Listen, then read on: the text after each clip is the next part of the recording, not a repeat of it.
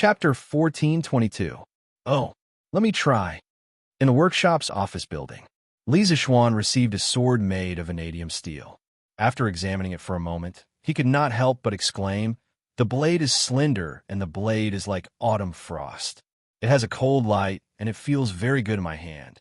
Just based on its appearance, it is already better than 95% of the swords on the market. Not bad, not bad. The craftsman who forged this sword is very skilled. He should be rewarded." Li Zixuan nodded his head in satisfaction. At this moment, he took out a metal rod from the corner behind the door. This metal rod was purely made of iron. There was no charcoal in it, and it could not even be considered steel. In fact, although there was already steel-making technology in ancient times, it was only in some steel-making workshops under the control of the imperial court. Most of the ironware used by the common people in their daily lives was still pure iron, and there was very little steel. Li Zixuan picked up the vanadium steel sword and lightly waved it. Without using any internal force, he casually slashed at the metal rod.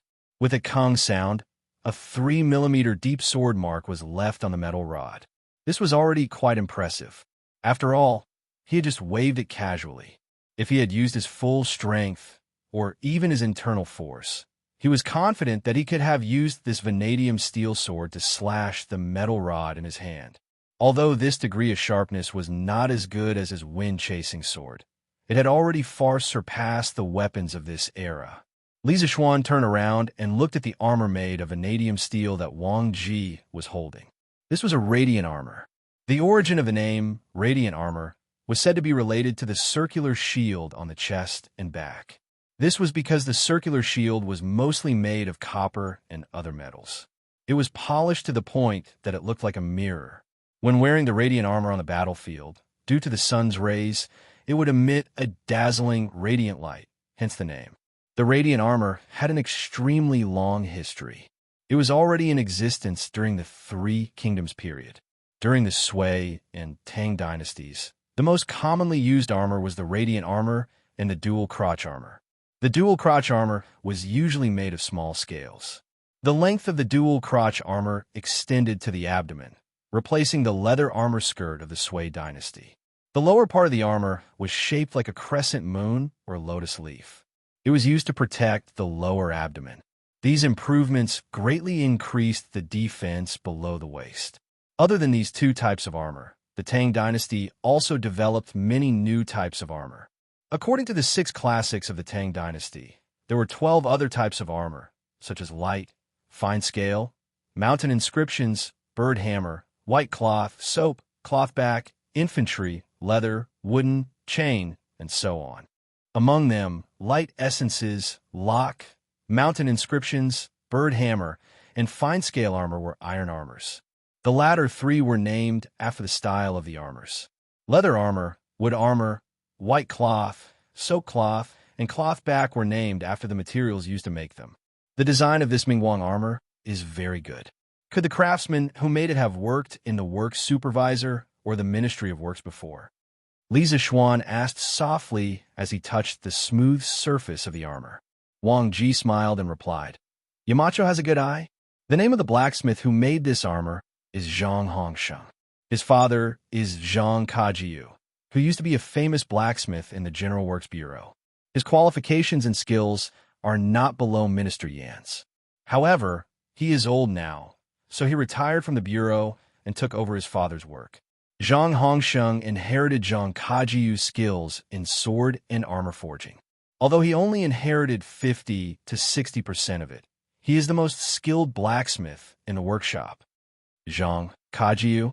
When Li Zixuan heard this name, he found it familiar. After muttering it twice, his face suddenly changed.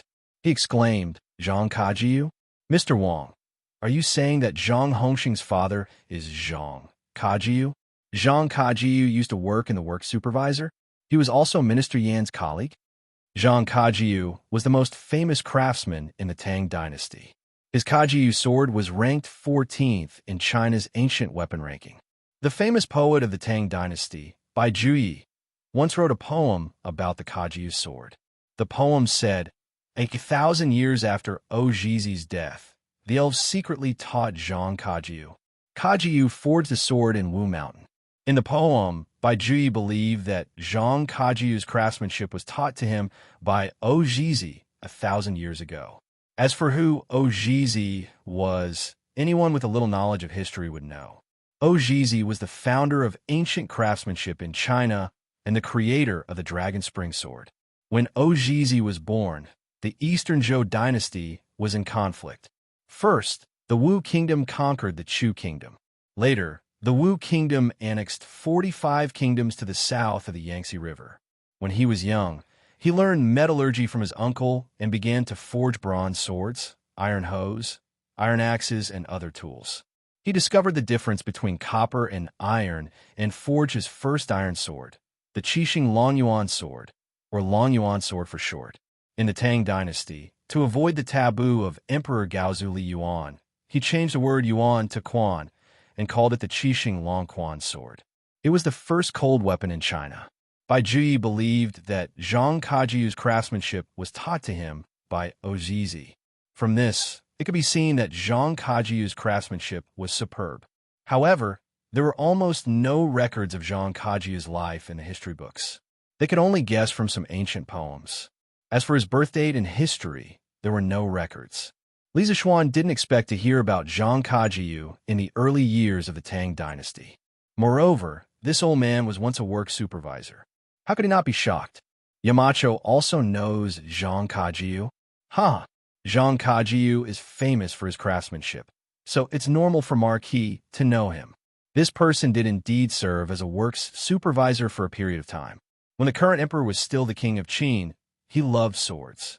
When he heard that Zhang Kajiu's craftsmanship was superb, he sent someone to invite Zhang Kajiu to make a sword. However, Zhang Kajiu was arrogant and refused the emperor's request. However, the emperor was magnanimous and didn't get angry. Instead, he personally visited Zhang Kajiu. After 3 visits, Zhang Kajiu finally agreed to leave the mountain and become a work supervisor. The emperor's current sword was made by Zhang Kajiu. Wang Ji explained with a smile. Li Zixuan nodded in realization. He didn't expect there to be such a past. Suddenly, he felt that something was wrong. He asked, Zhang Yajiu is a famous swordsmith and was once highly regarded by the current emperor. Even if he is old now and has retired from his position as a supervisor, he should at least not have to worry about food and clothing, right? Why would he let his son work in our workshop? Wang Ji frowned and couldn't help but ask, Yamacho, what do you mean by that? Don't tell me all the craftsmen come to our workshop for money? Don't you allow people to come here for their own interests and to realize their dreams? Old Wang was obviously hurt by Li Zixuan's words. As the leader of the chemistry department of Yanwang College, his monthly salary wasn't small. He didn't lack money, but didn't he work in the workshop every day? He was doing it for his dreams. Li Zixuan knew that he said the wrong thing and had an embarrassed look on his face. He hurriedly said, cough, cough. Mr. Wang, that's not what I meant. I meant that since Zhang Hongsheng's father was a work supervisor, why didn't he recommend Zhang Hongsheng to be a work supervisor? Why did he allow his son to work in our workshop? Hearing this, Old Wang relaxed and said, Yamacho, you'll have to ask Manager Fu. Zhang Hongsheng was recruited by Manager Fu. I don't know the details. Zhang Hongsheng was personally invited by this old man. At that time, I told him that we have countless good materials for forging swords in our workshop. As long as he came, all the materials would be given to him. Zhang Hongsheng is like his father and loves forging swords. When he heard this old man's condition, he readily agreed. At this moment, Faubert came in from outside and said as he walked. Obviously, he had been eavesdropping outside the room for a while. Li Zixuan heard this and suddenly felt a little funny. He said, Faubert only used some materials to recruit a master craftsman for the workshop. Amazing, amazing. These words were sincere. Li Zixuan, who came from an engineering background, valued skills and talents the most. As long as you had skills, money wasn't a problem, and materials were even less of a problem.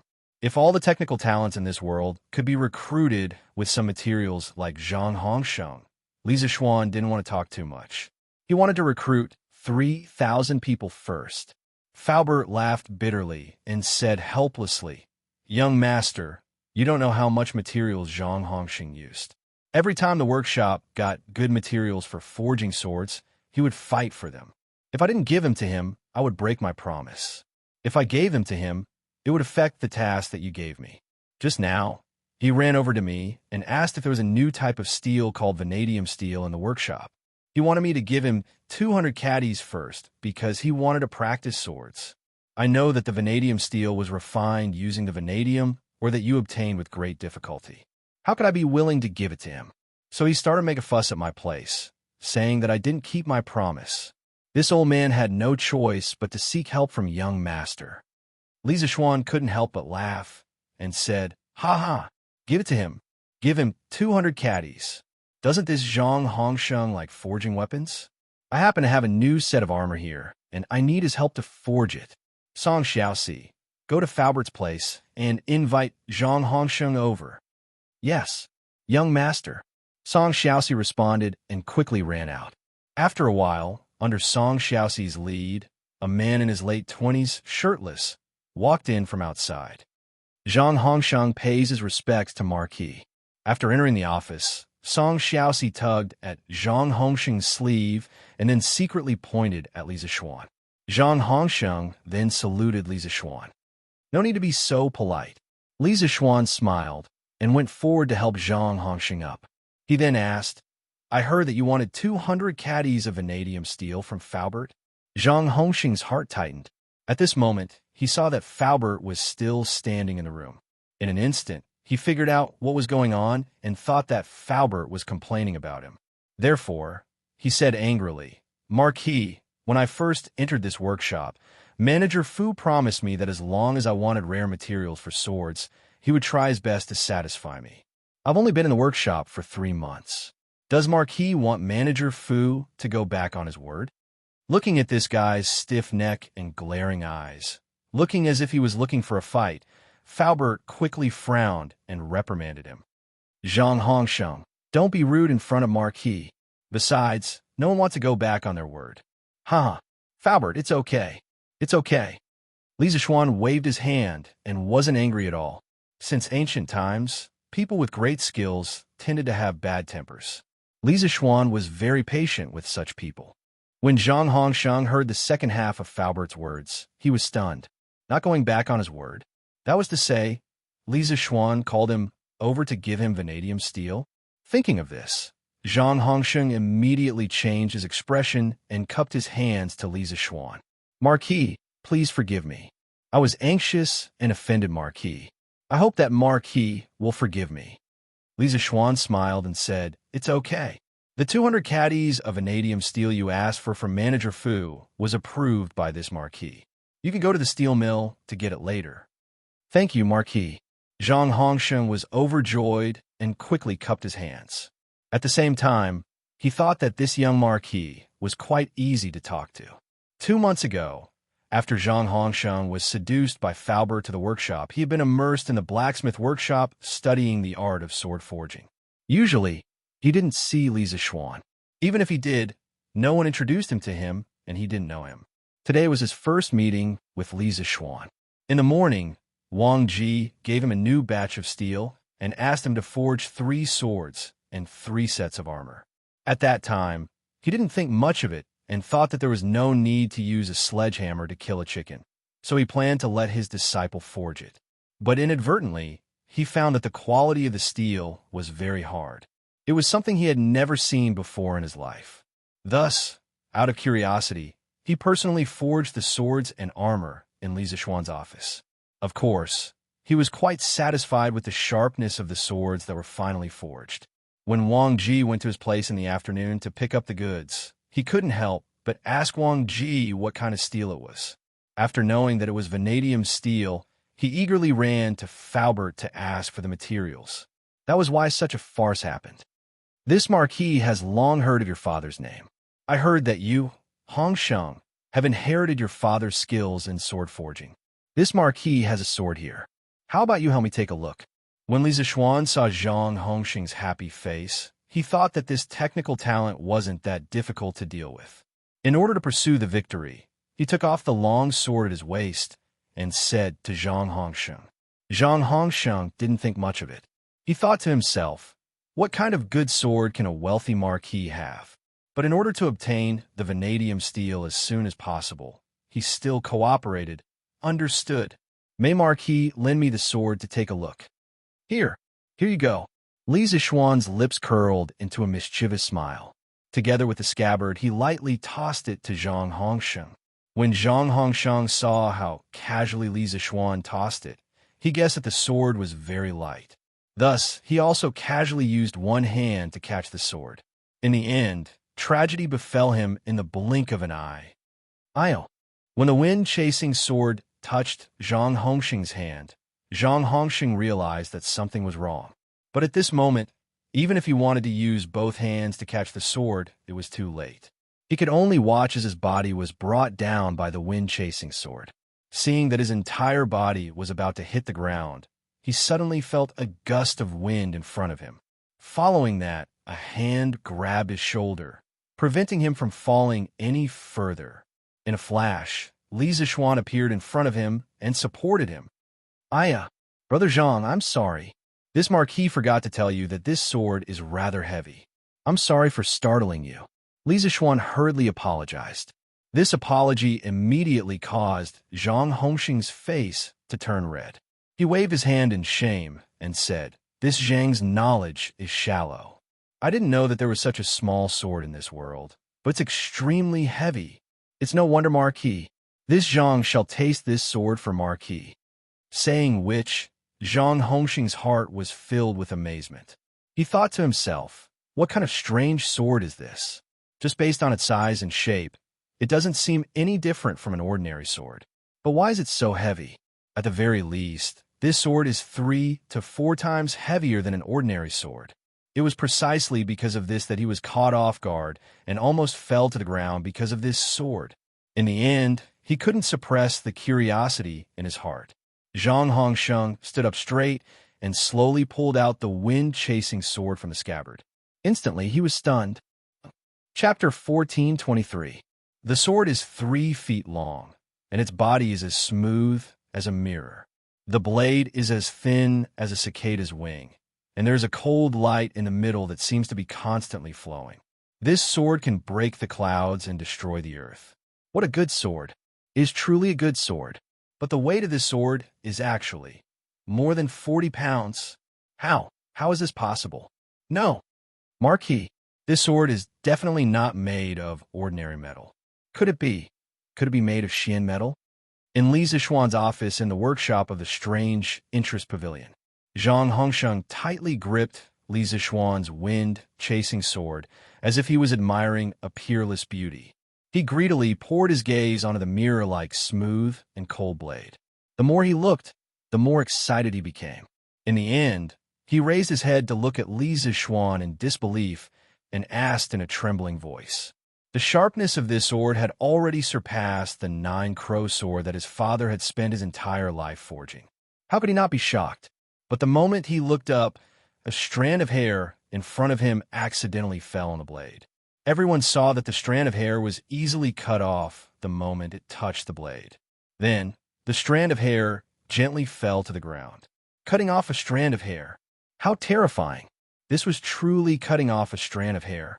Faubert, Wang Ji, Zhang Hongsheng, Song Xiaoxi, and the rest could not help but gasp.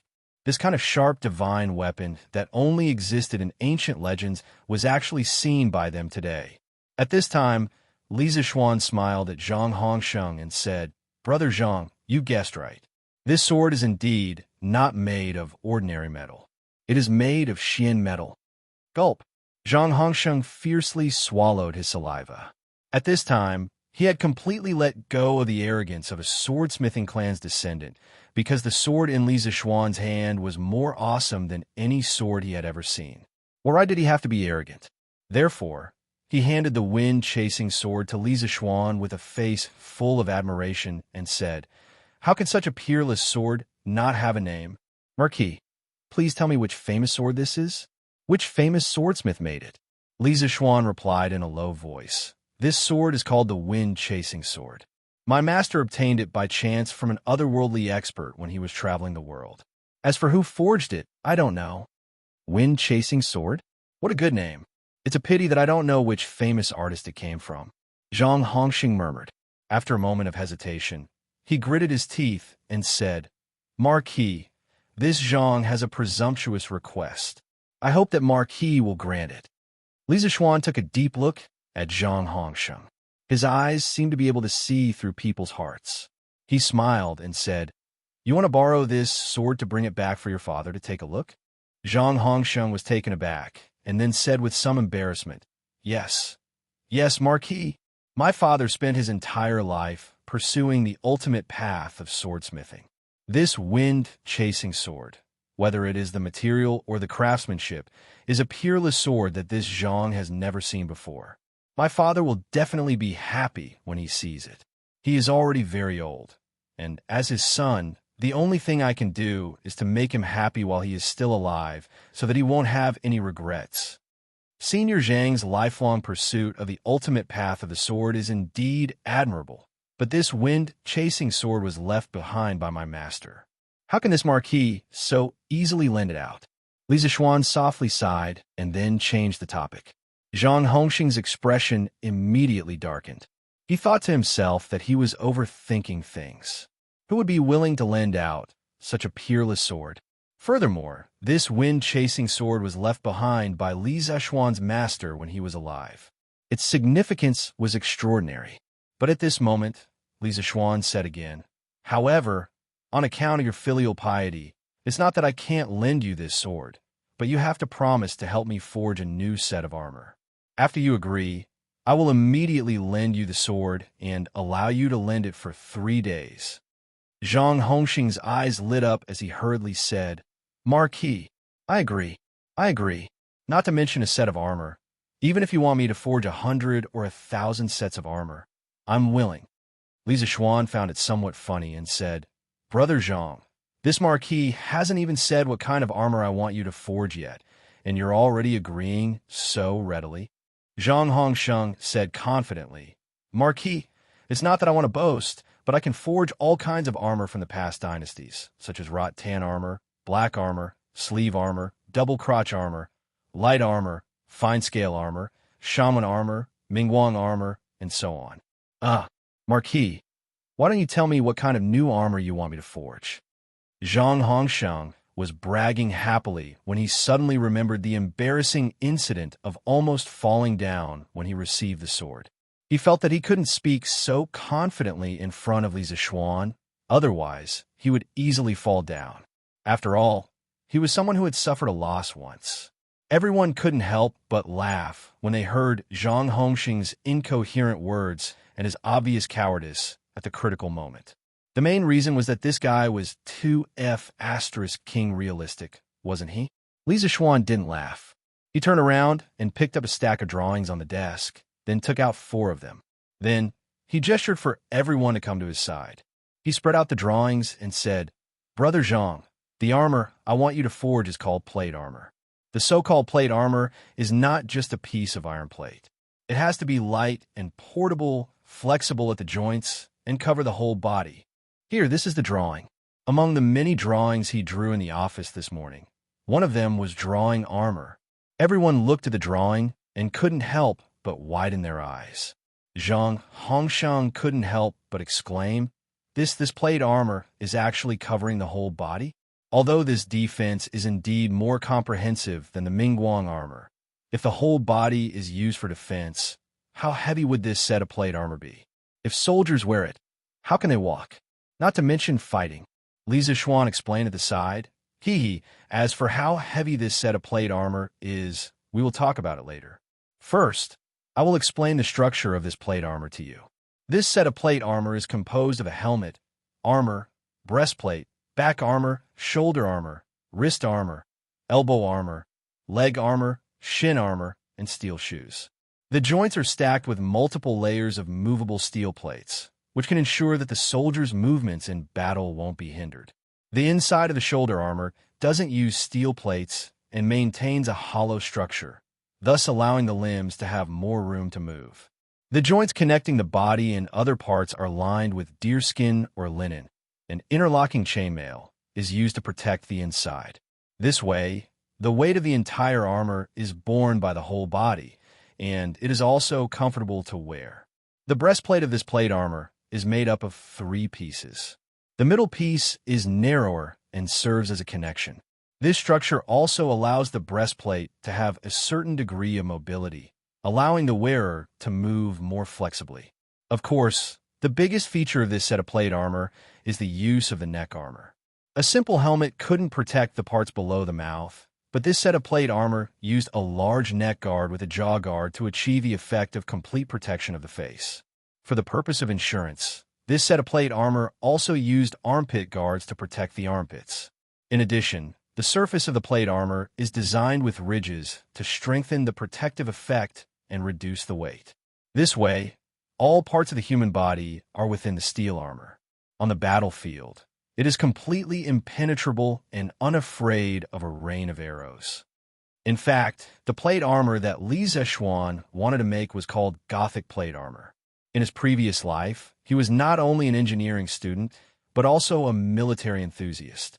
He had seen many disassembled pictures of ancient countries' armor on the internet. Plate armor was known as the king of armor, and it was the symbol of medieval knights. It was the ultimate defense of the cold weapon era. In 100 years of war between England and France, there was no record of an arrow being able to penetrate plate armor. Later on, when firearms were introduced, plate armor was so strong that it could even withstand the damage of ordinary matchlock guns. From the 14th century to the 15th century, the progress in the structure and shape of armor was very obvious. The most famous plate armor in the history of the world, the Gothic and the Milanese plate armor, began to appear at this time. Because the former became popular in Milan, while the latter was greatly influenced by the Gothic art style, these 2 styles of armor were called the Milanese and the Gothic. However, whether it was the Milanese style or the Gothic style, both originated from Italy. It was just that the Germans had developed the Gothic style to its peak, causing many people to mistakenly believe that the Gothic style originated from Germany. Among all the plate armors, these 2 were the most popular. It wasn't that there were no other styles, but they were all imitations of these 2 styles. The Milanese style was characterized by its smooth lines, close-fitting, elegant, and beautiful design. The Gothic style was simple, full of functional beauty, with many edges and corners and good movement. Wonderful work of art. It is indeed wonderful work of art.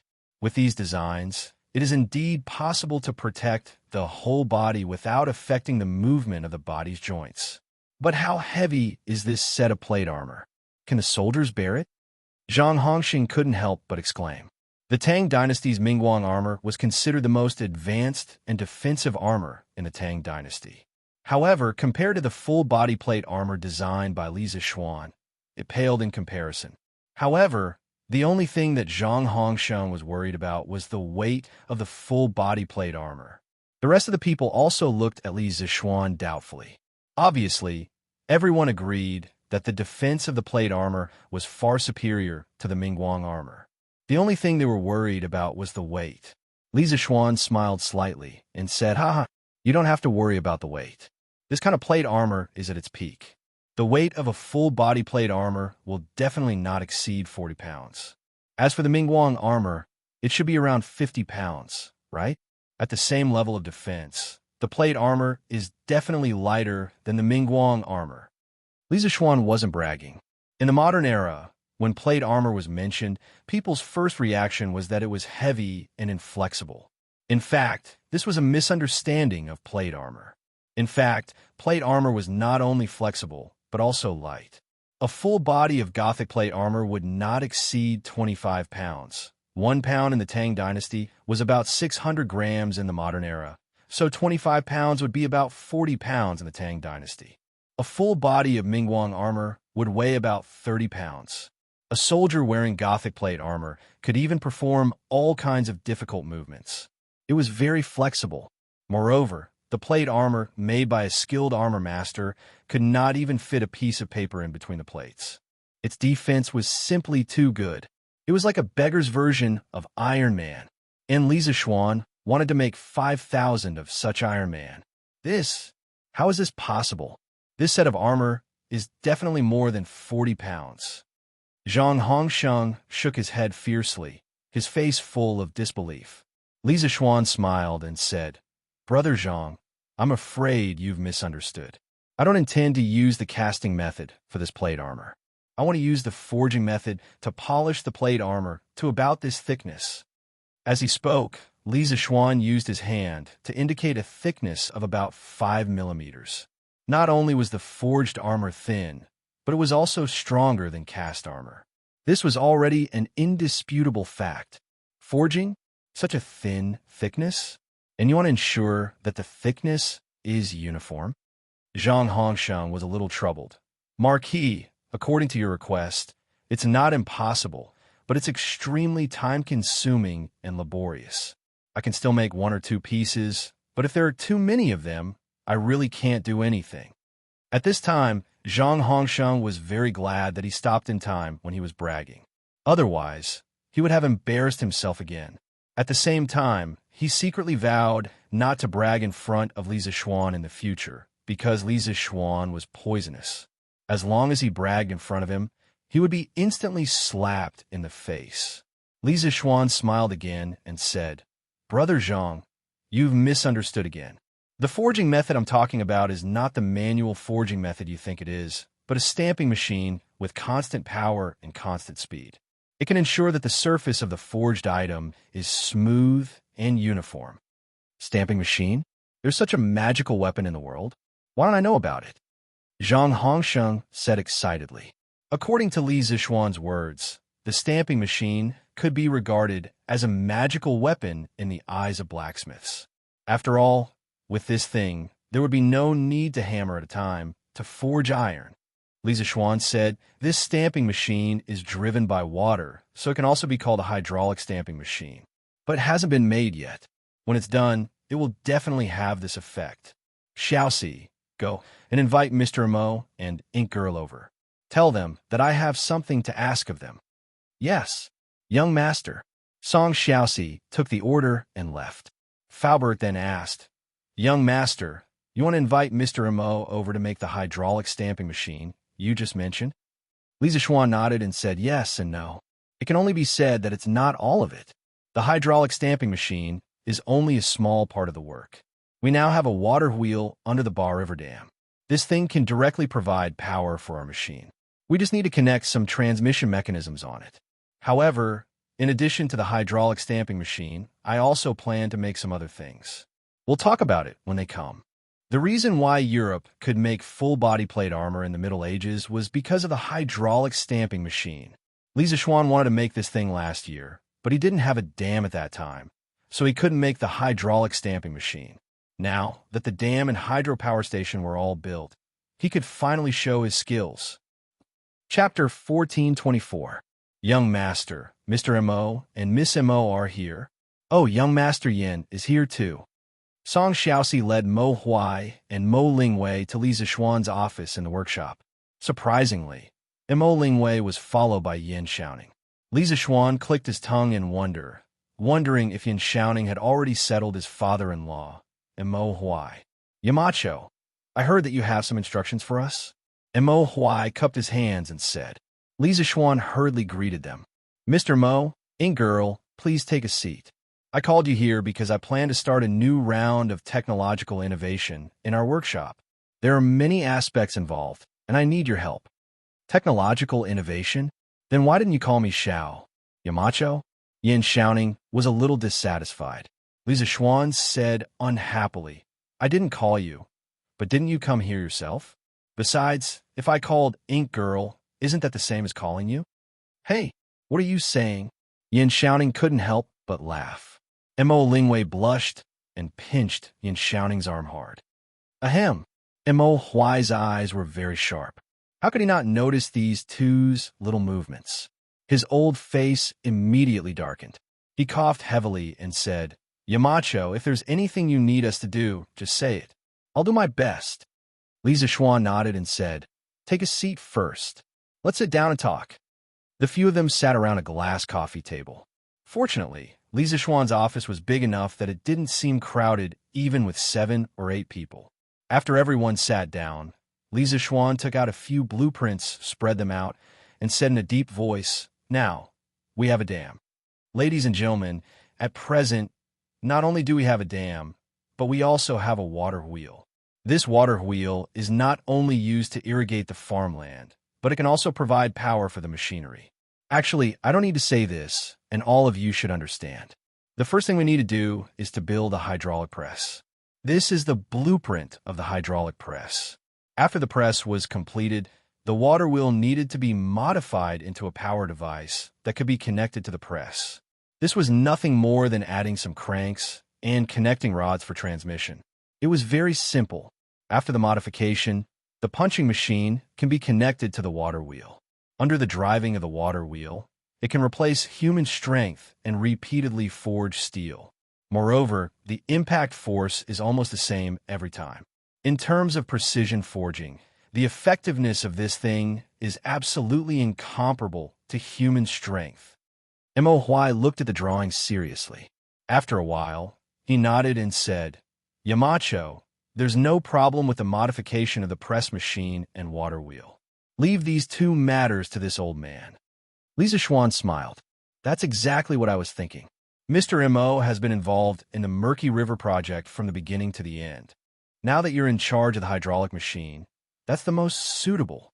Everyone in the workshop will do their best to assist you in this matter."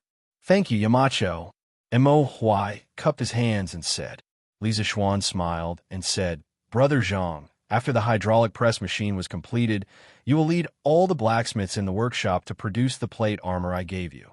You will need to make at least 5,000 sets of such armor." Previously, Lier had talked to him and said that he wanted to expand the Black Armored Army from 3,000 to 5,000. After the expansion, the Black Armored Army would need to upgrade their military equipment. These equipment would all be supplied by the Strange Taste Pavilion Workshop and must be made of vanadium steel. 5,000 sets? Marquis, did I hear wrongly? Zhang Hongxing's body trembled, and he almost fell off his chair. He opened his mouth wide in shock. The rest of the people in the office also looked at Li Zishuan in shock. Obviously, everyone was shocked by the news that Li Zishuan wanted to make 5,000 sets of armor. "Yamacho, why do you want to make so many sets of armor? What if someone finds out?" Then, after the shock, Mo Huai asked worriedly. Making military equipment without authorization was a capital offense. Li Zishuan said indifferently, "Mr. Mo, don't panic. This is a task given by His Majesty. It's not against the law." Hearing this, Mo Huai felt a little relieved. Li Zishuan looked at Zhang Hongsheng and said, "Brother Zhang, these 5,000 sets of armor are not for you to make alone. You only need to teach the other blacksmiths how to make them." Zhang Hongsheng quickly waved his hand and said, "Marquis, that's not what I meant. I'm just worried that 5,000 sets of armor will require an astonishing amount of steel. I'm afraid that the workshop won't be able to bear it, especially vanadium steel. This material is so rare. Wouldn't it be a waste to use it to make armor?" Li Zishuan couldn't help but laugh. "You don't have to worry about this. I have iron mines, coal mines, and vanadium mines now. Besides, the Zhangsun family's iron mines can also support our workshop. Even if you make another 5,000 sets of armor, I can still bear it." The Turks in the north were a real threat to the Tang Empire. Li Zishuan could be considered a big family in the Tang Empire, and his family was living a happy life. He was determined not to allow the Turks to destroy his beautiful life. As long as he could get rid of the Turks, what was a little bit of steel? Li Zishuan's strategy was undoubtedly very wise. On the vast grassland, the use of infantry was very limited. Only the highly mobile cavalry could gallop freely on the grassland and achieve a surprise victory. The Black Armored Army was the trump card of the Tang Empire's cavalry. Li Zishuan wanted these 5,000 Black Armored Army to transform into 5,000 Iron Mans and sweep through the Turks' lair. At that time, the revamped Black Armored Army would give the world a surprise. Zhang Hongsheng finally understood the true foundation of the Strange Taste Pavilion Workshop. He clasped his fist and said, "Since that's the case, I will do my best to lead all the blacksmiths in the workshop to make 5,000 sets of armor for Marquis in the shortest time possible." Li Zishuan nodded and said, "That's great. Before the hydraulic press is completed, Brother Zhang can lead the blacksmiths to make 5,000 horse lances. All of them must be made of vanadium steel. In addition, we will also make a batch of horseshoes. The cavalry of the Tang dynasty usually used horse lances as their weapons. They were longer than swords and were the most convenient weapon to use when charging. If they were made of vanadium steel, it would undoubtedly increase the sharpness of the lances. Against the Turks who wore simple leather armor, it would be as easy as cutting vegetables. As for the horseshoes, when his white horse was injured last year, he nailed horseshoes to it. However, he did not popularize it because there was a shortage of iron at that time. According to academic research, horseshoes first appeared in ancient Rome around the 1st century BC. These horseshoes were made of copper or iron and were shaped like the lower part of a horse's hoof. However, they were not fixed the same way as now. In addition to using short nails, they also needed to be tied with leather. It was similar to the Roman shoes worn by the ancient Roman soldiers. Hence, it was also known as horse sandals. In China's Dunhuang Mogao grottos, there was a painting of nailed horseshoes. It was built on the wall of Cave 302 in the 4th year of Sui Kai Wang, 584 AD. From the painting, a horse was standing and tied to a tree. A man was standing behind the horse, holding the horse's right hind leg. The horse's hoof was turned upside down. There was an oval-shaped horseshoe painted on the hoof. Therefore, some people speculated that there were horseshoes in China during the Sui dynasty. However, this theory lacked archaeological evidence to support it. Moreover, according to Zhao Rushi of the Southern Song dynasty in his book Zhu Fanji, it was recorded that the horses of Dashi used iron as shoes. This was very novel. This showed that horseshoes were not very popular in the Southern Song dynasty. Indeed, from the Qin and Han dynasties to the Tang and Song dynasties, horseshoes were not found in the Central Plains. It was not until the Yuan dynasty that horseshoes began to be used on a large scale. As for why there was a painting of nailed horseshoes from the Sui dynasty in the Dunhuang Mogao grottos, only the heavens knew.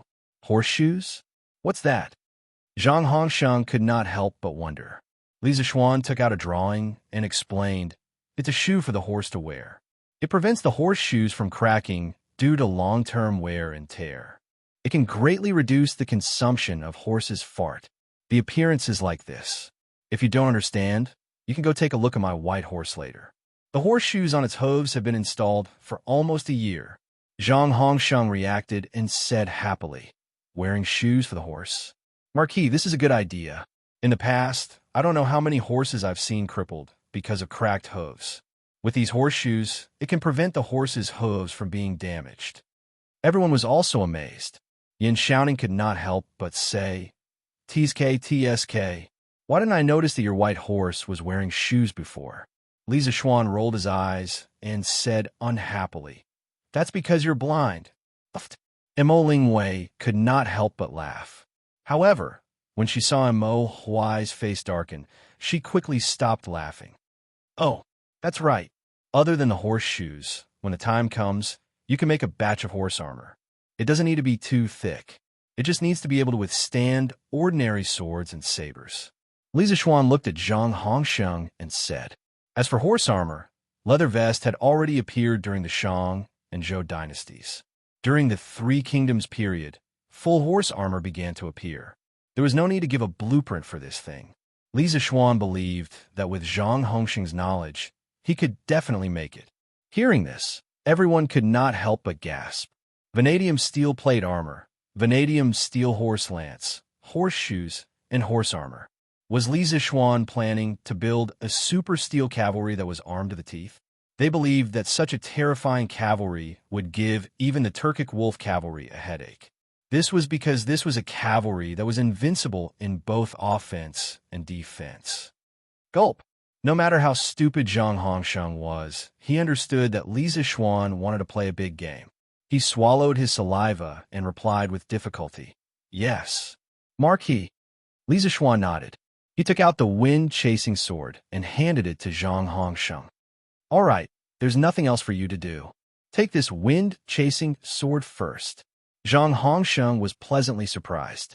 This time, He didn't dare to use one hand to receive it. Instead, he used both hands to forcefully receive it. He then bowed to Li Zishuan and said, "Many thanks for your trust, Marquis." 3 days later, this Zhang will definitely return this wind-chasing sword intact. This Zhang will take his leave now. Li Zishuan nodded and hummed in agreement. He was not worried that Zhang Hongsheng would run away with the sword. After all, Zhang Crow's reputation was there.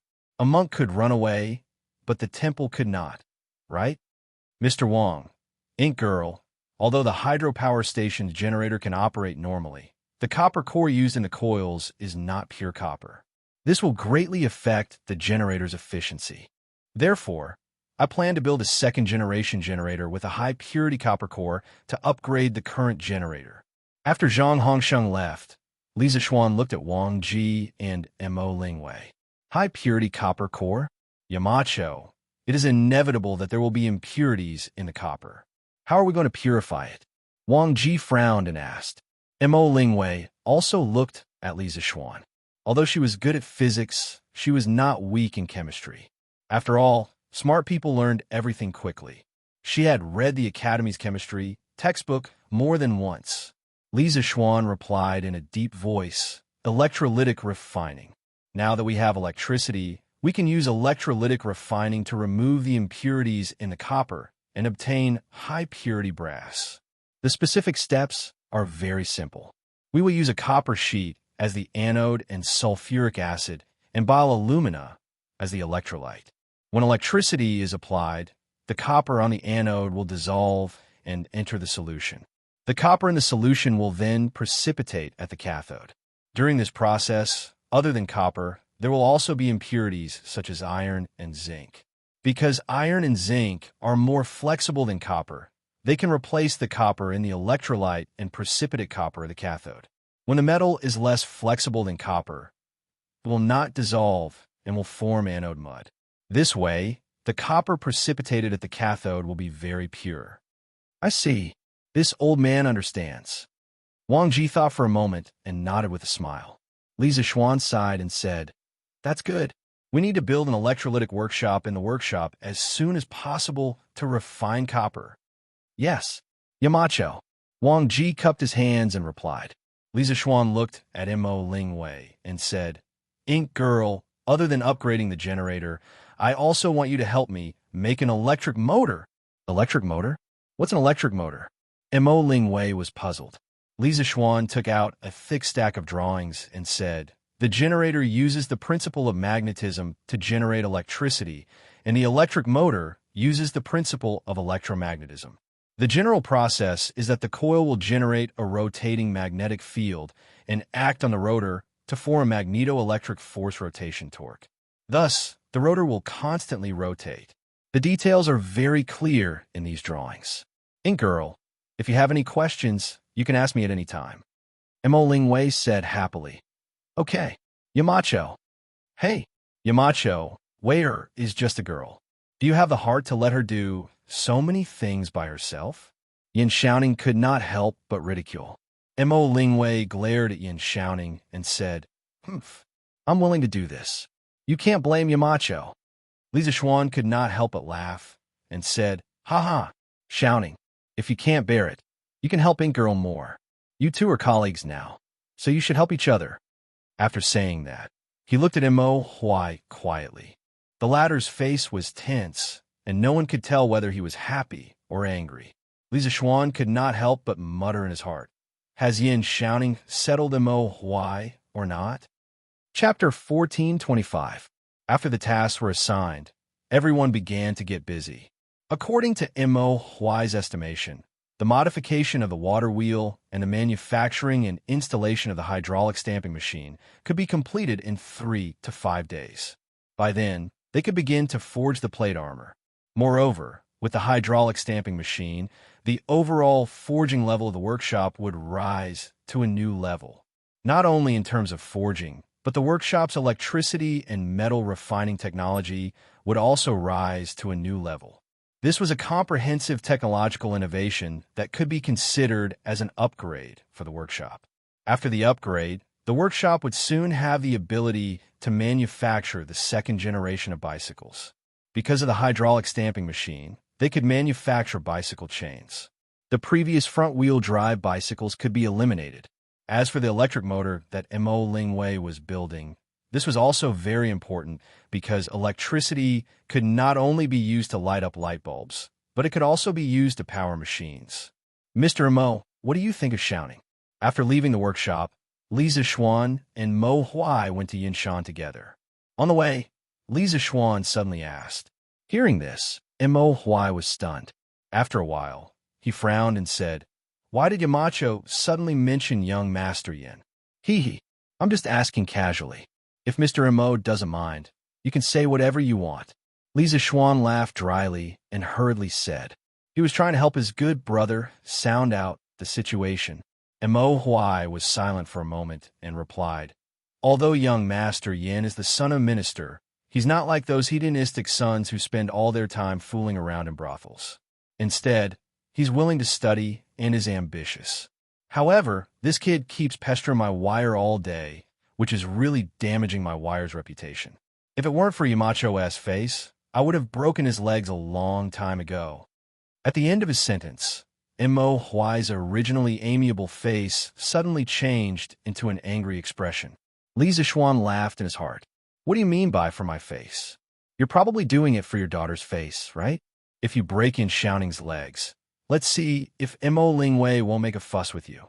Li Zixuan wanted to say, you don't have to give me face, go ahead and do it, but he was worried that this would embarrass Mo Huai, so he coughed lightly and laughed. Hee. Ink Girl and Xiaoning are doing academic research. Mr. Mo, you really shouldn't care about those secular views. You should support them. Support. When Mo Huai heard this, he was so angry that he almost stomped his feet.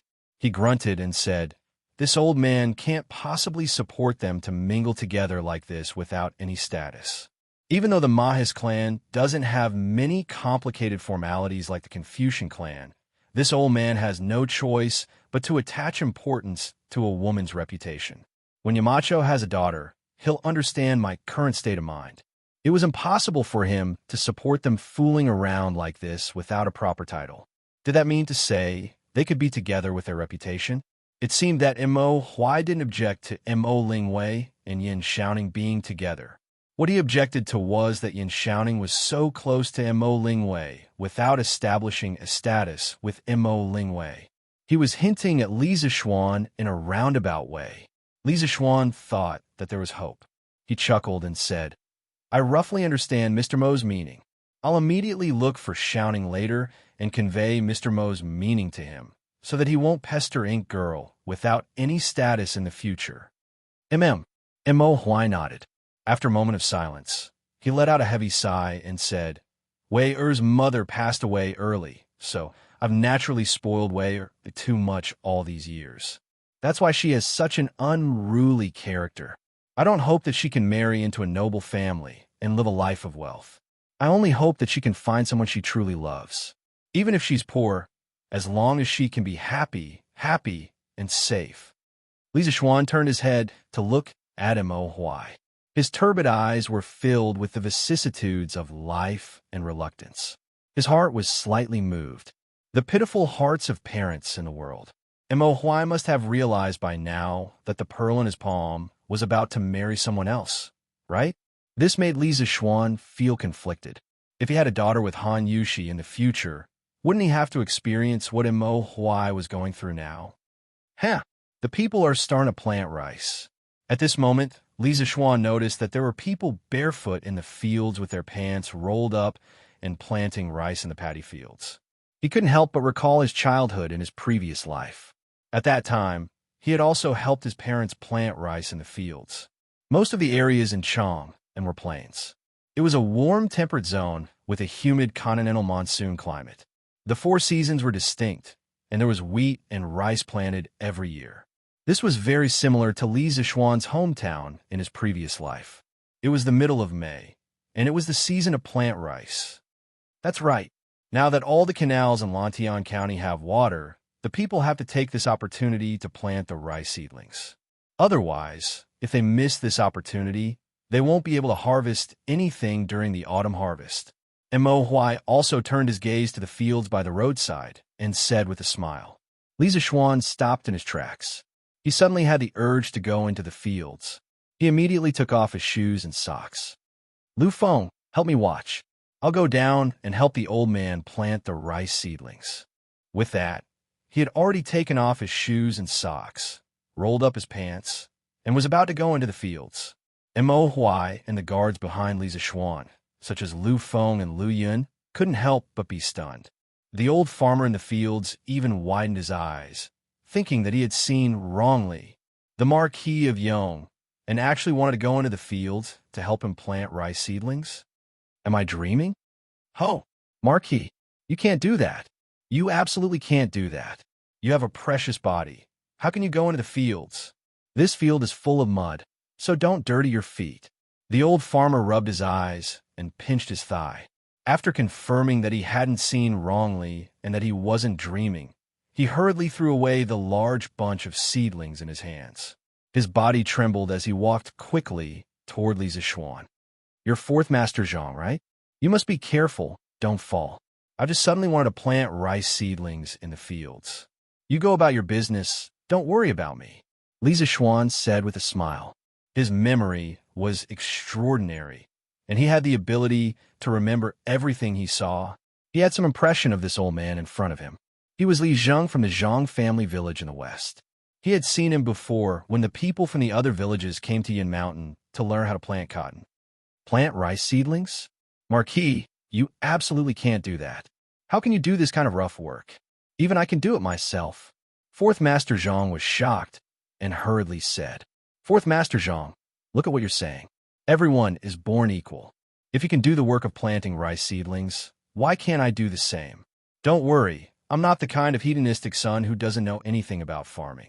I won't waste your seedlings. Li Zixuan smiled.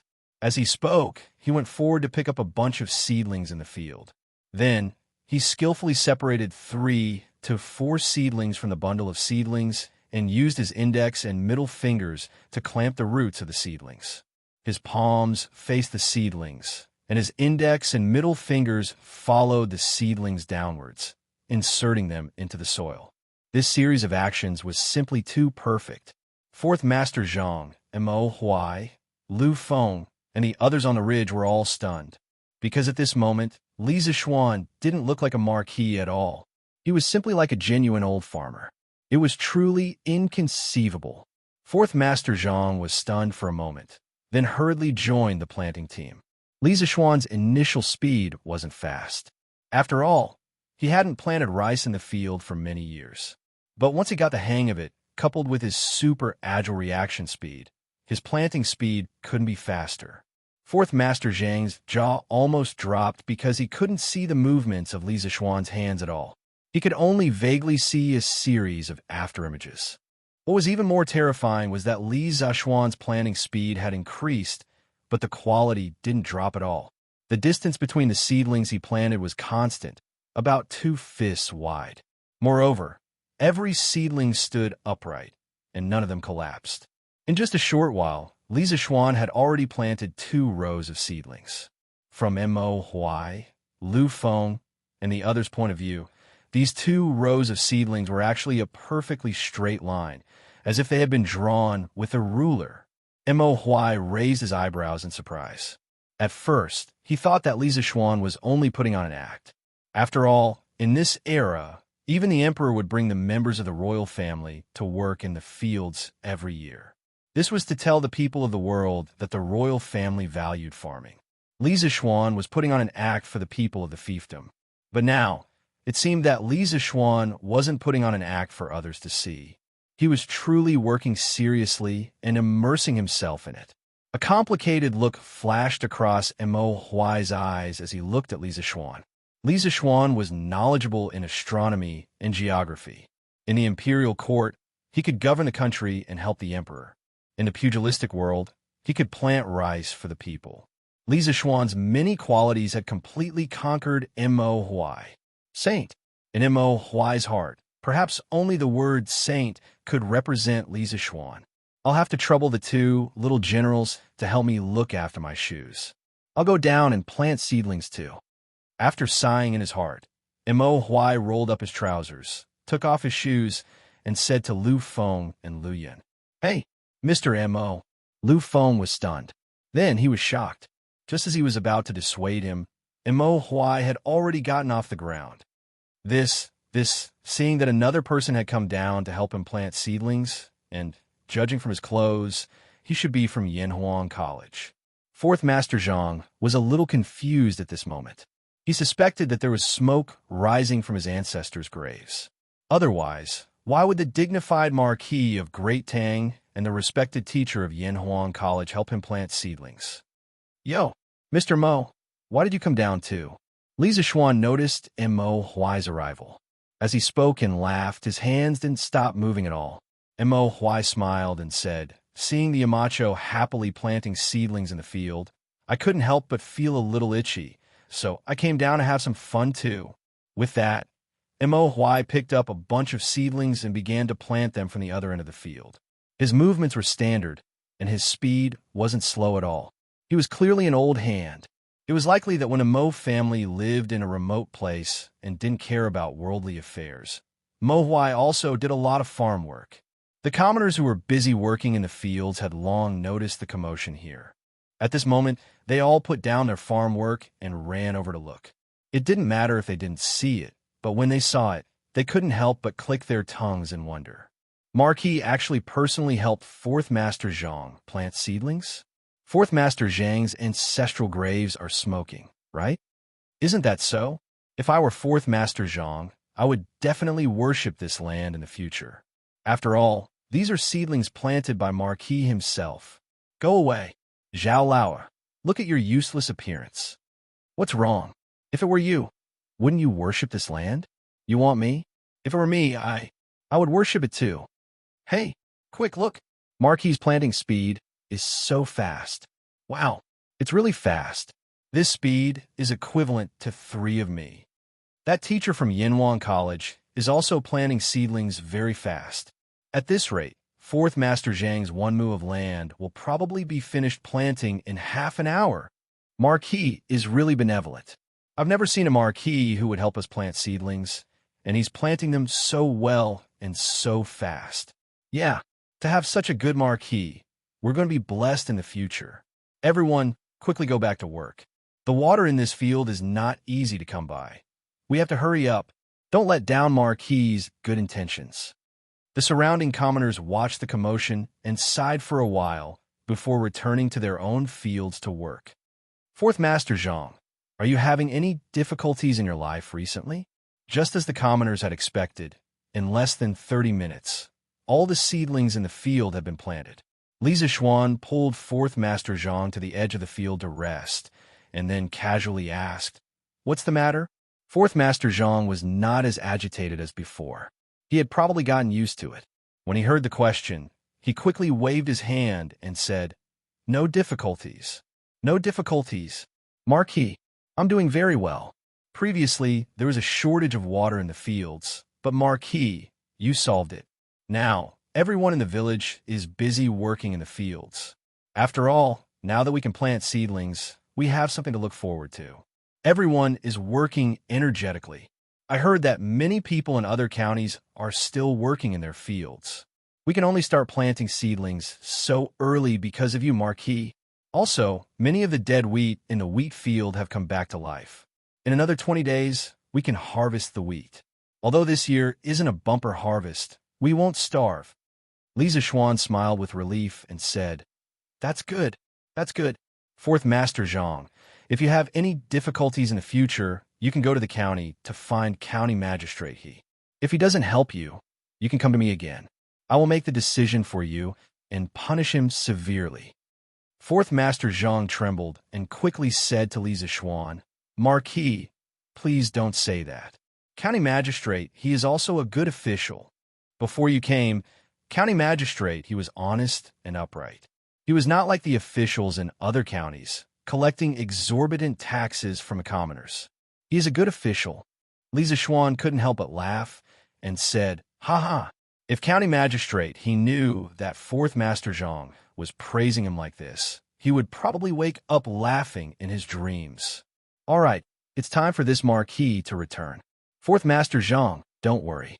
The taxes on the citizens of Lantian County will definitely be reduced year by year. Your lives will also be better year by year. I believe in Marquis. Marquis, take care. Fourth Master Zhang quickly got up from the ground and bowed to Li Zishuan. Chapter 1426. The people who suffer the most in this world are the common people who dig for food in the soil. After washing the mud off their hands and feet in the canal, Li Zishuan and Mo Huai put on their shoes and walked toward Cloud Mountain. As for Lu Feng, Lu Yun, and the other guards, Li Zishuan sent them back first. On the way, Li Zishuan couldn't help but sigh. It's the great fortune of the people of Lantian County that Marquis can understand this. With Marquis in Lantian County, the people of Lantian County will definitely live better than the people of other counties. Mo Huai smiled with his hands behind his back. Li Zishuan paused and raised his eyebrows. He looked at Mo Huai and said, "Does Mr. Mo think so highly of me?" Mo Huai shook his head and said, "It's not that this Mo doesn't think highly of the Yamacho. It's that the Yamacho's heart drives the Yamacho to work for the well-being of the people. Today, the Yamacho personally planted rice for an old farmer. This kind of kindness can't be faked. This Mo hopes that the Yamacho can always remember and maintain this kind of kindness to benefit the people of the world. This is because engineering needs a saint. Engineering needs a saint." These short words caused Li Zishuan's heart to tremble, and he couldn't help but be stunned. Mo Huai's words seemed very simple, but they were actually very profound. Confucianism had been passed down for thousands of years without decline because of sage Confucius and his 3,000 disciples. The Taoists had Laozi, the Mahists had Mozi, and the legalists had Han Fizi. As for engineering, although there were more than 600 engineering disciples, they still lacked a saint who could represent engineering. A saint. Li Zishuan had never thought of becoming a saint, but after hearing Mo Huai's words today, he couldn't help but feel a rush of excitement. Speaking of which, if he could make engineering flourish and make the Tang dynasty's industry prosper, wouldn't he also be able to become a saint who was revered by tens of thousands of people and whose name would go down in history? At that time, who would dare to say that engineering was a low-class miscellaneous study? At this thought, Li Zishuan couldn't help but become excited. But was the title of saint really what he wanted? Suddenly, Li Zishuan had such a thought. Under the temptation of the sage's name, this thought seemed so small, but it was so strong. It was like a weak spark in the dark night, stubbornly illuminating a space. A single spark could start a prairie fire. That wisp of starfire became more and more exuberant, burning crazily in the endless night, burning more and more fiercely. After Mo Huai waited for a long while, Li Zishuan finally spoke. He said softly, "The title of saint is not something I want. Everything we do in our lives should be based on our hearts, punishing evil and promoting good, upholding justice, benefiting the common people, and living a carefree life. As for how the future generations evaluate me, what does that have to do with me? Let them say whatever they want to say about my merits and demerits." After these words, Li Zishuan only felt that his previously chaotic mind suddenly exploded with a bang, but soon became clear again. At the same time, the genuine Qi in his dantian, which had been quiet for a long time, became a little restless at this time. The threshold of the late stage of Grandmaster seemed to have become a little loose. Since the battle with the bearded man last year, Li Zishuan had luckily entered the middle stage of Grandmaster. Since then, he had given up the idea of making progress in martial arts because he knew that on the road of martial arts, the further one went, the more difficult it would be. If he wanted to become a great Grandmaster like his master, spiritual master Xianxia, he might not be able to achieve it even if he spent his whole life. Instead of practicing martial arts 24 hours a day without rest, it was better to take time out to accompany his family and have fun. With his current status, there was no need for him to suffer. Moreover, Li Zishuan was a modern intellectual with high academic qualifications. He valued science and technology much more than martial arts. Therefore, for the past half a year, he had only practiced his sword for an hour every morning. After that, he would be busy with his fief and the matters of the academy. But he never expected that his dantian, which had been quiet for more than half a year, would become restless and active at this moment. He was very familiar with this feeling. It was the sign of the loosening of the realm and the hope of breaking through the realm. People like to say that fame and fortune are just fleeting clouds to show that they were indifferent to fame and fortune. But when great fame and fortune were really in front of them, how many people could resist the temptation? Li Zishuan resisted. In his life, he only did what he wanted to do. He practiced the Tao of following his heart, and everything went according to his heart. He did not want to be bound by the title of saint and be afraid of the slightest thing. It was because of this that he was able to have a clear mind at this moment. When Mo Huai heard Li Zishuan say that the title of saint is not what I want a moment ago, he could not help but feel a little disappointed. After all, if Li Zishuan could become a saint, it would be a huge blow to Confucianism. Although he did not expect Mo Huai to become a saint again, it did not mean that he could get used to the Confucianism that was spread all over the world now. Just as he was feeling disappointed, Mo Huai's expression suddenly changed, and he looked at Li Zishuan with a little fear in his eyes, because he felt the fluctuation of vital qi. Looking at Li Zishuan with his eyes closed and his face facing the sky, as if he was undergoing a heavenly connection, Mo Huai's heart suddenly surged with great waves of shock. Heavens! Could it be that Yamacho was going to break through the realm again? Did he have to be so monstrous? He had clearly just entered the mid-stage of Grandmaster last year. How long had it been? Why was he going to break through again? At this moment, Mo Huai could not care less about his disappointment. He quickly focused and guarded Li Zishuan to prevent anyone from disturbing Li Zishuan's epiphany. Fortunately, they were now beside the forest at the foot of the mountain. Usually, no one would come here at this time. While Mo Huai was guarding Li Zishuan, he looked at Li Zishuan with an extremely complicated expression. Perfect. Li Zishuan's martial arts, knowledge, and character were all dragons and phoenixes among men. If such a person had to be described with a word, it could only be perfect. Such a perfect young man with time and ability. If he did not become a saint, it would be a pity. Mo Huai sighed with regret in his heart. However, after Li Zishuan refused to become a saint, his thoughts were clear and he had an epiphany. This showed that the Tao he had chosen was the one that was most suitable for him. Thinking of this, the pity in Mo Huai's heart instantly turned into blessings for Li Zishuan. After an entire half an hour, the sky had completely darkened, and Li Zishuan finally opened his eyes.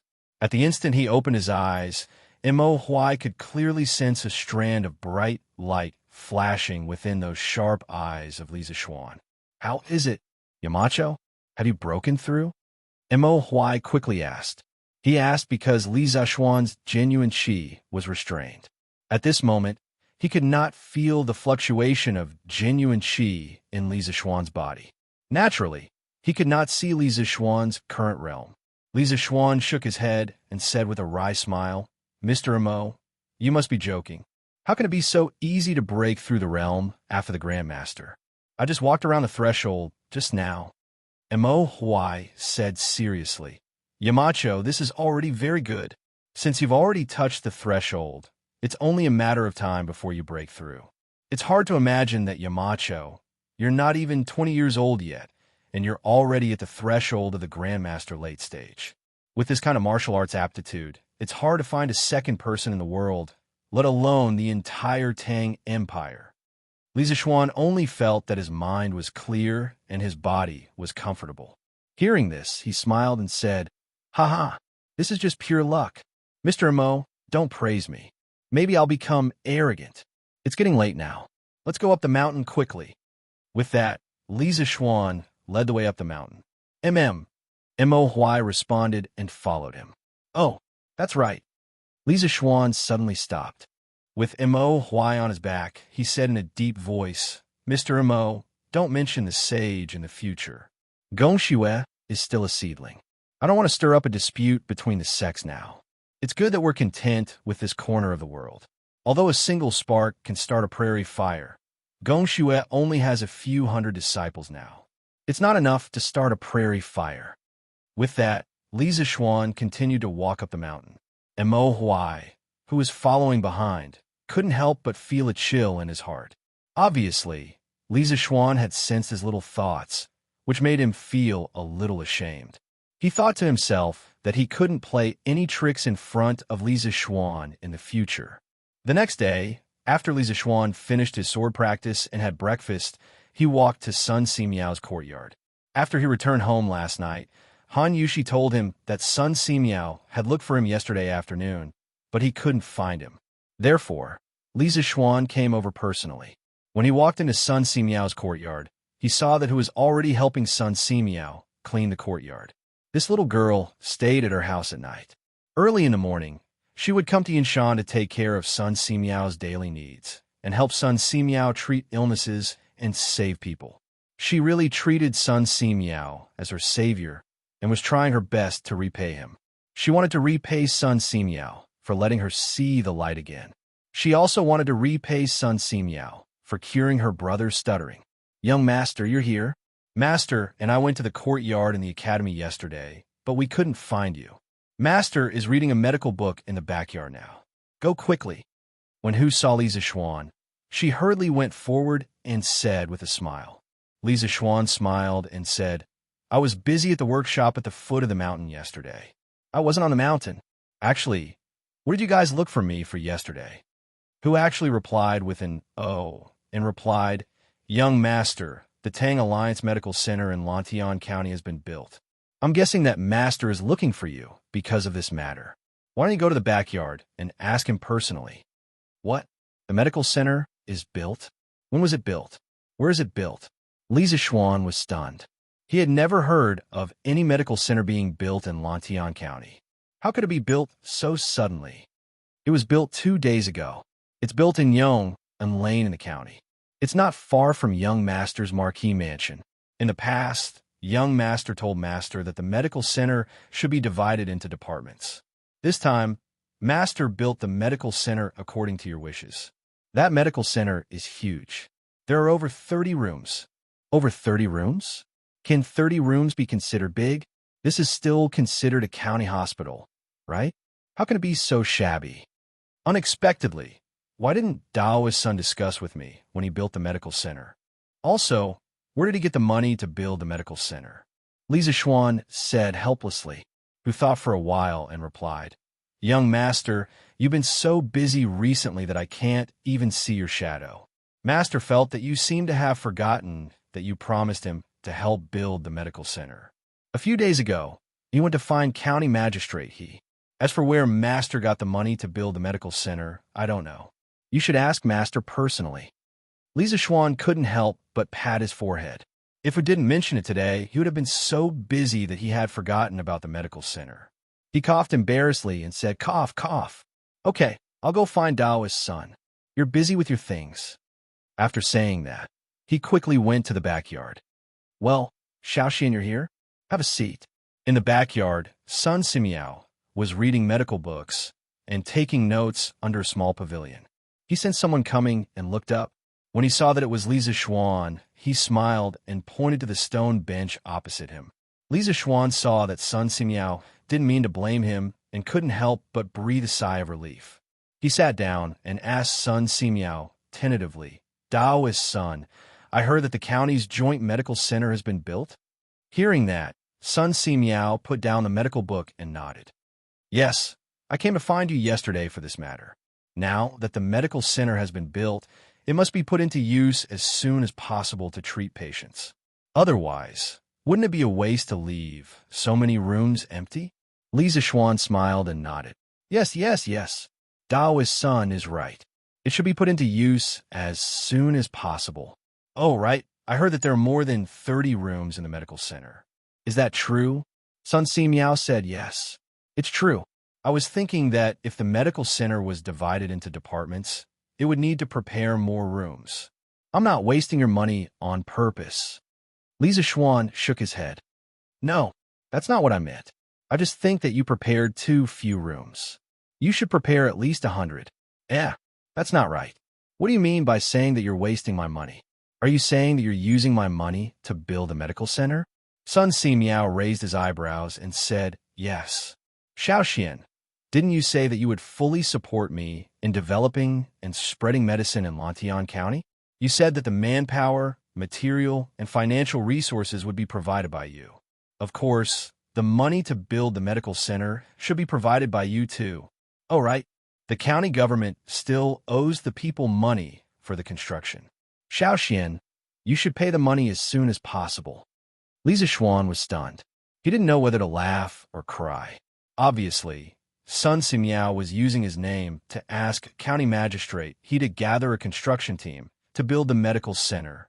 He didn't expect Sun Simiao to be so naughty at his age. It seemed that he shouldn't be called Li Shizen's naughty, but Sun Simiao's naughty. Ahem. Good. I'll go to the county government later and settle the debt with County Magistrate he. You don't have to worry, Daoist son. Although Old Sun was a little naughty, he had promised to help Sun Simiao build the medical center. Therefore, he had to pay for it. Sun Simiao nodded and sighed. Xiaoxian, the medical center has been built, but it still lacks a lot of doctors. You have to help me. Chapter 1427. Don't worry, Taoist Sunday. I'll go to the editorial department in a while and ask them to publish a notice on tomorrow's Datong Daily. I don't believe that we can't recruit people with money. At that time, the people we recruit will be personally tested by you, Taoist Sunday. Not only will they be tested on medical skills, but they will also be tested on medical ethics. Our Tang Empire's Joint Medical Center will definitely not recruit those doctors with corrupt medical ethics and evil intentions. Yinshan Villa. Li Zixuan heard Sun Simiao say that the medical center lacked doctors, so he said with a smile. Sun Simiao nodded and said, you don't need to say that. I'll do it. Those with bad medical ethics will only damage the reputation of our medical center. But Xiaoxian, there's something I have to tell you first. The Tang United Medical Center can't monopolize the doctors in the world and drive up the medical fees. Otherwise, I won't work for you. The scale of the Tang United Medical Center was huge. At least in this era, where private medical centers were popular, the scale of the Tang United Medical Center was definitely the top. The bigger the scale, the more doctors they could recruit, and the private medical centers among the people would inevitably be excluded. At that time, once the private medical centers could no longer survive, the Tang United Medical Center would form a monopoly. Li Zixuan hurriedly said, Taoist priest, you're looking down on me by saying this. The Tang Empire Joint Medical Center was established with the purpose of saving the dying and healing the wounded and benefiting the common people. Even if you didn't say it, I wouldn't do such a wicked thing as raising the medical fees. In the future, the Tang United Medical Center will be curated by Taoist Sunday. Everything will be decided by you, including the pricing power of the medical fees. You can order as many as you want, but don't let me lose too much. After all, a medical center is a medical center, not a charity organization like the Nguyen Tang Foundation. Although Sun Simiao didn't care about the position of curator, he thought that the curator could control the pricing power. After weighing the pros and cons, he finally agreed. Okay, this humble Taoist will accept the position of curator for the time being. When there is a suitable candidate in the future, this humble Taoist will step down. As for the price of the consultation fee, let's follow the average price of the current folk medical centers. This way, Xiaoxian, you won't lose money, and it won't cause the other folk medical centers to have no patients. Li Zixuan had to admit that Old Sun's consideration of the problem was very thorough. He even considered the survival of the civilian medical center. This made Li Zixuan admire him. This old Taoist really had the heart of a bodhisattva. Haha, that would be for the best. After leaving Sun Simiao's place, Li Zixuan first went to the workshop and told the editorial department to put a recruitment notice for the Tang Empire Joint Medical Center and the Yinhuang College Medical School in a prominent position in the Datong Daily tomorrow. He also went to check on the progress of the technical upgrading of the workshop. Then, he went to the county government in the county.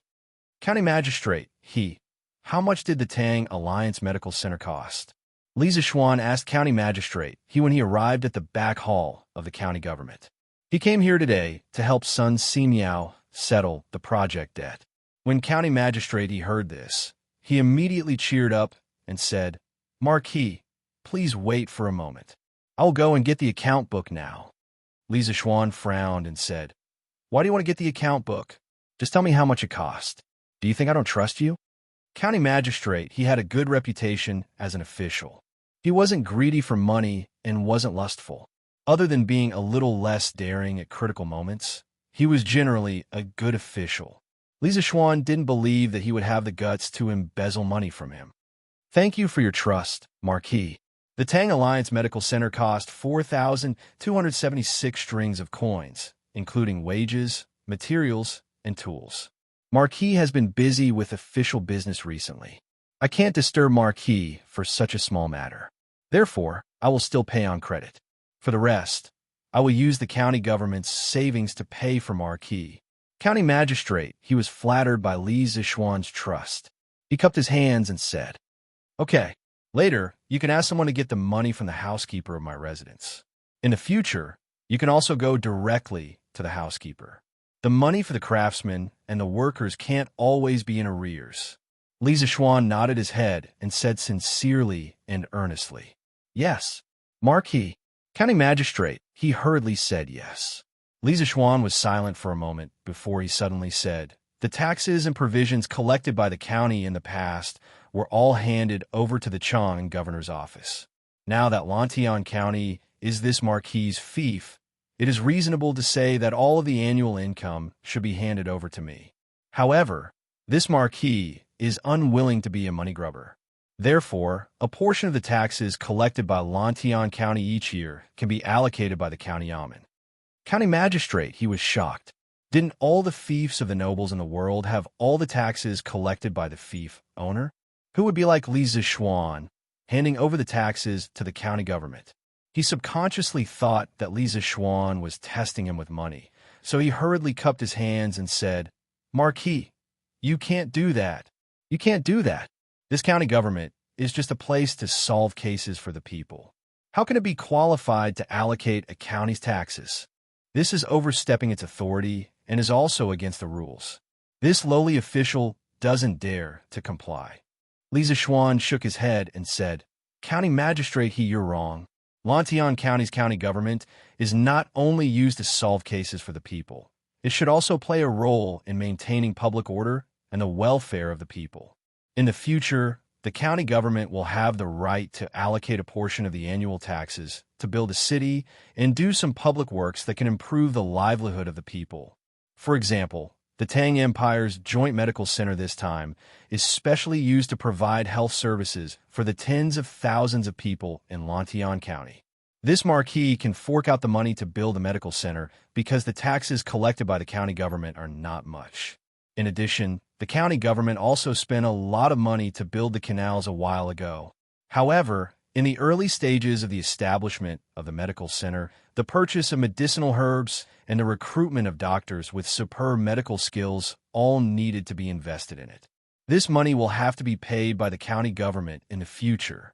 In addition, the renovation of Lantian County that I mentioned to you before can start now. It must be done in the shortest time possible to turn all the roads in the county into cement roads.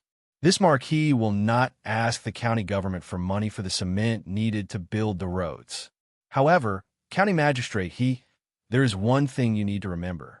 When the County Magistrate collects taxes from the commoners and merchants, it must be taken from the commoners and used by the commoners.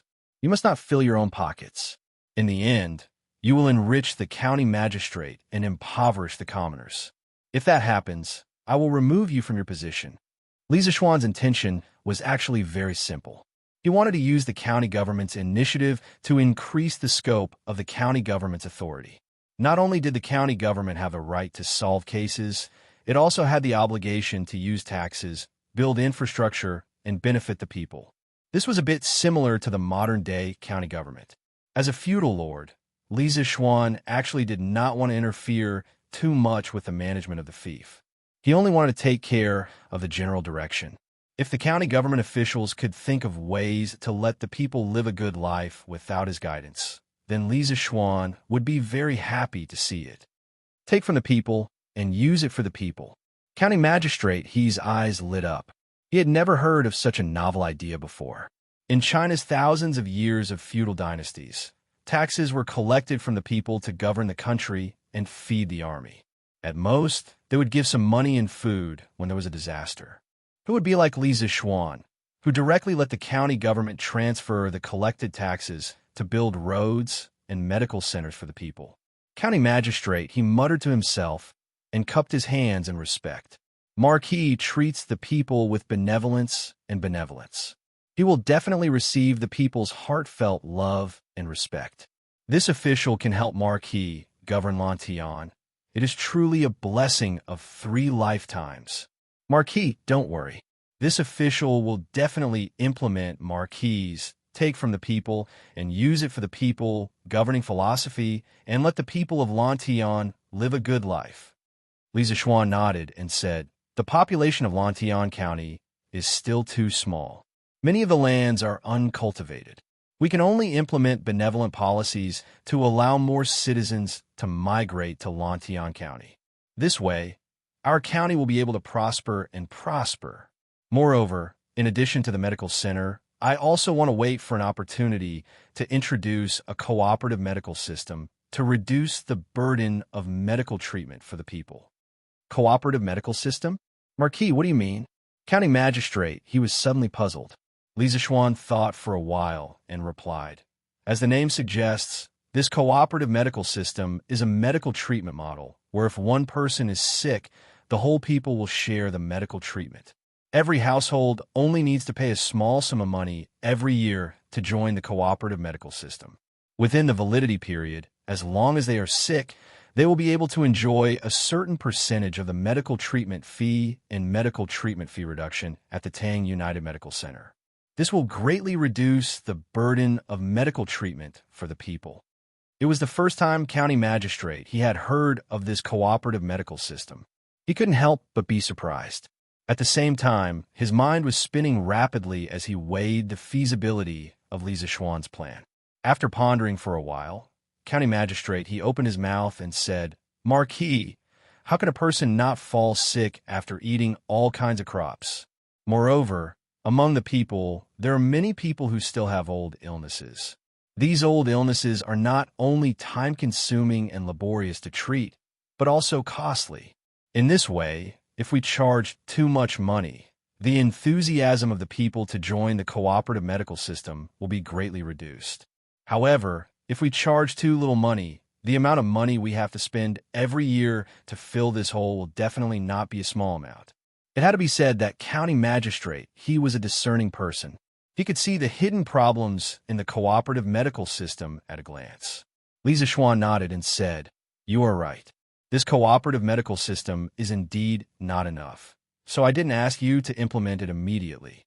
However, one thing is certain. The county government will not charge too much for the cooperative medical system. Otherwise, it will go against my original intention. As for the annual deficit, it will be subsidized by the taxes collected by the county government every year. Therefore, if we want to implement the cooperative medical system, the county government must have money. This is also why I set up the Department of Commerce and reformed the business tax. The more money we have, the more things we can do. The cooperative medical system he was talking about was actually the modern cooperative medical system in rural areas. It was a little similar to medical insurance.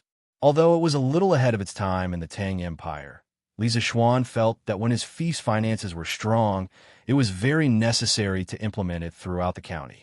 County Magistrate, he was suddenly enlightened. He said with admiration, Marquis has great foresight. Your plan is truly admirable.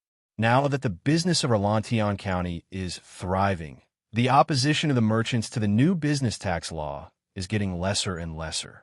The time for us to implement the cooperative medical system to the people is just around the corner. Yes.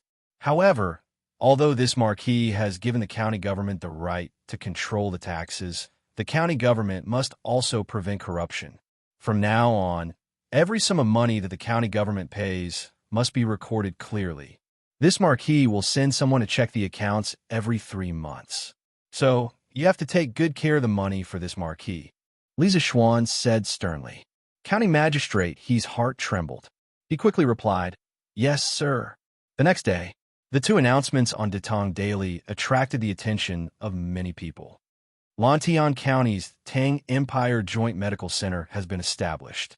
Sun Ximiao is the head of the medical center. Many medical experts have been gathered to treat difficult and complicated diseases for the people. The fees are fair and honest. As a medical center has just been established, we are recruiting a large number of people with excellent medical skills and high medical ethics. Their monthly salary will be constant. Those who are both virtuous and skilled will have no upper limit on their salary and will be treated well. In terms of medical skills, they may even receive personal guidance from Head Sun. Those who are interested, please go to Lantian County's Yong and Lantang Empire Joint Medical Center to sign up and accept the examination. Yinhuang College's School of Medicine has been established. The previous students of the academy will be integrated into Yinhuang College's School of Engineering. The head of the medical center will be Sun Ximiao. Among them, there are 2 doctors from the Imperial Physician Bureau. Their medical skills are superb, and their medical ethics are noble. We are now recruiting medical students who aspire to become doctors to study medicine in the future. Those who are interested in medical skills, please go to Datong Daily's offices to sign up. On July 15th, together with the students who are applying for Yinhuang College's School of Engineering, come to Yinshan to take the entrance examination. The examination content for medical students will be announced in 2 days. Of the 2 announcements, one was about the Joint Medical Center of Tang Dynasty, and the other was about the enrollment notice of Yinhuang Academy's medical school. It caused a great reaction among the people. After dinner, the people couldn't help but gather in groups to discuss it. Tang Empire Joint Medical Center? Dr. Sun is the head of the medical center? Then this medical center is too amazing. If I fall sick in the future, I must go there. That's a must. Dr. Sun's medical skills are known all over the world. With him around, is there any illness that can't be cured? I just don't know how the consultation fees are collected. Look, the salary that Tang Empire Joint Medical Center gives to the doctors is so high. In my opinion, the consultation fee definitely won't be too high. After all, the head of this joint clinic is Divine Dr. Sun, and the founder is the Marquis of Yuan. Both of them are immortal-like figures, so how could they possibly earn this kind of money that goes against their conscience? Don't worry. Right. With Dr. Sun and Marquis Yuan, this medical center definitely won't harm the people. It's just that this medical center is in Lantian County and not in Chang'an City. It's a bit inconvenient to run around. TSK, the salary that this medical center gives to the doctors makes me want to go. Hey, you're such a short-sighted guy. The salary is secondary. Do you understand? The most important thing is that if you go to the medical center, you'll have the chance to ask Dr. Sun for advice. This is something that can't be exchanged for with any amount of money. Deshan is right. To be able to ask Dr. Sun for advice on medicine, how many people can only dream of it? It's a pity that no one in our family knows medicine. It doesn't matter if no one knows medicine. Didn't you see it on the newspaper? Yinhuang College's medical center is recruiting students. Let your eldest child take the exam. If he passes, not only will he be able to go to Yinhuang College, he will also be able to receive personal guidance from Dr. Sun. Hey, why didn't I think of that? I'll let my eldest child register.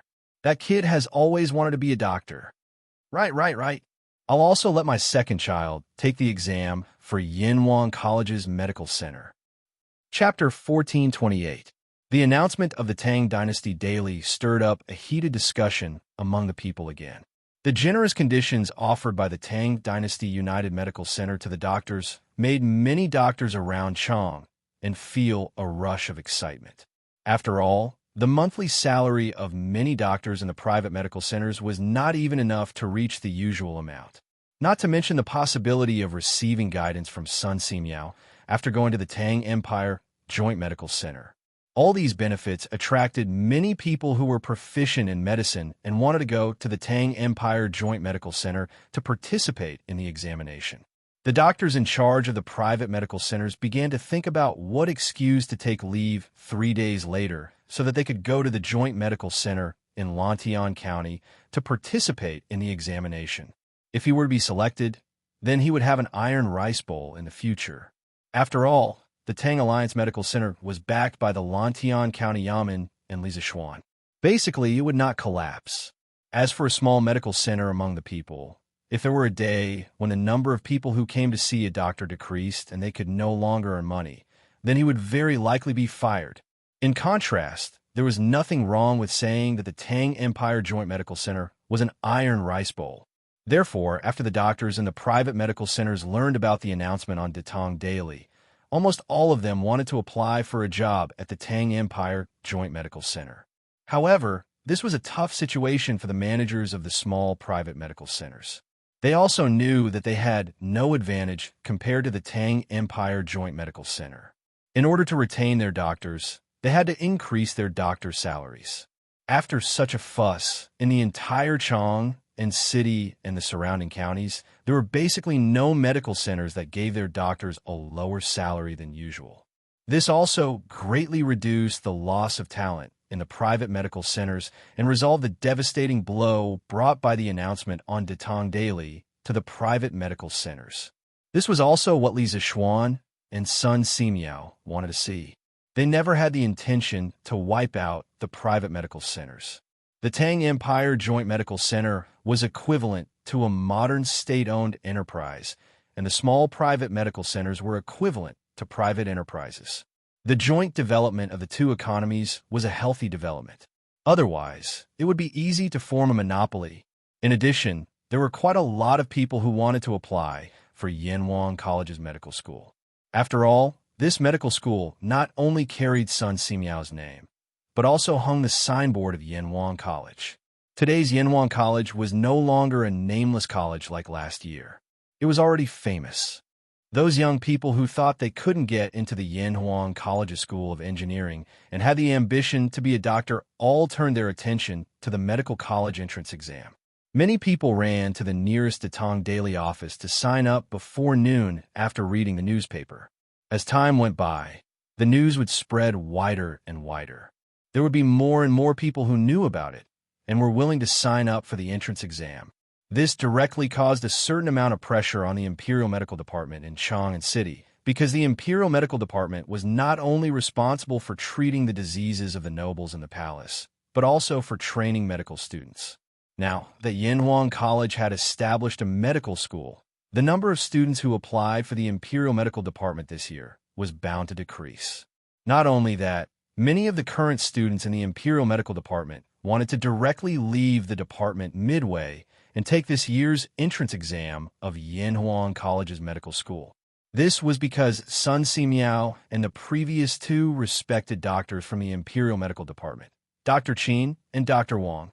However, although the medical college's enrollment announcement had a certain impact on the Imperial Medical Department, the impact was very limited. After all, the Imperial Medical Department had a unique and incomparable advantage. That was, the students who entered here had a chance to become an imperial doctor in the future and had a chance to become an official. A medical officer was also an official. Based on this point alone, the Yanhuang College's medical school couldn't compare with it. As for the Tang Joint Medical Center, although the examination and recruitment of doctors would start 3 days later, Sun Simiao didn't want the medical center to be so empty, so he opened the medical center in advance. As for the doctors in the medical center, there were temporarily the three of them, Sun Simiao, Dr. Qin, and Dr. Wang. Hu Jing and the two students from the Imperial Medical Department that Dr. Qin brought with him when he joined Yanhuang College were assistants. According to the original plan, the medical center's lobby on the first floor should have an inquiry desk and a registration desk. The medical center should also be divided into 7 departments: internal medicine, surgery, pediatrics, gynecology, acupuncture, ENT, and orthopedic. However, because of the lack of manpower, Sun Simiao and the others took the simplest way of waiting in line to treat the patients who came to the Joint Medical Center. The 3 of them were all people with excellent medical skills, so naturally, they could treat any disease in any department. In fact, strictly speaking, Chinese medicine didn't need to be divided into departments because Chinese medicine was a holistic system, unlike Western medicine, which was divided into many small parts. However, the reason why it was divided into departments was that the doctors who came from the common people certainly didn't have excellent medical skills like Sun Xianxia and Dr. Qin, who could easily solve all kinds of difficult and complicated diseases.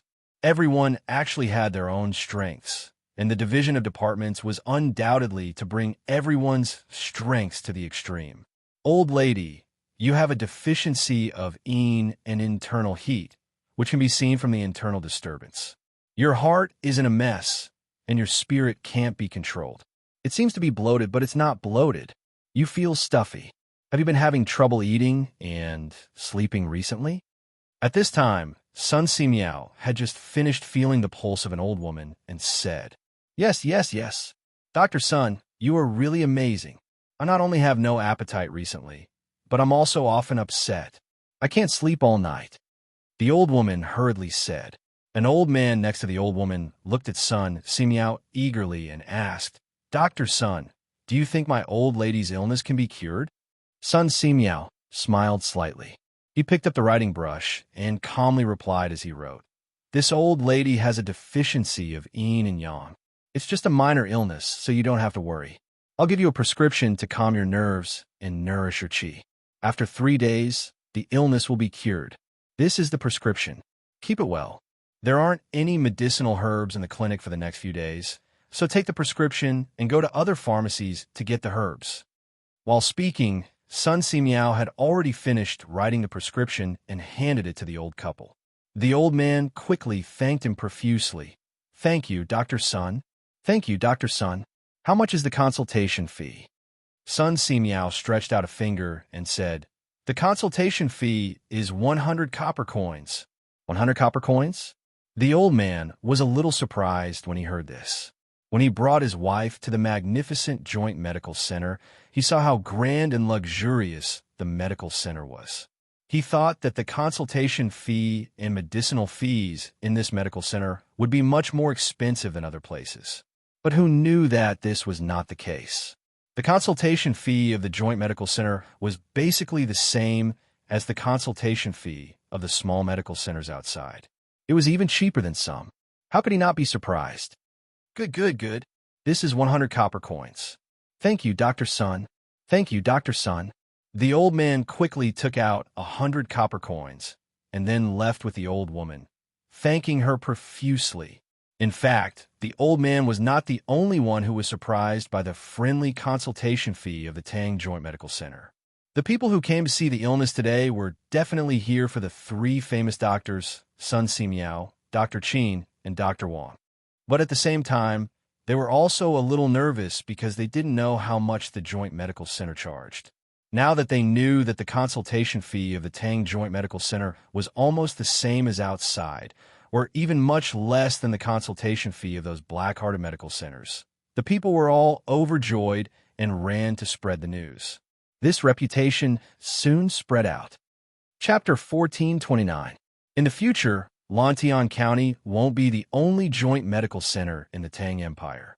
We will strive to have a joint medical center in every one of the 300 provinces and counties in the Tang Empire. This is a difficult project, and it will require a lot of manpower, material resources, and financial resources. However, our top priority now is to set up the medical center in Lantian County and make a name for ourselves. Only then will we be able to open joint medical centers in other places more smoothly. The Tang Empire Joint Medical Center in Lantian County had been running well in the past 2 days. On this day, Li Zishuan gathered the main personnel in the medical center and held a small work deployment meeting. Because the medical center would be recruiting doctors tomorrow, the medical center would slowly get on the right track, and some things had to be arranged in advance.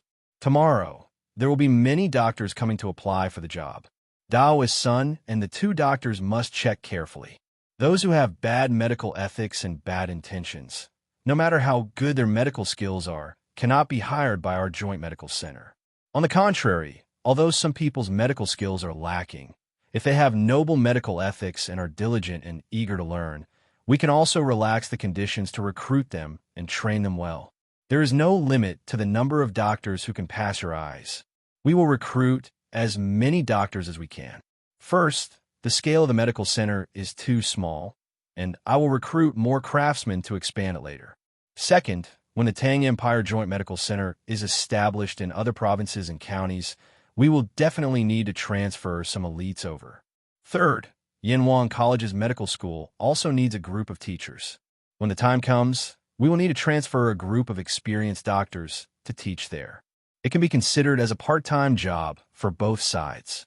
Li Zixuan's words sounded rich and overbearing, but that was the truth. The joint clinic was in need of doctors, and so was the Yinhuang Academy's medical school.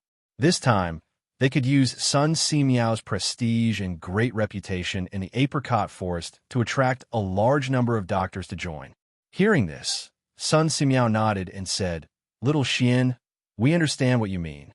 Tomorrow, we will recruit a group of excellent doctors for you."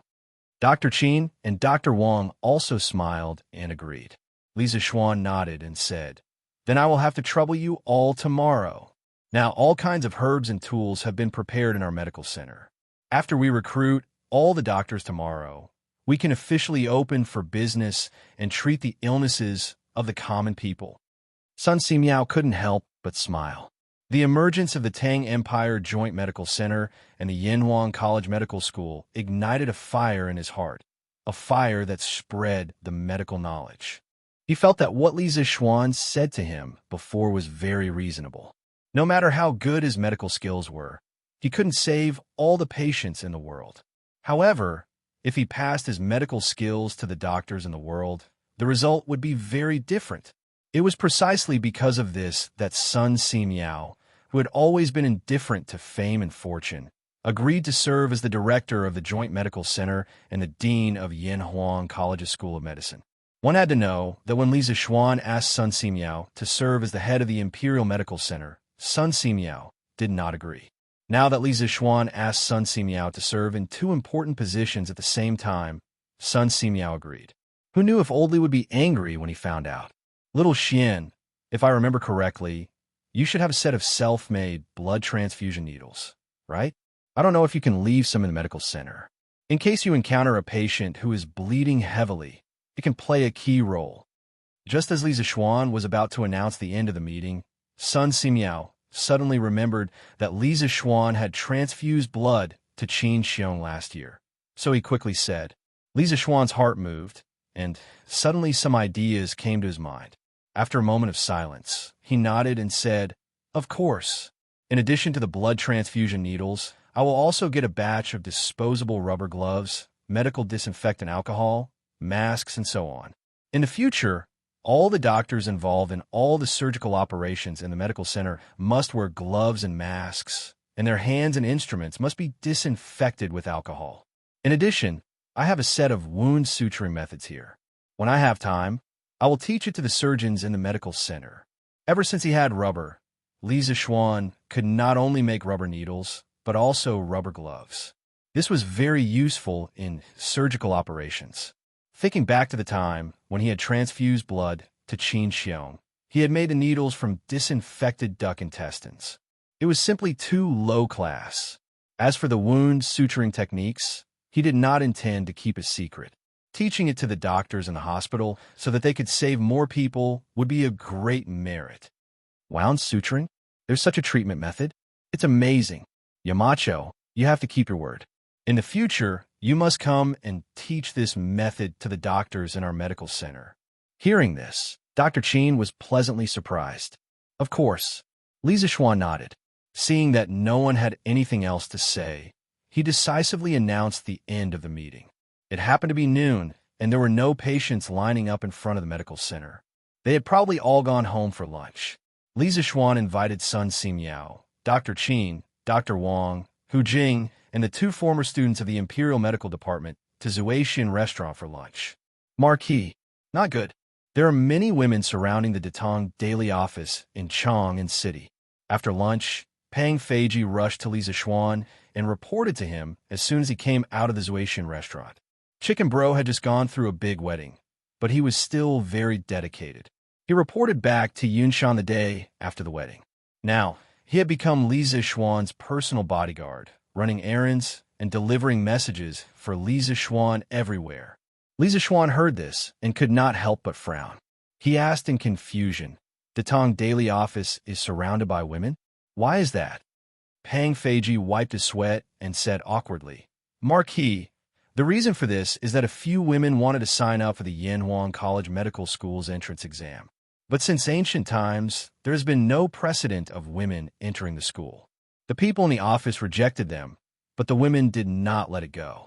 They said that in the Datong Daily's admission notice, there was no restriction that only men could sign up. Their ruckus attracted even more women to join them. They said, 'Why can't women enter the school? Why can't women study medicine?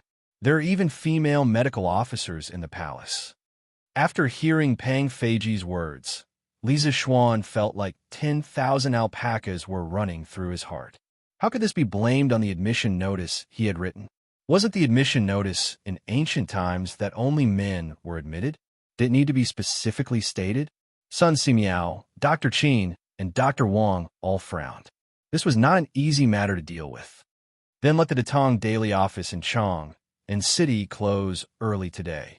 We can't afford to offend them, but can't we avoid them? Li Zixuan said helplessly. Li Zixuan could not force the women who wanted to go to the medical school to study, because he had never hit women. However, it was also impossible for him to let them go as they wished. Allowing women to enter the school was a crime against the world. When the time came, those Confucian defenders would definitely gang up on him. This was a red line. Once crossed, there was a high possibility of being consigned to eternal damnation. Li Zixuan did not want to take this risk. He did not want to be entangled in trouble and bicker with people every day. Therefore, the only thing he could do now was to escape. It was not that he was biased against women, but the times did not allow it. "Yes, Marquis." Pang Feiji heard this and hesitated for a moment. Then he cupped his fists and hurriedly left. Sun Simiao, who was at the side, said worriedly, "Xianxia, hiding like this is not a solution. The Datong Daily office is still open for business. You can hide for a while, but you can't hide forever. From what I see, why don't you tell the world about this in tomorrow's newspaper? Then, those women will stop bothering you." Professor Qi nodded and said, "Yes, Xiaoxian, hiding like this is not a solution. Why don't we do as Priest Sun said?" At this moment, Li Zixuan's mind was occupied with other matters. Hearing that, he only replied indifferently, "I got it." Actually, he was thinking in his heart, even if tomorrow's newspaper said that women were not allowed to enter the school, would these women really give up? Sir, you're finally back." When he returned to the home mansion, Xiao Yu hurriedly greeted him as soon as he stepped through the door. The workshop was undergoing technical upgrades. Recently, Li Zixuan and Han Yushi had returned to the county to live. He did not expect Li Yu to find him here, and it seemed like she had something urgent to tell him. Li Zixuan quickly stopped in his tracks and looked at Li Yu. He asked, "What's wrong? Xiao Yu, you're looking for me today?" "Of course." Xiao Yu nodded and said, "Sir, there are many commoner women who want to apply for Yanhuang College's medical school, but they were rejected by your subordinates. You have to make a decision for those women, right?" "Make a decision? Make a decision for what?" Li Zixuan was puzzled. Then, he rubbed his eyebrows helplessly and said, "Xiao Yu, I can't make a decision for them. On the admission notice, although it didn't say that women were not allowed to apply, shouldn't it be tacitly agreed? Since ancient times, where has there been a precedent of women entering the school? I can't help you with this, otherwise, Yanhuang College will be in big trouble." "Humph. Sir, I misjudged you." Xiao Yu pouted and suddenly said angrily, "I always thought that you were a different person. I didn't expect you to look down on women like those Confucian scholars. What's wrong with women? There are some things that women are not worse than men. Sir, what right do you have to look down on women? Besides, although there has been no precedent of women entering the school since ancient times, there are many precedents of women studying medicine. The Imperial Medical Department recruits many female students every year to act as female medical officers in the palace. Why can't Yanhuang College's medical school recruit women? Sir, when have you become so pedantic? After knowing Li Yu for so long, Li Zixuan had never seen Li Yu so angry. It was as if she was angry and unwilling to accept the fact that her idol had some flaws. After Xiao Yuer finished speaking, she snorted and turned her head to walk out of the door angrily. Hey, Xiao Yuer, wait. Previously, Li Yu's voice was relatively loud, so the people in the room had already walked out. Seeing Xiao Yuer leave angrily, Han Yushi hurriedly shouted. Xiao Yuer stopped in her tracks. Her eyes were a little red. She turned her head to look at Han Yushi and said, Sister Yushi, in Sir's eyes, you are the only woman he looks up to. He looks down on all the women in the world. It's useless no matter what I say. He doesn't know that many of the women who apply are pure and kind. They want to learn medicine at Yanhuang College so that they can save the dying and heal the injured and benefit the people in the future. Today, because of his light sentence, women are not allowed to enter the school. He rejected all the women in the world who are interested in medicine. I think that one day, Sir will definitely regret his decision today. After saying that, she raised her arm, wiped her eyes, and prepared to leave. This girl was also a sentimental person. As she spoke, she actually ended up crying. In the front yard, Li Zixuan, Han Yushi, Li Jingma, Yi Guozhong, and the others couldn't help but be silent when they heard that, especially Li Zixuan. At this moment, many thoughts flashed through his mind in a very short period of time. Seeing that Xiao Yu was about to leave the house, Li Zixuan suddenly said, Stop! It was just 3 short words, but they were like a spell that froze Li Yu's foot in the air. Then he pulled it back. Li Zixuan continued, This matter is indeed my lack of consideration, but I definitely don't mean to look down on women. On the contrary, I think that women's medical skills are not worse than men's. For example, Sun Daozhang's disciple, Hu Jing, is now a little accomplished in her medical skills. She is also called the Little Fairy Doctor. But even so, if we rashly let women enter Yanhuang College, it will definitely cause a huge uproar. If this matter is not handled properly, it will put Yanhuang College in a whirlpool of storms. The already weak academic skills will be difficult to advance in the future. Therefore, the matter of letting women enter the school must be carefully considered. Xiao Yuer, can you give me a few days? I might be able to come up with a perfect plan. Xiao Yu turned around and looked at Li Zixuan with her slightly moist eyes. After a while, she smiled through her tears and said, Yes, yes. I believe that Sir will be able to do what others can't. Xiao Yu, thanks Sir on behalf of those women. Li Zixuan couldn't help but laugh and said, All right, all the good and bad things have been said by you alone. You really like to give me problems. Quickly wipe your tears. You're already a big girl. If others see you like this, they'll say that you've been wronged by your teacher. Xiao Yuer wiped her eyes and said, I'm not crying. Sir, I still have things to do in the editorial department. I'll go back first. I hope Sir can come up with a good idea to give those women who really want to study medicine a chance. After saying that, she hurriedly left. Xiao Xian, are you really going to admit women into the school?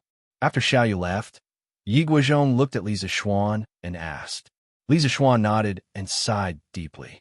He said, Grandfather, what Xiao Yu said just now is not without reason. But there will be a lot of trouble in this operation.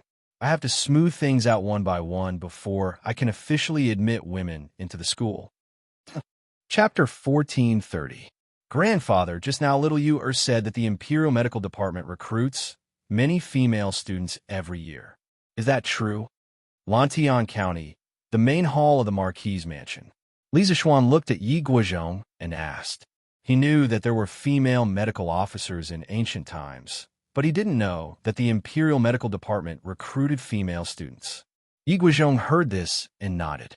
Little Xian, the Imperial Medical Department does recruit female students every year, and this isn't without precedent. As early as the Western Han Dynasty, there were female medical officers in the palace. Because of her superb medical skills, she was conferred the title of the first female national healer in the history of the Western Han Dynasty. Since the emperor ascended the throne, the system of the Imperial Medical Department gradually improved and began to recruit female students to serve as female medical officers in the palace in the future. After all, there were many concubines and princesses in the harem. If they fell ill, it wouldn't be appropriate for an ordinary imperial physician to treat them. The female students of the Imperial Medical Department came from two sources. One was to select unmarried servants between the ages of 20 and 30 to let them enter the Imperial Medical Department to learn medical skills. The second was to recruit women with medical skills from the common people to take an examination. If they passed the examination, they would directly enter the Imperial Medical Department. In the future, they would have the qualifications to enter the palace after their medical skills had reached a small level. Most of the female doctors that were gathered from the common people came from medical families. Their ancestors had been practicing medicine for generations. After the accumulation of time, they also had a lot of experience. After going through the training of the Imperial Physician Bureau, their medical skills were often better than those of the illiterate servants of the officials. Those women who want to apply for Yanhuang College's medical school should belong to this kind of people. Li Zixuan heard this and frowned. He muttered in his heart for a moment and sighed. Hearing grandfather say this, if our Yanhuang College rejects these women who want to study, it would be a great loss. As far as he was concerned, he was actually happy to see a woman enter the medical school to study medicine. This was because the profession of a doctor couldn't lack women. Firstly, there were both men and women among the patients. Although doctors didn't differentiate between men and women, it would still be inconvenient for a male doctor to treat a private illness. Secondly, female doctors were usually more meticulous, which is a good supplement for male doctors.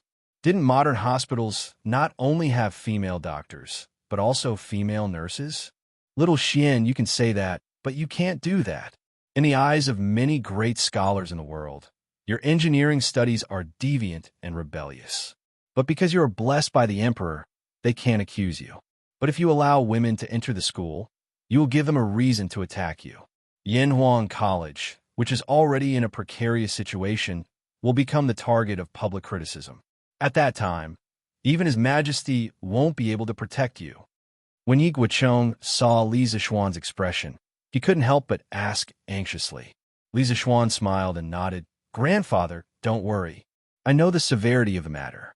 However, since the Imperial Physician Department can recruit female students, then this matter may not be without room for mediation.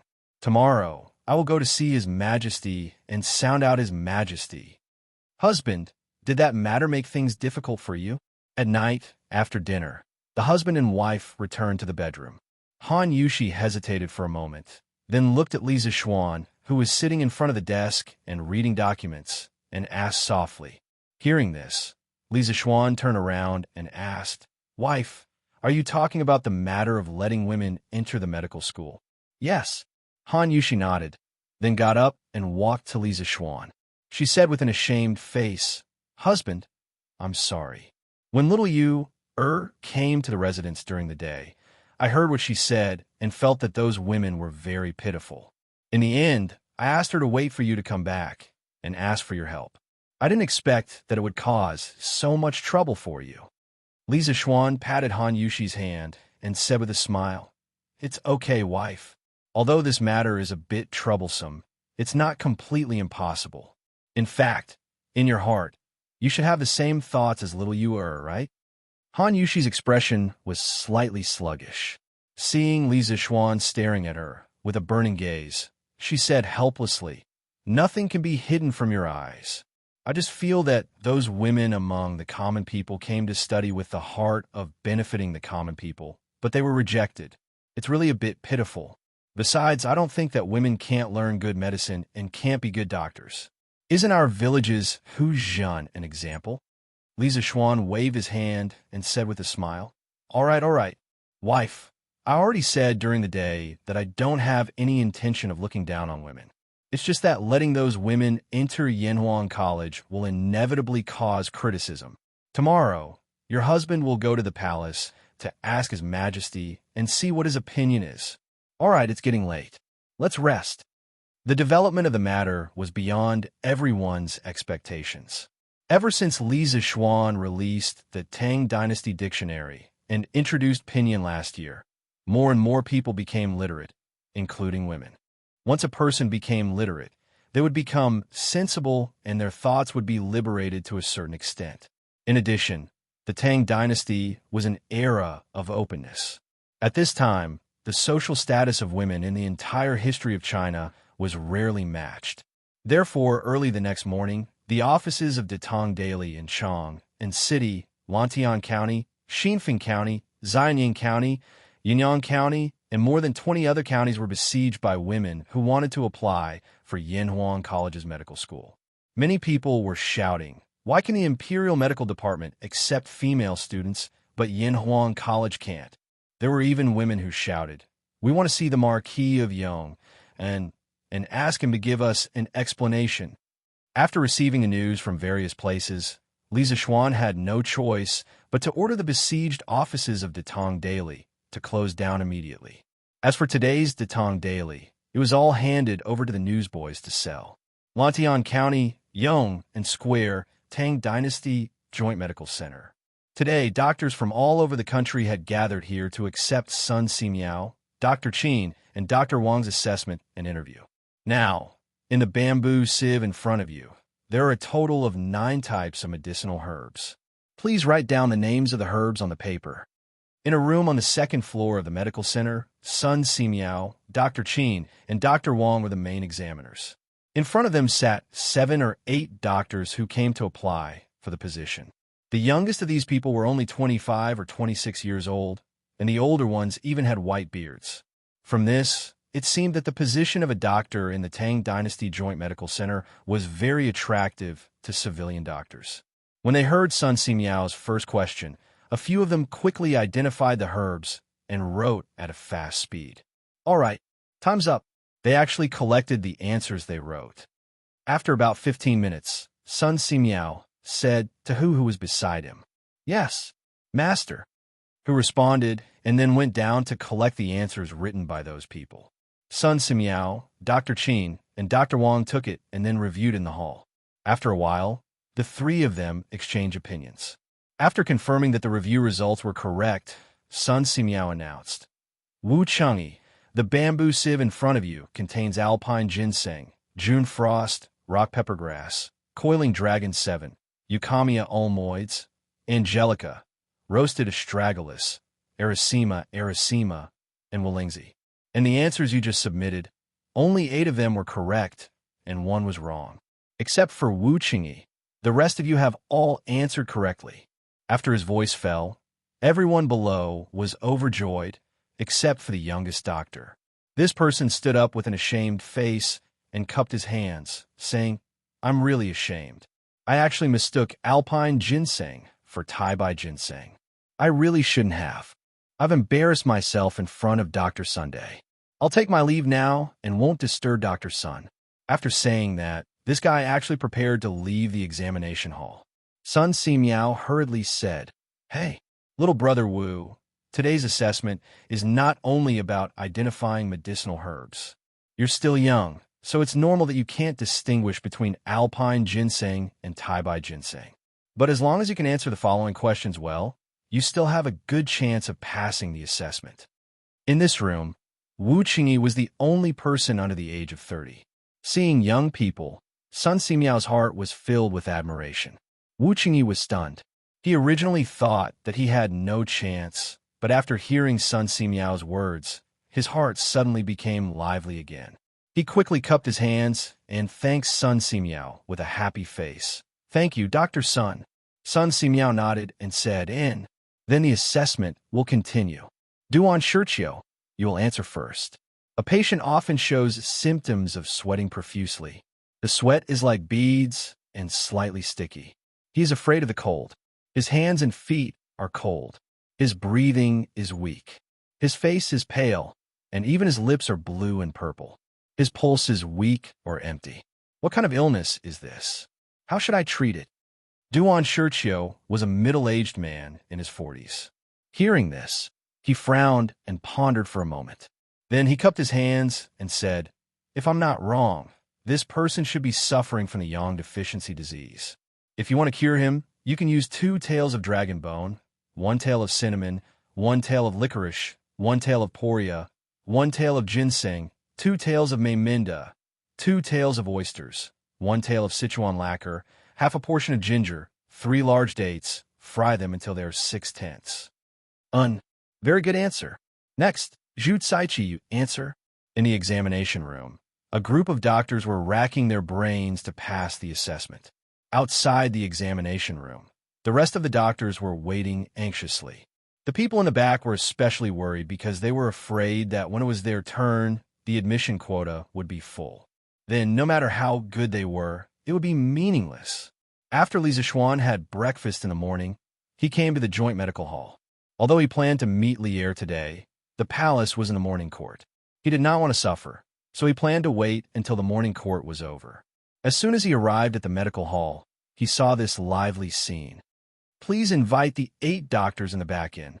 After asking for the location of the examination room, Li Zixuan went directly to the examination room on the 2nd floor. As soon as he reached the door, he heard Sun Simiao's voice full of energy. But after seeing the doctors who came in to apply, Li Zixuan's eyes instantly widened because he saw a woman in the team of doctors. So, he quickly quickened his pace and walked into the examination room. He heard Sun Simiao's surprised voice inside. "Miss, we are hiring doctors here. Those who have nothing to do with it, please leave." After his voice fell, a woman's voice sounded in the room. "Why do you say that, Master Sun?" "I came here to participate in the doctor examination of the joint medical hall. How did I become an unrelated person?" Li Zixuan had already walked in at this time, but Sun Simiao did not notice him at all. Instead, he frowned and said, "The Tang Joint Medical Hall only recruits male doctors. Miss, please leave." Dr. Sun, as a person outside the medical field, how can you be as pedantic as those pedantic scholars? The Tang Joint Medical Hall is hiring doctors as long as their medical skills are qualified. Why does it matter if the applicant is a man or a woman? What's more, wasn't the little fairy doctor also a woman? If she could be your disciple, why can't I, Gu Qingwei, come to the Tang Joint Medical Hall to help the world and heal the wounded? The woman said to Sun Simiao with a proud face. People in the world respected and feared Sun Simiao, but this woman spoke to Sun Simiao rudely. "You little girl, how can you be so disrespectful to Dr. Sun?" "That's right. Dr. Sun's medical skills are superb. He has saved millions of people and is the role model of the medical world. How can he allow a little girl like you to criticize him?" Gu Qingyue's words aroused the dissatisfaction of the doctors in the room, and they all began to criticize her. Who knew that Gu Qingyue was not afraid at all? She said coldly, "This is a selection of doctors. Since when did it depend on qualifications to be ranked? Dr. Sun has saved many patients, but what does that have to do with me? I just want a fair chance to compete. If Dr. Sun stumps me with medical skills, I have nothing to say. But if I am deprived of the opportunity to enter the Tang Joint Medical Hall because I am a woman, then I will not accept it. I will go to the Marquis of Yong and to ask for an explanation." Her words were powerful and full of vigor. Those doctors who had criticized her before were intimidated by this woman's cold and arrogant aura and actually shut their mouths. Although Hu Jingwei, who was beside Sun Simiao, subconsciously wanted to speak up for her master, she always felt that every word Gu Qingyue said was very reasonable. So much so that she could not say a single word of rebuttal for a long time. "Ha! I heard that someone wants to ask for an explanation from this marquis. Is this true?" Li Zixuan, who had been hiding at the back of the examination room, had no choice but to come out now. He touched his nose and said awkwardly, "During the enrollment process of Yanhuang College's medical school, there were women who came to apply, but he never expected that in the examination room of the Tang Joint Medical Hall, there would be a female doctor who came to apply for a position. He could not help but think to himself, the Tang dynasty's culture is really open. The Tang dynasty's feminism is really stronger than any other dynasty. Xiaoxian, you're here. Yamacho, young master, you're here. Marquis, nice to meet you, Marquis." Hearing that, Sun Simiao, Dr. Qin, Dr. Wang, Hu Jingwei, and the other doctors in the room all stood up and greeted him. The woman named Gu Qingyue did not move. She used her beautiful eyes to seriously size up Li Zixuan. The surprise in her eyes disappeared in a flash. She probably did not expect Li Zixuan to look so young. After a moment of sizing him up, she bowed and said, "I am Gu Qingwei. Nice to meet you, Marquis." Chapter 1431. In ancient times, women had obtained a high status through their labor in harvesting. At that time, they had even become the kings of their own tribes. Later on, the change in labor force made men the representatives of sovereignty. Since the establishment of the feudal empire, women were not allowed to be officials or doctors. They seem to have become a tool for reproduction. However, there was one dynasty that was an exception, and that was the Tang dynasty. In the Tang dynasty, women had a unique status. This seemed to be an era where men and women were equal. This was reflected in the laws of the Tang dynasty. The laws of the Tang dynasty stipulated that women of the Tang dynasty had the right to inherit and could become the head of a household. A woman's virtue was to have no talent. If this sentence was used on women of the Ming and Qing dynasties, it would be perfect. However, women of the Tang dynasty were not like this. In the Tang dynasty, women could ride horses and shoot arrows. They could also attend all kinds of grand banquets. They were not like the ladies of the Ming and Qing dynasties, who had to hide in their boudoirs all day long. It was because of this open culture and the tolerance of women from top to bottom, coupled with Li Zixuan's introduction of dictionaries and pinyin, the literacy rate of the people of the Tang dynasty soared. Women's thoughts were also further liberated. This led to the pursuit of the Datong daily office in recent days. This led to Gu Qingwei speaking frankly and openly contradicting Sun Simiao in the examination room of the Tang dynasty's joint medical center. After the Tang dynasty, the feudal system became more complete and the centralization of power was further strengthened. This also led to the loss of women's rights. In the later dynasties, the Cheng and Zhou Confucianism gradually became mainstream. The 3 cardinal principles and 5 constant principles became a fatal turning point for women. From then on, the status of women was gradually weakened. Until the Qing dynasty, women had almost no status in society. Therefore, it was not wrong to say that the Tang dynasty was an era where feminism was prevalent. Especially after Wu Zetian ascended the throne, feminism in the Tang dynasty reached its peak. "Miss, did you want to ask this Marquis for an explanation?" Gu Qingyue's appearance could not be considered very stunning, but it was definitely not ugly either. Especially that pair of particularly tall and straight peaks, which gave her a lot of points. Li Zixuan did not dare to look down. He only dared to stare at Gu Qingyue's cheeks and said. Gu Qingwei stood up straight and said in a neither servile nor overbearing tone, "Marquis, Qingwei only wants a fair chance to compete with these male doctors. The Tang Empire Joint Medical Center is recruiting doctors, not son-in-law. Why do you care so much about gender?" Li Zixuan nodded and asked with a smile, "Miss Gu, you seem to be very confident in your medical skills?" A trace of pride appeared on Gu Qingyue's face.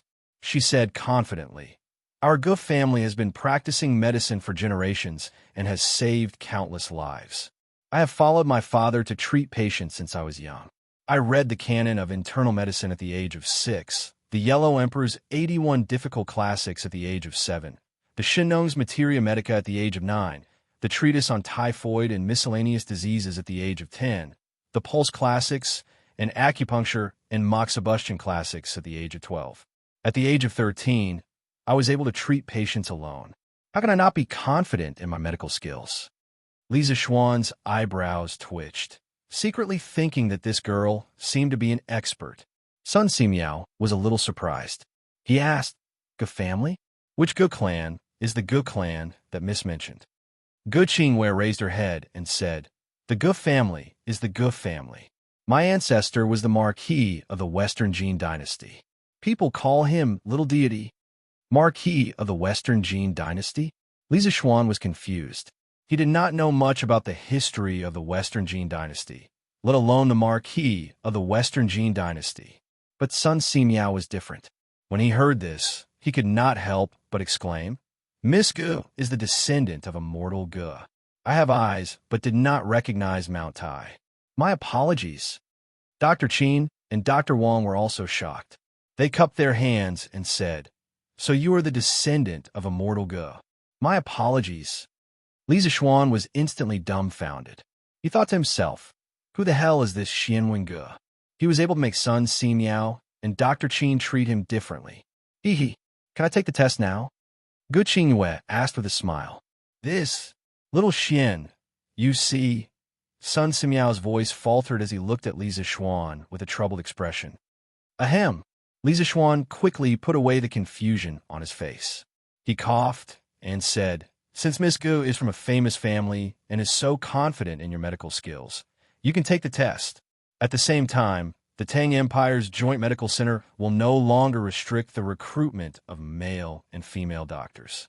As long as your medical skills and medical ethics are good, you could be selected." Although he did not know who Gu Qingyue's ancestor, Immortal Ge, was, he could not show his ignorance on his face. He still wanted to save face. As for the gender restriction of the Joint Medical Center's doctors, it was a decision he made after careful consideration. Because the academy recruiting female students might be opposed by the public, but the medical center recruiting female doctors, there was no reason for people to object. After all, there was no rule that said that women could not practice medicine in this era. Marquis is wise and powerful. Qingwei is impressed. Hearing that Li Zixuan had completely removed the gender restriction of the recruitment of doctors, Gu Qingyue smiled sweetly and bowed to Li Zixuan. Sun Simiao saw that Li Zixuan's attitude was firm, so he could not persuade him anymore. Moreover, he also felt that recruiting female doctors would not affect the overall situation, so he nodded and said, "That's good. Gugunyang, please take a seat. Next, please follow them to take the test. Actually, come out for a moment." After settling the matter of Gu Qingyue's qualification, Li Zixuan walked to who actually sighed and whispered something. Then, he walked out of the room from the side. Who actually looked at Sun Simiao. Seeing Sun Simiao nodding at her, she then walked out of the door. "Young master, do you need me for something?" Outside the room, who actually asked in a low voice. Li Zixuan nodded. He hesitated for a moment, but still bent down slightly and looked at who actually. He whispered, "Actually, who is Gu Qingyue's ancestor?" Who actually was stunned and said doubtfully, "Young master, didn't Sister Gu say?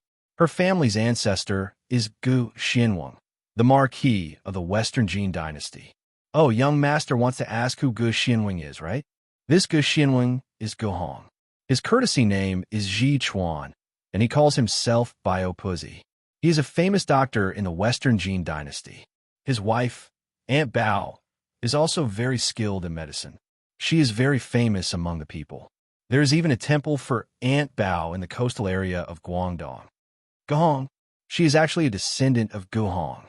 Li Zixuan's face changed, and his heart was extremely shocked. Yesterday, Yi Guozhong told him that the women who knew medicine among the people were mostly from medical families. He did not expect that today, in the Tang United Medical Center, he would meet Gu Qingyue, a woman who came from a super medical family. He was really lucky. At the same time, this also confirmed Li Zixuan's idea of recruiting women into Yanhuang College's medical school. Today, he must finally err and ask for an explanation. Chapter 1432. Gu Hong, also known as Ji Chuan, was the grandnephew of Gu Xian of the Three Kingdoms and was known as the Little Immortal. He was once conferred the title of Marquis of Guanyi and later lived in seclusion in Mount Luofu to refine pills. At the same time, he was also a famous doctor in China during the Eastern Jin Dynasty. He was the pioneer of preventive medicine and wrote Behind the Elbow, which recorded the diagnosis and treatment of infectious diseases such as smallpox and chigger. Gu Hong's wife, Bao Gu, was the daughter of the governor of Nanhai, Bao Jing. She was also a famous doctor. She had followed her husband for a long time to refine pills and practice medicine in Mount Luofu, treating the people and benefiting the people. Therefore, the people of Lingnan respectfully called her Bao Gu. Bao Gu practiced medicine and gathered herbs, and her footprints were all over Guangzhou, Nanhai, Huiyang, Baoyuo, and other places. Her medical skills were excellent and meticulous. She was good at acupuncture and was famous for treating tumors and warts. After Bao Gu's death, the people of Lingnan commemorated her contribution to the medical industry and built a shrine to Bao Gu in the Sanyuan Palace at the foot of Yueshio Mountain in Guangzhou. Therefore, the Gu family that Gu Qingwei belonged to could be called a super medical family. However, Li Zixuan found it a little strange. With the Gu family's background, even after several hundred years, they shouldn't have let Gu Qingwei, a young miss who had never done any household chores, apply for a job at the Joint Medical Center, right? Could there be a story in between? Shaking his head, Li Zixuan left the medical center and went home. He still had to go to the palace to see Lier, so he had to go home and change his clothes. Greetings, Marquis. Just as he stepped into the gate, a person came from the front yard and bowed to Li Zixuan. Yo, Brother Zhang, why are you here? Li Zixuan was slightly surprised. The person who came was none other than the blacksmith of the workshop, Zhang Hongsheng.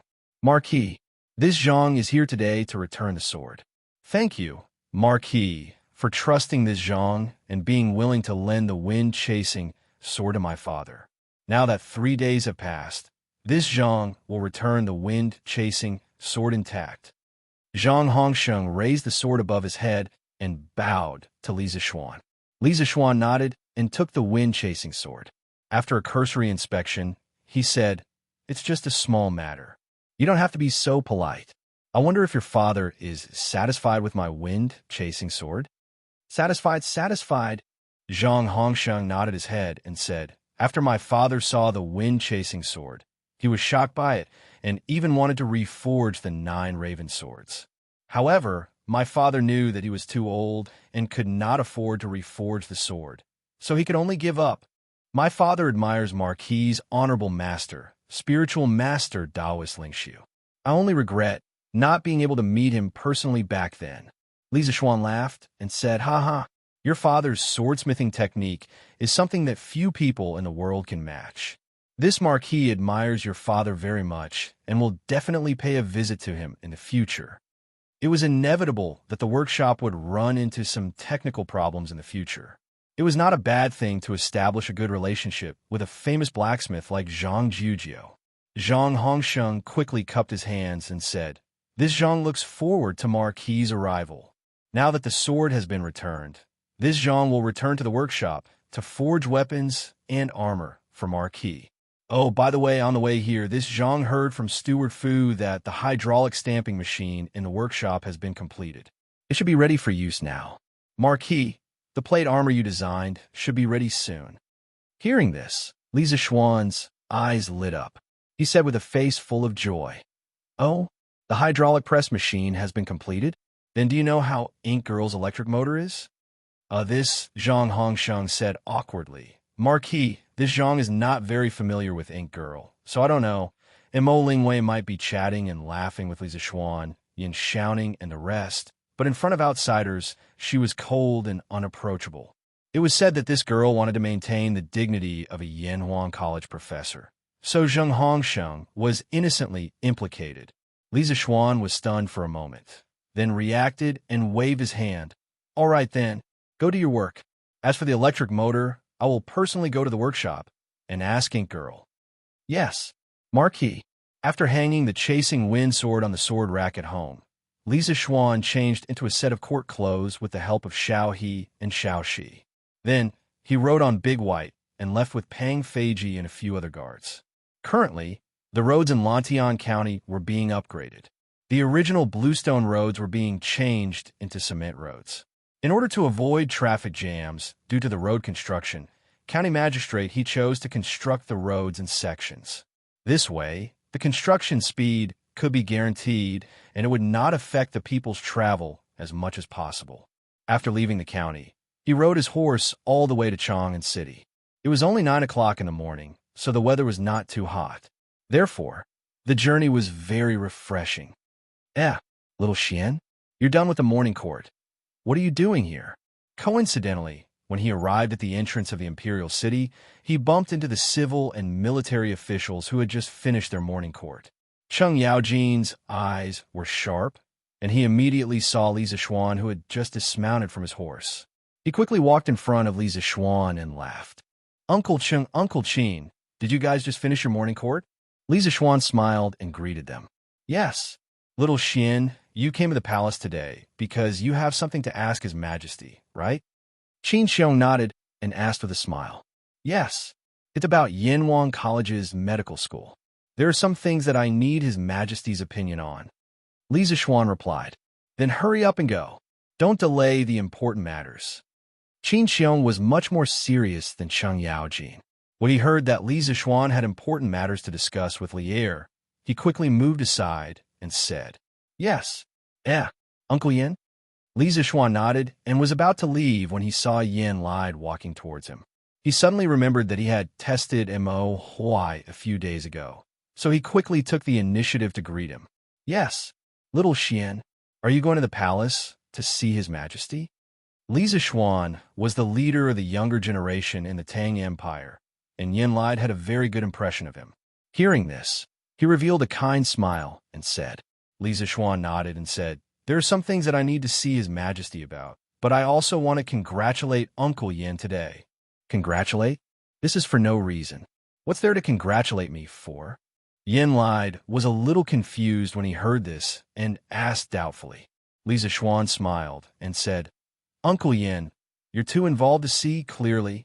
What I mean is that I should be able to attend Xiaoning's wedding soon. Wedding? Old Yin, is that kid of yours getting married? Not kind. You're too unkind, old man. You didn't even inform me of such a happy event. Are you afraid that I'll drink your family dry? Not far away. Cheng Yaojin heard this and immediately stopped moving forward. Then, he turned around and walked over quickly, pointing at Yin Lide and teasing him. Yin Lide was still in a daze at this moment. When he heard old Cheng talking nonstop, he immediately said impatiently, All right, Cheng Jijia, stop messing around. I don't even know what's going on. Little Xian, are you saying that Xiaoning is getting married? As his father, how can I not know anything about this? Li Zixuan cupped his hands and said, Uncle Yin is busy with official business all day long, so it's normal for you to neglect these small matters. However, it's rare for Xiaoning to find a good marriage.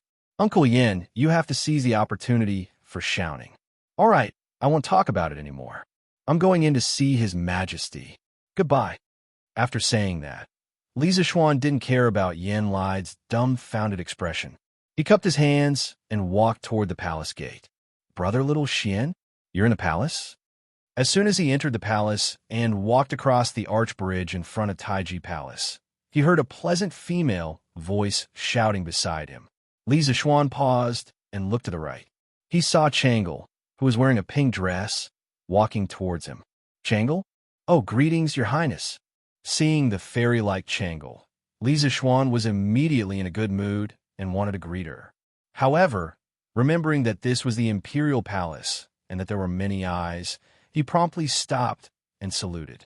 Changle knitted her brows, somewhat reproachfully saying, Brother Little Xian, we haven't seen each other for so long. Why are you treating Changle like a stranger? Li Zixuan had always treated Changle as his own younger sister, as an elder brother who would be willing to salute his younger sister every day. Hearing this, he whispered, This is the imperial palace. This subject naturally has to be cautious and respectful. Oh, hearing this, Changle instantly understood. Only then did she feel a little better.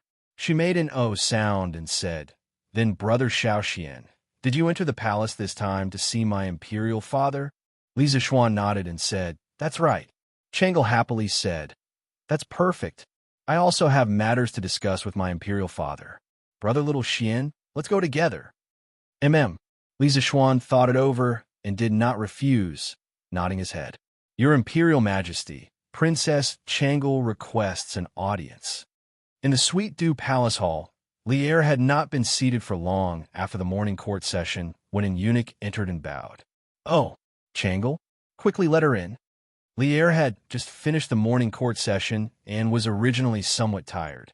Hearing that his most beloved daughter had arrived, he immediately became spirited and hurriedly replied, who knew that the eunuch would say, Your Imperial Majesty, the Marquis of Yong, and is also outside the hall, requesting an audience. Why did that fellow think of meeting us today? Let him in. Hearing this, Li Er's eyebrows trembled slightly as he spoke. Speaking of which, ever since Li Zishuan had entered the palace to ask for brass after the construction of the hydroelectric dam in Lantian County, Li Er had not seen Li Zishuan for quite some time. Without Li Zishuan causing trouble in Chong, and Li Er felt that it was lacking a lot of fun. Chang'e pays respects to Imperial Father. This subject, Li Zishuan pays respects to your Imperial Majesty. Not long after, Chang'e and Li Zishuan walked in from outside the hall and bowed to Li Er. Dispense with the formalities. Chang'e, quickly come to Imperial Father. Li Er replied with a faint, before hurriedly beckoning to Chang'e.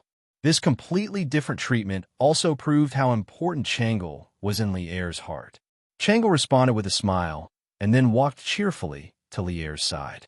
Li Er lightly patted Chang'e's shoulder before looking at Li Zishuan and asking, Marquis of Yong, and you came to the palace to meet us. Do you have something to report? Li Zishuan secretly curled his lips as he thought to himself, Your Imperial Majesty has finally thought of me. He stepped forward and clasped his hands together before saying, Your Imperial Majesty, the workshop has already made a breakthrough in the weapons and armor that you asked me to upgrade for the Black Armored Army.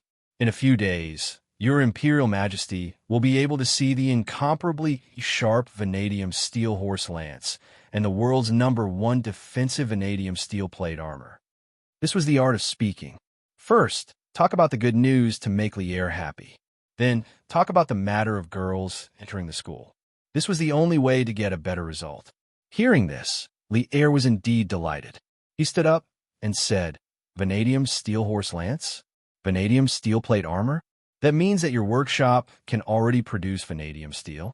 Previously, Li Zishuan had told him that vanadium steel had superior performance compared to ordinary steel. This was why he asked Li Zishuan to create a batch of vanadium steel weapons and armor for the Black Armored Army, the Tang Empire's most elite cavalry. Now that he heard that the weapons and armor were about to be completed, old Li was naturally excited. Li Zishuan clasped his hands together and said, Your Imperial Majesty, the workshop has not only mastered the method of smelting vanadium steel, but also a new type of forging technology. It is because of this technology that we can create the world's #1 plate armor. This plate armor is difficult for ordinary swords and arrows to penetrate. It can greatly reduce the death rate of our Tang Empire's cavalry. Li Er couldn't help but ask curiously, From what I heard, you seem to be very confident in this plate armor. You actually dare to say that its defense is #1 in the world? Your Imperial Majesty, I am not boasting. Not only is the defense of this plate armor far superior to the Mingguang armor, it is also lighter than the Mingguang armor. In about 3 to 5 days, this plate armor will be completed. At that time, Your Imperial Majesty will know when you see it. Li Zishuan said confidently. Who gave him such confidence? Of course, it was the workshop's advanced production technology. Li Er nodded and said, Good. Then let's wait for the plate armor to be completed. If it is really as you said, I will definitely reward you handsomely. Thank you, Your Imperial Majesty. Li Zishuan said his thanks. Then, he pondered for a moment and bowed. Your Imperial Majesty, I have another matter to report to Your Imperial Majesty. What is it? Let me hear it. Li Er was still immersed in the plate armor that Li Zishuan said had the world's #1 defense. Hearing this, he nodded and said. Li Zishuan cupped his hands and said, Your Imperial Majesty, I have planned to establish a medical school in Yinhuang College a long time ago to spread medicine and benefit the people. A few days ago, I spread the enrollment notice of the medical school to the people of all provinces and counties through Datong Daily. Unexpectedly, many women went to Datong Daily to sign up. After they were rejected, they unwillingly surrounded the office of Datong Daily, claiming that they wanted an explanation. Hearing this, Li Er, who was sitting at the head of the table, said in a deep voice, I have heard about this matter. You can just send some people to send these women away. Why do you need to discuss it with me? Li Zishuan shook his head and said, Your Imperial Majesty, that is not what I meant. I want to ask your Imperial Majesty. Since the Imperial Medical Department can recruit female students every year, can the Yinhuang College's medical school also recruit female students? Hearing this, Li Er and Changle's faces were filled with surprise. The Ganlu Palace suddenly became quiet. It was so quiet that one could hear a pin drop. Chapter 1433. Nonsense. Ridiculous. Yinhuang College is a sacred place for learning. How can you let a girl enter? After a moment of silence, Li Er's angry roar sounded in the Ganlu Palace. Li Zishuan shrunk his neck and probed, "Your Majesty, why can the Imperial Medical Department recruit female students, but Yinhuang College's medical school?" "Shut up. How can it be the same?" When Li Er heard Li Zishuan talk about the Imperial Medical Department again, he mercilessly interrupted, "The female students of the Imperial Medical Department will eventually go to the palace to serve as female medical officers. What's the use of your Yinhuang College's medical school to train so many female students? What's more, the Imperial Medical Department is a place that specializes in teaching medicine. There's no gender distinction in front of doctors. You just need to separate their rooms. But what about Yinhuang College? In addition to these medical students, Yinhuang College also has hundreds of engineering students. You've recruited these female students. What kind of scandal is that? When the time comes, even if I don't punish you, the spittle of all the scholars in the world will drown you." When Li Zishuan heard this, his heart sank. So this was the problem. After thinking for a moment, he cupped his hands and said, "Your Majesty, the female students of the Imperial Medical Department will serve as female medical officers in the palace, and the female students of Yinhuang College's medical school will serve in the Tang Empire's Joint Medical Center in the future. This is because not only does the palace need female doctors, but the people also need female doctors. Your Majesty has always been diligent and loved the people. How can you ignore the pleas of the people? As for the female students entering Yinhuang College's medical school, it's easy to deal with. When I return, I'll immediately have people build a tall wall between the engineering school and the medical school. I'll also send people to patrol and prohibit the students of the engineering school from entering the medical school to find female students. This matter will be personally supervised by teacher Wenji. He has a respected reputation in the scholarly circle. There shouldn't be any gossip, right? In this way, although the medical school is under the name of Yinhuang College, it's completely independent. The education model is no different from the Imperial Medical Department. Can't the leisurely mouths of the people in the world be completely blocked? Li Er, who was sitting high above, couldn't help but frown. Chang Lu, who was beside him, took the opportunity to say, "Father, Brother Xiaoxian was right. Not only did the palace need female medical officers, the commoners also needed them. Otherwise, if this girl suffers from some hidden illness that is inconvenient to speak of, how difficult would that be?" It was said that the harem was not allowed to interfere in politics. If it were any other concubines or princesses in the harem who said this, they would probably be reprimanded by Li Er. However, it was Changle who said this. The result was completely different. Li Zishuan's furrowed brows actually relaxed slightly. He patted Changle's little head very dotingly, then looked at Li Zishuan and said, "Your method is barely passable. But why do you have to go through so much trouble to recruit women into Yinhuang College's medical school?" This was also what Li Er didn't understand. As the saying goes, one doesn't get up early without benefits.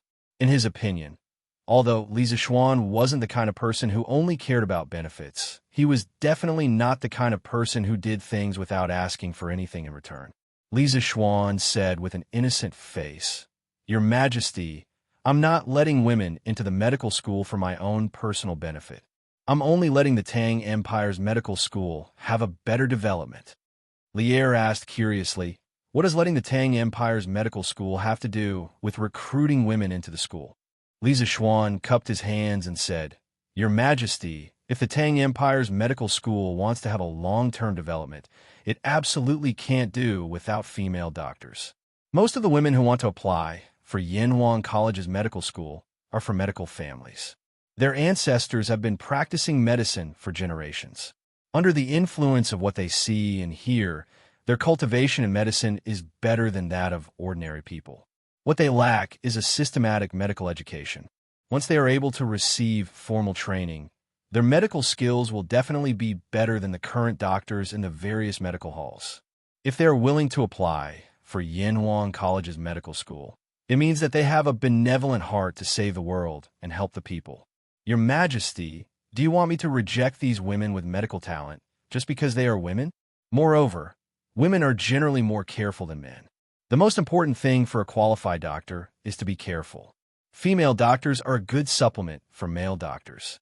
That's why I said that if the Tang Empire's medical school wants to have a long-term development, it absolutely can't do without female doctors. Li Zishuan's words made Li Er fall in a deep thought. Changle, who was at the side, became more and more interested as she listened. Her beautiful face gradually glowed with a brilliant smile. She thought to herself, Brother Xiaoxian is indeed different from other men. He values women so much and doesn't discriminate against them. He really has the spirit that only immortals have. Speaking of which, although she was a princess of the Tang Empire, she was still a woman. Since she was a woman, she couldn't avoid marrying and becoming a man's wife and vassal. Today, Li Zishuan spoke up for female doctors, which made her eyes light up. Your Majesty, I also think that Marquis Yong'an's words are reasonable. Li Er was about to speak when Empress Xianxia happened to walk in from outside the hall with a bowl of ice sour plum soup. She smiled and said, There are many women from medical families among the people who have medical skills. If they are rejected outside the door of Yanhuang College's medical school, just because they are women, wouldn't it be too much of a pity to cut off the possibility of their medical skills to improve further? Besides, the number of female students recruited by the Imperial Medical Department every year is limited. The palace doesn't need so many female medical officers, so it's better to let Yanhuang College's medical school cultivate a group of female doctors to benefit the people. Standing in the middle of the hall, Li Zishuan couldn't help but look gratefully at Empress Xianxia. This gentle, virtuous, and wise woman would come out at every critical moment to advise Li Er to make the most correct decision. She was the biggest contributor to Li Er's creation of the Zhenguan Golden Age. The silent Li Er finally looked at Li Zishuan and said, That's good. We will grant your request for the time being, but this move is bound to cause criticism among the court officials. In our opinion, this matter should wait until your new plate armor is made before we announce it in front of all the court officials. At that time, you will have made a great contribution, and the voices of opposition will be much smaller. In addition, if there are people among the people who oppose this matter, you will have to deal with it yourself. If the voices of opposition are too loud, then don't blame us for refuting your proposal. When Li Zishuan heard this, he couldn't help but curse Li Er in his heart for being so cunning. However, it was already not easy for Li Er to be willing to stand by his side. It was basically impossible for him to get Li Er to help him eliminate all opposition. This official obeys. Thank you for your grace, your Majesty. Li Zishuan knew when to stop and immediately stepped forward to thank the emperor. The next day, Tang Dynasty's Joint Medical Center officially announced the recruitment of female doctors. This news only caused a small ripple among the people, because today was a special day. Celestial Bane, which had been serialized in Datong Daily for 2 months, officially ended today. Strangely enough, this Xianxia novel's biggest audience was not men, but women. The delicate emotional entanglements in the novel caused many women to cry, especially at the end, when Bai Yao sacrificed herself to block the Celestial Bane sword for Zhang Xiao Fan. Not only did the female readers cry, but many male readers couldn't help but secretly wipe their eyes. Sob, sob, sob. In the end, Bai Yao still couldn't be resurrected. Bai Yao is so pitiful. Leather Knight is so hateful.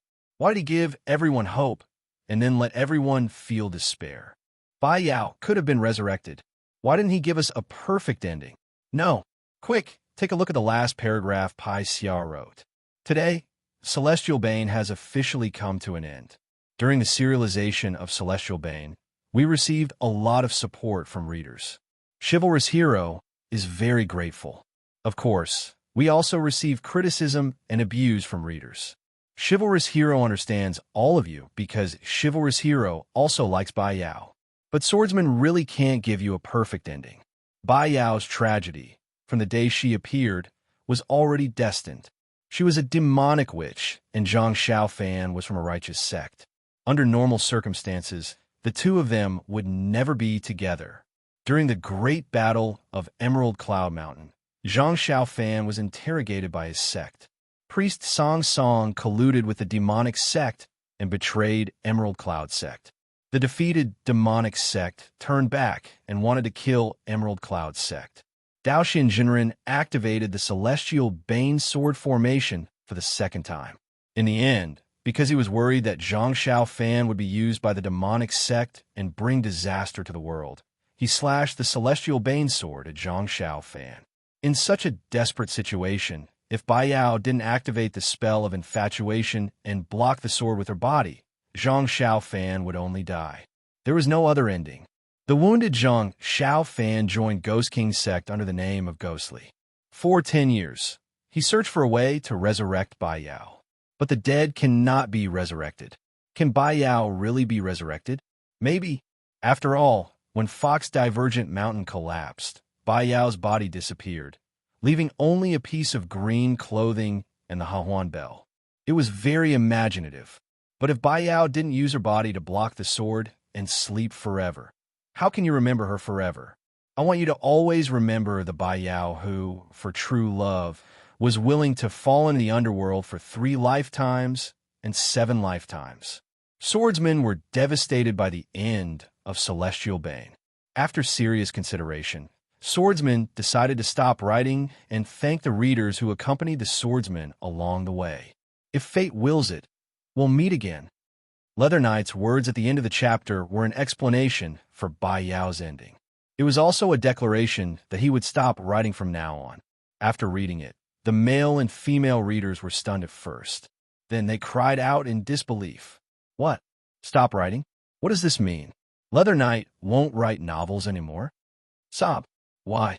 Although we're sad that Bai Yao didn't resurrect, Leather Knight, please don't abandon us readers. Sob. We won't scold you anymore. Leather Knight, don't stop writing. That's right. We won't block Detong Daily's editorial department anymore. We won't scold you anymore. Please don't stop writing. Sob. Bai Yao didn't resurrect. Leather Knight also stopped writing. Leather Knight, why are you so cruel to us?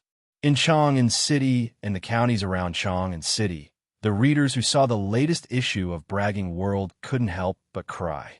A sorrowful atmosphere began to spread wildly in every city. Cries could be heard everywhere. Damn it. Leather Knight is going to stop writing? Is it because we made a scene in the workshop last time and angered him? Sigh, don't you think I'm despicable? In Chang'an City, Sun Mansion. It was Saturday today. Sun Zifen sat in the backyard happily and read the latest issue of Bragging World. He was very satisfied with the plot update a few days ago because Zhang Xiaofan was trying hard to find a way to resurrect Bai Yao. This gave him hope. But who knew that today's 5 chapters would turn his hope into despair, and from despair into extreme despair? Because Bai Yao didn't seem to be resurrected in the end, and Leather Knight had completely stopped writing novels. Smack! Sun Zifen couldn't help but give himself a hard slap. He scolded himself. Sun Zifen, oh Sun Zifen, why did you make a scene in the workshop's editorial department and make Leather Knight unhappy? Great. Now there won't be any books to read in the future, right? It's over. It's over. My Zhang Xiaofan. My Bai Yao. My Leather Knight. Come back, all of you. At the end of his speech, he couldn't help but cry. The servants guarding outside the door couldn't help but look at each other. They didn't know what kind of blow their young master had suffered. No, I want a reward. This is what I owe Leather Knight. I want to reward him with all my pocket money. Men, quick, reward Celestial Bane 100 Tang Yuan. In the room, Sun Zifen suddenly said, as if he had gone crazy. There were quite a number of people who had the same thoughts as him. Back when they caused a ruckus in the editorial office, there were thousands of them. Those who participated in the ruckus were actually very fond of Celestial Bane. As the saying goes, The deeper the love, the more the blame. Now, when they saw the last sentence of Celestial Bane's grand finale, they subconsciously felt that it was because they caused a ruckus in the workshop back then that caused Pai Ziyage to retire from writing. Therefore, they all wanted to reward him as compensation. As for those who didn't participate in the chaos, they wanted to reward him as much as they could, hoping to retain Leather Knight. Therefore, a very spectacular scene appeared. Chang'an, Lantian County, Xinfeng County, Yinyang County, Jingyang County, Senyuan County, Xianxia County, and more than 20 other counties were all surrounded by Datong Daily's offices. This encirclement was different from the encirclement of women who wanted to apply for Yanhuang College's medical school 2 days ago. This time, the scale was unprecedentedly grand. At least a few hundred people lined up in front of each Datong Daily's office. Everyone was waving Tang Yuan in their hands, shouting that they wanted to reward Celestial Bane, Leather Knight, and begging Leather Knight not to stop writing. The staff of Datong Daily's office panicked in the face of such a scene. Then, they began to frantically receive rewards and distribute fan medals to those readers. Each of them wished they could grow 8 arms because they were too busy to cope with the situation. Today was a day that belonged to Celestial Bane, and more importantly, to Pai Xiaojue. Fortunately, Tang Yuan was gradually becoming popular among the people. Otherwise, with so much money, the Datong Daily's office would be full again. Chapter 1434. Young Master, something bad has happened. South of Chang, in city, Lin family's backyard. Maid Xiaoshi ran into the study with the latest issue of Tang Dynasty Daily, Bragging World, and informed Lin Hao, who was sitting in front of the desk reviewing his homework. What's wrong? What happened? Don't bother me with such trivial matters. Ever since the start of the new year, Lin Hao had been in seclusion to prepare for the exams. Although he knew that Leather Knight had published a new book at the end of March, he could only bear the pain and give it up in order to get into Yanhuang College this year. For the time being, he put Celestial Bane aside. He planned to read it to his heart's content after the exams. Under his orders, his maidservants would buy a copy of Bragging World every day. They would also cut out the parts about Celestial Bane and bind them into a book. They would keep it for him to read after the exam. Young Master, Celestial Bane is ending today. Leather Knight said that he's going to quit writing completely and will never write a novel again. Datong Daily's office in Chang and city has gathered a lot of readers. They're all madly tipping and begging Leather Knight not to quit writing. Xiaoshi was panting as she held the latest issue of Big Talk, Martial Arts World. What? Celestial Bane is ending? Leather Knight is going to quit writing? Lin Hao stood up in shock when he heard that. He originally planned to raise Celestial Bane for a while, but he never expected that he would raise the author until the end of his career. It would be hard for anyone to surpass his skill in raising books in the future, right? Young Master, look. Xiaoshi nodded in response and handed the copy of Bragging World to Lin Hao. Lin Hao took it and read the last paragraph carefully. He couldn't help but sigh. What a pity. What a pity. I won't be able to read his novels anymore. Xiaoshi, go get 1,000 Tang Yuan and tip the Leather Knight. Currently, the Yanhuang Chamber of Commerce's bicycles were selling well all over the country. Lin Wenyuan relied on his status as a member of the Chamber of Commerce to earn a lot of money. In addition, Lin Hao had recently been in closed-door training to prepare for the exams, so he rarely used the money. Therefore, this brat had also saved up a lot of money. 1,000 Tang Yuan was still something he could afford. Yes, young master. Brother Xianxia, is Brother Xiaoxian really not planning to write novels in the future? In the Imperial Palace, the little fatty had just paid his respects to Empress Zhang's son when he was robbed by Chang'e. Chang'e pulled Li Tai to the garden and asked anxiously. Li Tai heaved a sigh and said helplessly, I just found out about this too. Although I felt bad, I understood Yamacho's feelings. He had so many things to do every day. How could he have the time to write a novel? We should have been mentally prepared for this outcome. When Chang'e heard this, a trace of sadness appeared on her face. After a long while, she nodded and said, Yes, Brother Xianxia, you're right. Brother Xiaoxian can't always write novels for us. Now, not only is he in charge of Yanhuang College, he's also in charge of the huge fief of Lantian County. It's time for him to stop writing. But from now on, it'll be hard to see a novel as exciting as Celestial Bane. Yamacho, are you really planning to stop writing? In the new workshop of the Strange Taste Pavilion, Li Zixuan came here today to check on the progress of the technical upgrade and coincidentally met Ma Zhou. Ma Zhou brought Li Zixuan to a corner and asked worriedly, "Sai, I'm not writing anymore. I'm not writing anymore. I'm getting busier and busier. Where would I find the time to write novels?" Li Zixuan waved his hand and smiled bitterly. Ma Zhou said unwillingly, "But, Marquis, are you really willing to part with your readers? Do you know that this morning, countless readers of Celestial Bane in and around Chong and City went to the Datong Daily office to tip you? They want to apologize for making a scene in the workshop and ask you to stay. Are you really willing to part with them?" Although he had long decided to stop writing after finishing Celestial Bane, Li Zixuan couldn't help but feel a little sad when he heard Ma Zhou mention it. It was a kind of reluctance. All good things must come to an end. I have more and more work to do, and I can't keep writing. It's better to get the pain over with than to prolong the pain. While they're still not too deep, it's better for me to withdraw as soon as possible. Besides, each new generation excels the previous one. Now, Hua Hongyi's dream of Qin is gaining momentum and has a chance to take Celestial Bane's first place. I'm leaving when things are done, hiding my achievements and fame. I'm leaving now to make way for the younger generation and to avoid embarrassment if I'm surpassed by others in the future.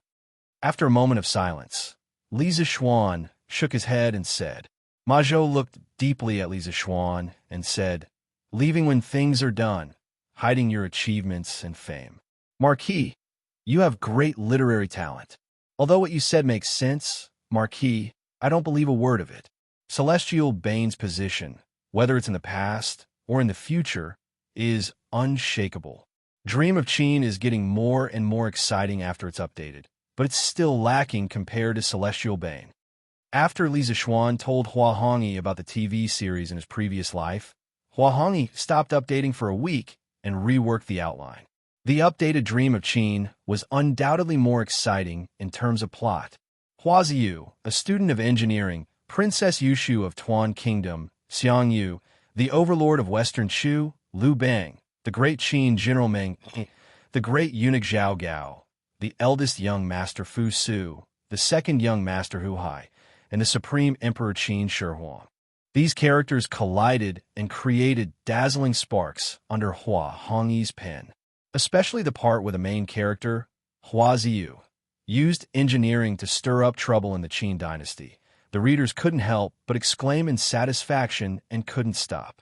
Because of this, Dream of Qin's results were getting better and better, and even showed signs of surpassing Celestial Bane. Nowadays, there were more and more novels imitating Dream of the Great Qin. For example, Dream of the Three Kingdoms and Dream of the Han Dynasty could be found everywhere.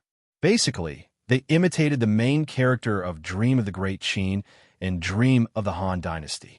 It could be said that Dream of the Great Qin had created the genre of time travel. Seeing that Dream of Qin was getting more and more popular, Li Zixuan was finally relieved and decided to stop writing altogether. After hearing Ma Zhou's words, Li Zixuan said helplessly, "Ha, Brother Ma really thinks highly of me. But since things have come to this, I won't write any more novels no matter what. In the future, Brother Ma, you have to find more new talents with potential." Seeing that Li Zixuan had made up his mind, Ma Zhou could only sigh helplessly, shake his head, and leave with his hands behind his back.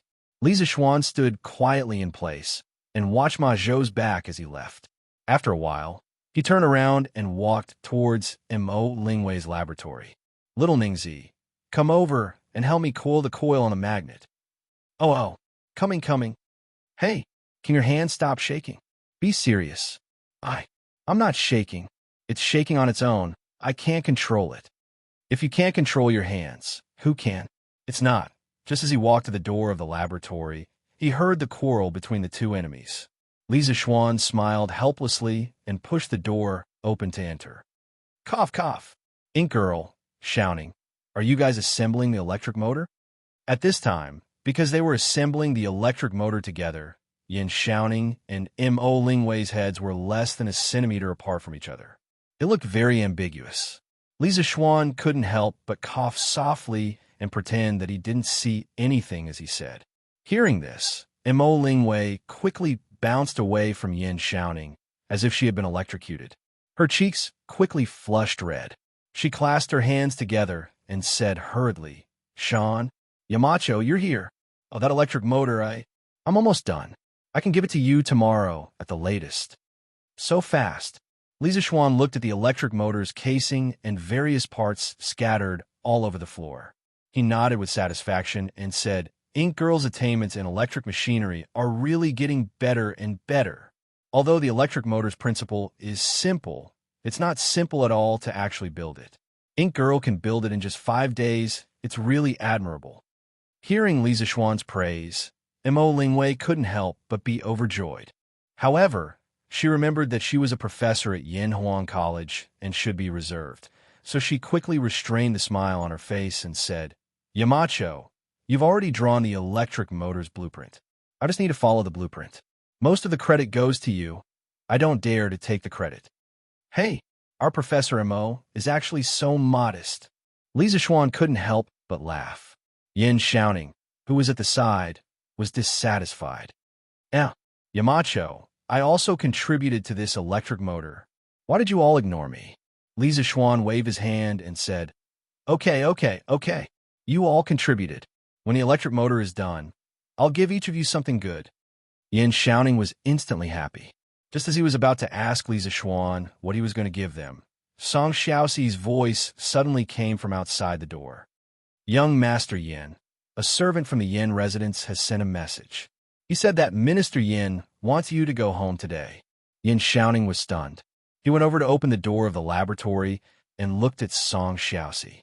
"Xiaoxi, my father wants me to go home? Did he say what's the matter?" Song Xiaoxi saw that Li Zishuan was also in the room. He first bowed to Li Zishuan and then replied, "Young Master Yin, I'm not sure about this, but the servant in your residence seems to be in a hurry. Do you want to go out and take a look?" When Yin shouting heard this, he subconsciously thought that the Yin family really had an emergency. He quickly turned his head and said, "Yamacho, wait here, then I'll go home first." Mo Lingwei waved her hand and said, "Okay, go ahead." Li Zishuan also nodded. He secretly guessed that the words he said to Yin lied yesterday had taken effect. The Yin family was going to propose marriage to the Mo family. After he finished speaking, Yin shouting quickly walked out of the laboratory. "Oh, that's right. Yamacho, there seems to be a problem on Mr. Wang's side. Do you want to go and take a look?" After Yin shouting left, Mo Lingwei was silent for a moment and suddenly spoke. Li Zishuan was stunned and asked curiously, "Mr. Wang? What's the problem on his side?" Mo Lingwei replied, "Yamacho, didn't you ask Mr. Wang to build an electrolytic copper refining workshop? However, Mr. Wang realized that the electricity produced by our hydropower station is alternating current, and electrolytic copper refining requires direct current. In order for the electrolytic workshop to operate normally, we can only use the lead-acid batteries that Yamacho made previously. However, the lead-acid batteries still need to be recharged after they run out of electricity, and they also need direct current to recharge. So, Yamacho, this is the problem. We have to make a sustainable source of direct current." "I see." When Li Zishuan heard this, he couldn't help but be enlightened. Previously, he only cared about making the batteries and neglected the problem of recharging them.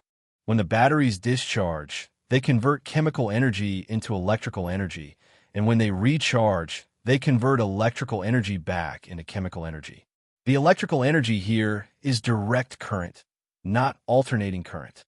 In his previous life, the lead-acid battery charger was used to convert alternating current into direct current and stabilize the voltage. But now, he didn't have a ready-made charger with him. "Yes, Yamacho, this problem must be solved as soon as possible. Otherwise, our electrolytic workshop won't be able to operate."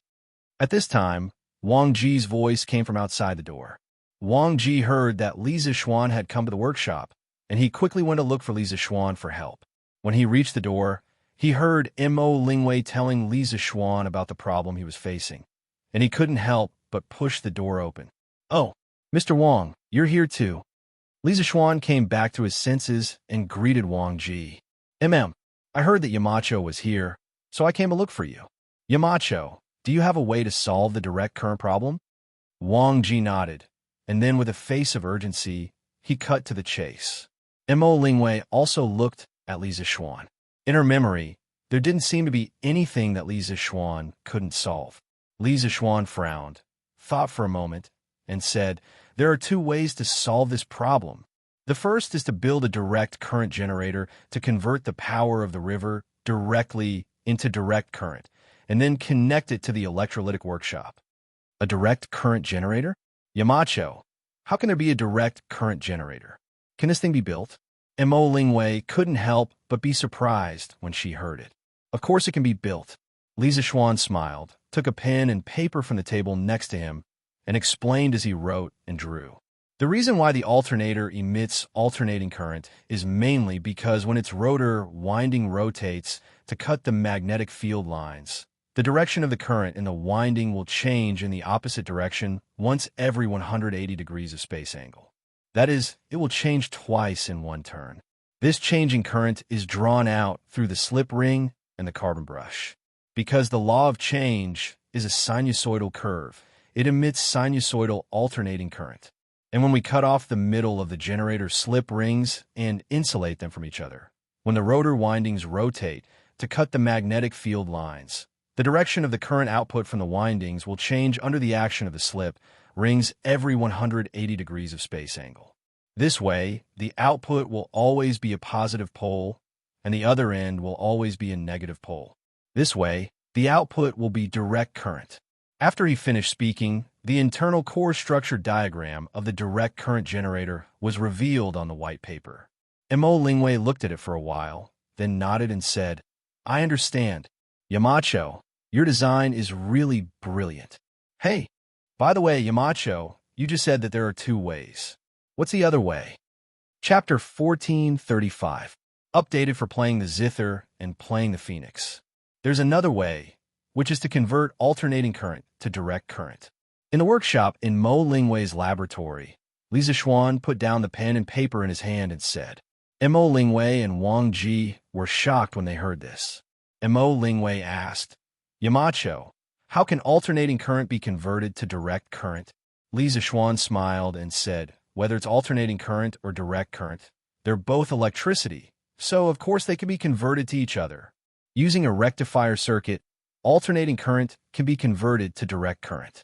Using an inverter circuit, direct current can be converted to alternating current. However, the rectifier circuit requires a new electronic component, the rectifier diode. This diode has a unidirectional conductivity, so it can only pass current in one direction. With it, we can build a rectifier circuit." Mo Lingwei was immediately interested when she heard this. She quickly asked, "Yamacho, how do we make a rectifier diode? Can you teach me?" The knowledgeable female professor of Yinhuang College in the eyes of others was now, like an ignorant student, crazily absorbing knowledge from Li Zixuan. Li Zixuan pondered for a moment and said, "The rectifier diode can be divided into electronic diodes and crystal diodes according to the materials used to make it. With our current conditions, we can try to make some electronic diodes. Girl, Mr. Wang, I'll teach you the method of making electronic diodes today. You have to promise me that you won't leak it out. Otherwise, not only will the workshop suffer losses, Tang Dynasty will also suffer losses." At the end, Li Zixuan solemnly reminded Mo Lingwei and Wang Ji. Electronic diodes, also known as vacuum diodes, were widely used in voltage regulation and rectifier circuits because of their unidirectional conductivity. Throughout the history of integrated circuit development, the invention of the electronic diode could be said to be the starting point of the human electronics industry. Therefore, Li Zixuan had to take this matter seriously. In his previous life, after the invention of the electronic diode, the American inventor DeForest cleverly added a grid between the diode filament and the plate, creating the world's first electronic transistor. Since then, these electronic components sealed in small glass bottles have been widely used in various electronic products.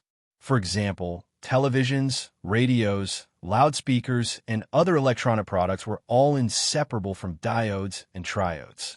However, the defects of electronic diodes and electronic transistors were also obvious. They consumed a lot of power, generated a lot of heat, were large in size, and had a short lifespan. Therefore, people have been looking for new electronic devices to replace them. It wasn't until the birth of the transistor and the advent of solid-state electronics technology that the electron tube was completely replaced. In the 21st century, the diodes and transistors used in various countries around the world were actually transistors. Of course, there was another name for them, which was called semiconductor tubes, because they were all made of semiconductor materials such as silicon or germanium. With the current industrial foundation of the Tang dynasty, first of all, purifying silicon or germanium was a problem. Secondly, the key structure of the semiconductor diode, the p-n junction, was also a considerable problem. The p-n junction was made by using different doping processes. Through diffusion, p-type and n-type semiconductors were fabricated on the same semiconductor substrate. The space charge area formed at the junction of the two semiconductors was called the p-n junction. The p-n junction had unidirectional conductivity. N-type semiconductors were silicon crystals or germanium crystals, doped with a small amount of phosphorus as an impurity, while p-type semiconductors were silicon crystals or germanium crystals, doped with a small amount of boron as an impurity. Li Zhishuan didn't have any boron on hand, so he temporarily gave up on the idea of making a crystal diode. Yamacho, rest assured. What Yamacho said here today, I will not say a word to outsiders, even if I'm drunk.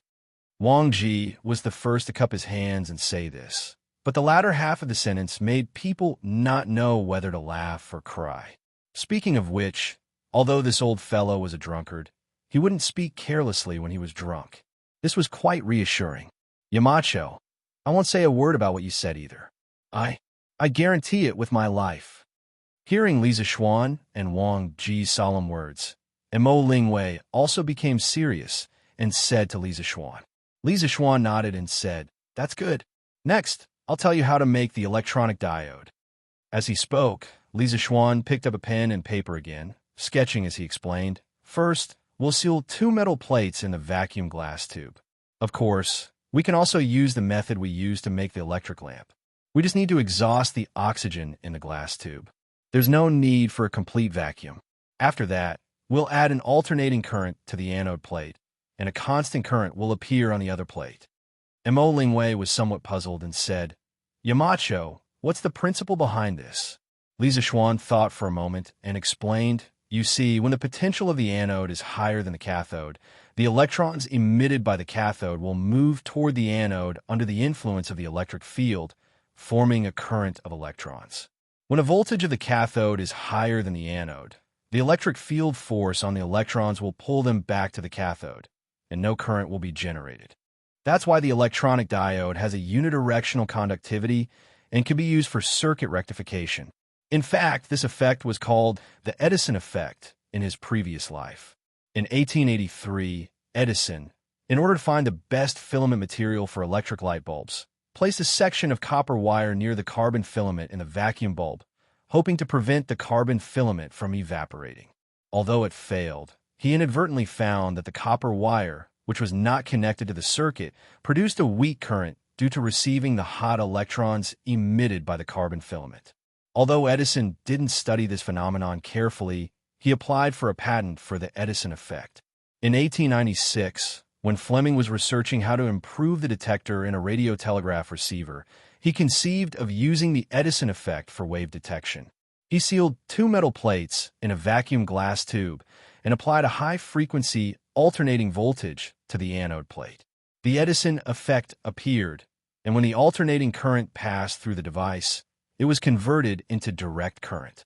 Fleming called this tube, with two electrodes, a vacuum diode. It had both rectifying and detecting functions. This was the first electronic device in human history. Li Zhishuan wanted to make this kind of vacuum diode right now. Although he knew the principle behind it, he wasn't completely sure if he could make it in the end. Yamacho, I roughly understand. Overall, the structure of the electronic diode isn't complicated. Although it will take a lot of effort to make it, it's not impossible. Please let me try a few times. Mo Lingwei listened to Li Zixuan's explanation and thought for a long time before finally nodding. Wang Ji also cupped his hands and said, I roughly understand as well. I will definitely do my best to assist Ink Girl in making the electronic diode. Mo Lingwei's progress was directly related to whether his electrolysis workshop could continue operating normally. Of course, he was more concerned than anyone else. Li Zixuan nodded and said, Then I'll have to trouble the two of you. But in my opinion, the DC generator and the electronic diode can be made at the same time. The one that is made first will be put into use first, and the electrolysis workshop can start work earlier. To be on the safe side, Li Zixuan decided that he had to go all out and grab both hands. I think he's driving, but I don't have evidence. Yes. Yamacho. The two of them cupped their hands and replied. Li Zixuan nodded with satisfaction and thought to himself, with the diode, the triode won't be far away. When the time comes, many electrical appliances can be made. Tang Dynasty will soon enter the electronic age. Chapter 1436. Yamacho, I have another question. In the laboratory, Mo Lingwei frowned and asked, Since we need direct current so much, why didn't we just use a direct current generator to generate electricity? Hearing Mo Lingwei's question, Li Zixuan couldn't help but praise this girl's intelligence. He thought for a moment and said, Ink Girl, have you ever thought about this question? If the electricity from the hydropower station is direct current, how much voltage will be attenuated after it passes through a 1-mile-long wire? You have to know that for a wire of the same thickness, the longer the length, the higher the resistance, and the greater the divided voltage. Let's say the output voltage of the hydropower station is 200 volts. If it is transmitted to a place 1 mile away, the voltage will be only 150 volts. The further it is, the lower the voltage will be. And the electric lamps produced by our workshop all have the same calibrated voltage. If we use direct current to transmit electricity, the places far away from the hydropower station won't be able to get enough voltage to light the lamps. If we use alternating current to transmit electricity, this problem won't exist because we have transformers. We can use transformers to boost the voltage of places far away from the hydropower station and raise the voltage to the value we need. But direct current isn't as easy to convert voltage as alternating current.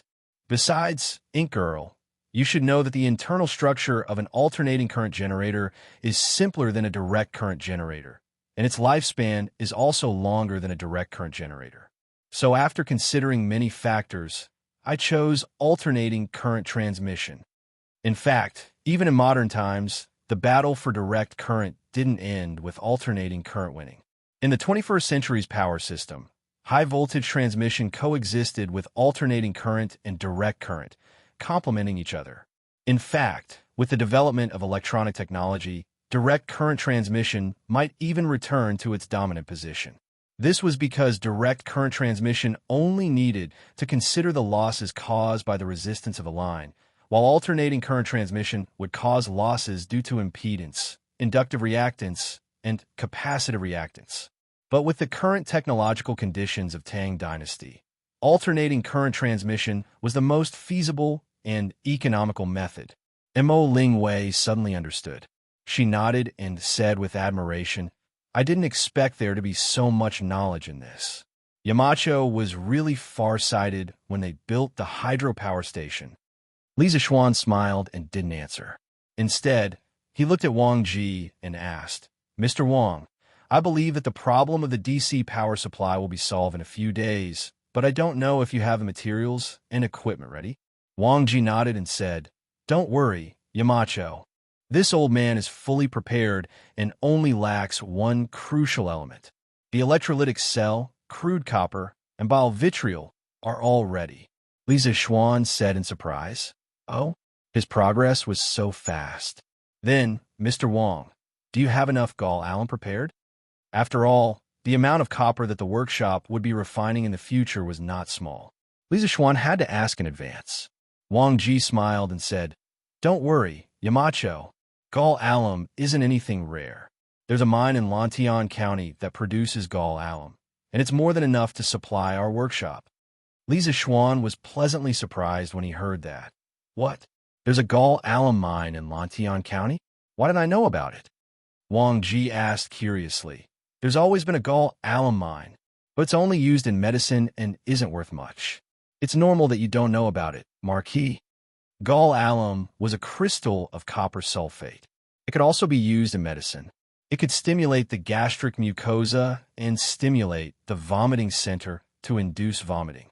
It was used in phlegm congestion, throat paralysis, epilepsy, eating poison, mouth ulcers, tooth ulcers, ulcers pterygium, and so on. Li Zishuan quickly interrupted. Who said that it's not worth much? Not only can it be used to refine crude copper, it can also be used as an electrolyte to electrolyze copper. With this gall alum mine, we can solve our copper shortage problem to a large extent. Refining copper with gall alum?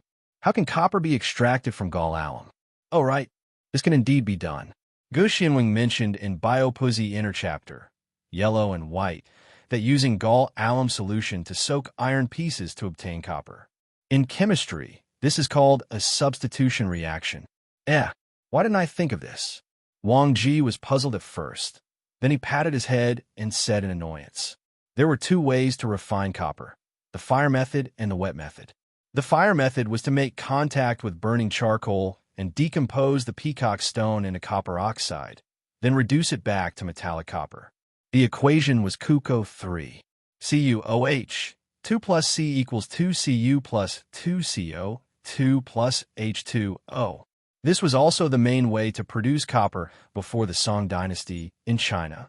The wet method was also known as the gall copper method. The production process mainly consisted of two aspects.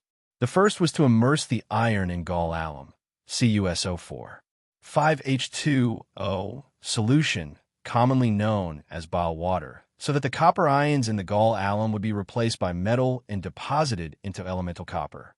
The second was to collect the copper powder that was about to be replaced, and then smelt and cast. China's people first used natural copper compounds to refine copper by wet method. During the Western Han Dynasty, sulfuric acid was used to react with copper oxide, and then iron was used to replace the copper. Liu, in's Huainan Wanbi technique, said that when green iron was obtained, it would turn into copper. Green referred to soluble copper salts. That is, when copper salts meet iron, copper will be formed. Jin Gehong's Biopuzzi Inner Chapter, Yellow and White, also recorded that green was used to paint iron, and the iron was red like copper. During the Northern and Southern dynasties, it was further recognized that not only copper sulfate, but other soluble copper salts could also undergo substitution reactions with iron. However, these methods were only discovered by the alchemists during the process of refining pills, and were not actually used in production. It wasn't until the late Tang dynasty and the Five dynasties that the wet method of refining copper began to be used in production. In the Song dynasty, it developed into one of the important methods of producing copper. In the early Tang dynasty, there were very few people who knew about the wet method of refining copper, not to mention using it in production. Seeing that Wang Ji had reacted, Li Zishuan nodded and said, That's right. The process of smelting copper with gall alumina was a chemical substitution reaction. In a while, I'll send someone to find the mine that Mr. Wang mentioned and quickly find out the reserves of copper sulfate. After that, we can dig a water tank around the mine, forge the iron into thin pieces, and place them in the tank. Then, we'll use the bile water to soak the iron pieces, and the copper in the bile sulfate will adhere to the surface of the iron pieces. Although forging the iron pieces into thin pieces is more troublesome, our workshop now has a hydraulic press, so this can't be considered troublesome. In addition, forging the iron pieces into thin pieces can increase the surface area of the iron, greatly reducing the substitution time and increasing the copper production rate. I hope that the copper produced from this mine can completely supply the electricity consumption of Lantian County. A while ago, he was still worrying about where to get some copper. He didn't expect that there would be a mine of copper sulfate in his fief. The people of this era obviously didn't realize the true use of a mine, otherwise this mine would have been expropriated and mined by the imperial court, and wouldn't have waited until now. Hearing this, Wang Ji couldn't help but sigh with longing. If the reserves of copper sulfate in this mine is really amazing, we can cover the entire Lantian County with electricity. This kind of scene, I'm looking forward to it even in my dreams. After leaving Mo Lingwei's laboratory, Li Zixuan immediately sent Lu Feng and Lu Yun to bring people to investigate the mine of copper sulfate. After that, he went to the Ba River to check on the progress of Zhang Hongsheng's armor manufacturing. Zhang Hongsheng promised Li Zixuan that he would be able to make the first set of plate armor by the day after tomorrow at the latest. After the first set was made, the production speed would get faster and faster. Young master, yesterday I got people to use the hydraulic press to forge a batch of iron pieces of the same size and thickness. With these iron pieces, we can make the chain you mentioned before. I have already arranged for the craftsmen to assemble the chain, and it should be completed by tomorrow. With the chain, young master, are you planning to start building the second generation of chain-driven bicycles? Faubert was also at the hydropower station. Seeing Li Zixuan come over to inspect the work, he quickly walked over and said. Li Zixuan heard this and was delighted. He secretly thought that those outdated and clumsy front-wheel-driven bicycles could finally be eliminated. He smiled and said, "Build. Quickly build. The faster the better." "Oh, right, Faubert, this chain-driven bicycle, even if I don't give you the blueprint, you should be able to imagine its structure, right?" Faubert nodded and said, "Young master, don't worry. I know what I'm doing. This second generation of bicycles is only different from the first generation. Everything else is basically the same. This won't be a problem for me." Li Zixuan said excitedly, "Hee, that's good. I'll wait for Faubert's good news. The previous bicycles have brought us a lot of profits. Now that we have the technology to produce chains, we can create a more agile and light second-generation bicycle. I believe that more people will like it and be willing to spend money on it. In the near future, the bicycles produced by our Chi-Chu Pavilion Workshop will be spread all over the Tang Dynasty." Last year, because he didn't have a dam or a hydraulic press, he couldn't make chains. He could only make those ancient bicycles with pedals installed on the front wheel. These bicycles were very taxing to ride and could easily trip over. Li Zixuan only felt that it was a novelty at first. After riding it for a few days, he stopped riding it. He was a modern person. Any bicycle that he had ridden before was 1,000,000 times better than those ancient bicycles. But Cheng Yaojin, the native of the Tang Dynasty, didn't know that there were better bicycles in this world. They only knew that the bicycles produced by the Chi-Chu Pavilion Workshop were faster, more agile, and more convenient than horse carriages. That was why they rode them every day. Now that he had chains, everything was different. Not only could Li Zixuan produce bicycles with chains to drive the rear wheels, he also wanted to make mountain bicycles with disc brakes to change the speed. He even wanted to make electricity. These improved bicycles could not only replace horse carriages, but also horses.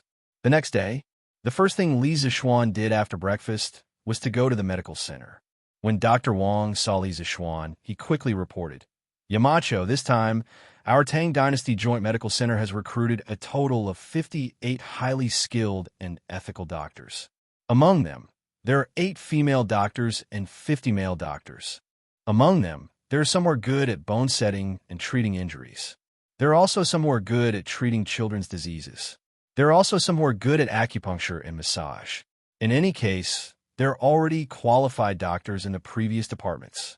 Li Zixuan nodded and said, "That's good. The medical center must operate normally as soon as possible and fully open to the people of Lantian County. All the prices of the herbs and the consultation fees must be open and transparent. We can't cheat the people. In addition, the number of female doctors is still too small compared to the number of male doctors. I told you before that doctors don't differentiate between men and women. In the eyes of a doctor, there should be no concept of gender.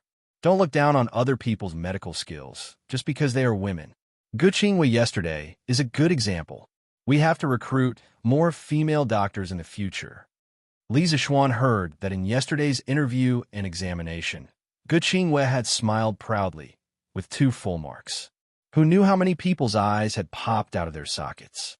Li Zixuan felt that Gu Qingyue could be used as an example to all the women in the world who were interested in medicine. He wanted to tell the world that women could also learn and practice medicine, and that their medical skills were not inferior to men. Dr. Wang cupped his hands and said, Yamacho, after yesterday's interview and examination, no one dares to look down on female doctors. The reason why there are only 8 female doctors is because there are too few female doctors who came to apply. However, today's Datong Daily published a notice that our joint medical center can recruit female doctors. I believe that soon, there will be female doctors with excellent medical skills coming to our medical center. Li Zixuan heard this and nodded. That's good. If the medical center has any difficulties in the future, Dr. Wang, you could tell County Magistrate he or me. If we can help, the county government and I will definitely do our best to help. Yes, Yamacho. In the afternoon, Li Zixuan rode to the workshop again. He had received news that Mo Lingwei's electric motor and the second-generation chain bicycle that Faubert was in charge of had been completed. Yamacho, this is the electric motor. As long as it is connected to the battery, the rotor inside will be able to spin rapidly. Mo Lingwei pointed at the lump of metal on the floor and said in the workshop of Chitu Pavilion. Li Zixuan frowned. He had to admit that the electric motor's appearance was a little ugly. The outer shell was cast directly. The surface was not polished, quenched, or painted. It was as ugly as it could be. He just did not know if this ugly thing could be used properly. Connect it to the battery and let me see, Li Zixuan said softly. Okay, Mo Lingwei replied and quickly asked Xianxia, who was next to her, to bring a lead-acid battery over from Wang Ji's place. Since Yin Xiaoning went home in a hurry yesterday, he had not come yet. Mo Lingwei had no one to order around, so she could only order Xianxia around. After the lead-acid battery was brought over, Mo Lingwei placed the electric motor upside down and asked Xianxia to hold it steady. Then, she connected the power source. When the power source was connected to the battery's positive and negative electrodes, the electric motor started to spin rapidly. Success! Success! We have changed the way power is used in this era, Li Zixuan said as he looked at the electric motor that was spinning wildly. Chapter 1437. In his previous life, there were 3 revolutions in the history of mankind. The first revolution was when the steam engine replaced the inefficient human and animal power. The second revolution was when the internal combustion engine replaced the internal combustion engine. The third revolution was electricity. Li Zixuan had originally wanted to follow this rhythm and start a power revolution in the Tang dynasty. But last year, when he created the telegraph, he created electricity along with it. Since then, he couldn't help but want to create more things related to electricity. Thus, electric lamps, lead-acid batteries, electric motors, and other modern electrical equipment were all invented by him. As for the steam engine and the internal combustion engine, Li Zixuan believed that he did not need to create them. In the future, the students of Yanhuan College would be able to create them. As a Yamacho, he could not possibly create everything and leave the students with nothing to create, right? Yo, Ink Girl's electric motor was built so quickly. Just as everyone was staring at the rapidly spinning electric motor, Uncle Fu walked in from outside and couldn't help but exclaim in surprise. It was just finished. Manager Fu, you're here. Please have a seat. Mo Lingwei raised her head and greeted him. Faubert, you're here. Li Zixuan also greeted him with a smile. Faubert waved at Mo Lingwei and said, Hee, I'm not sitting. I'm not sitting. This old man is here to look for young master. Hearing this, Li Zixuan raised his head. Faubert also looked over and said, Young master, the second-generation bicycle with chains has been built. Do you want to take a look? Li Zixuan exclaimed, Even the bicycle has been built?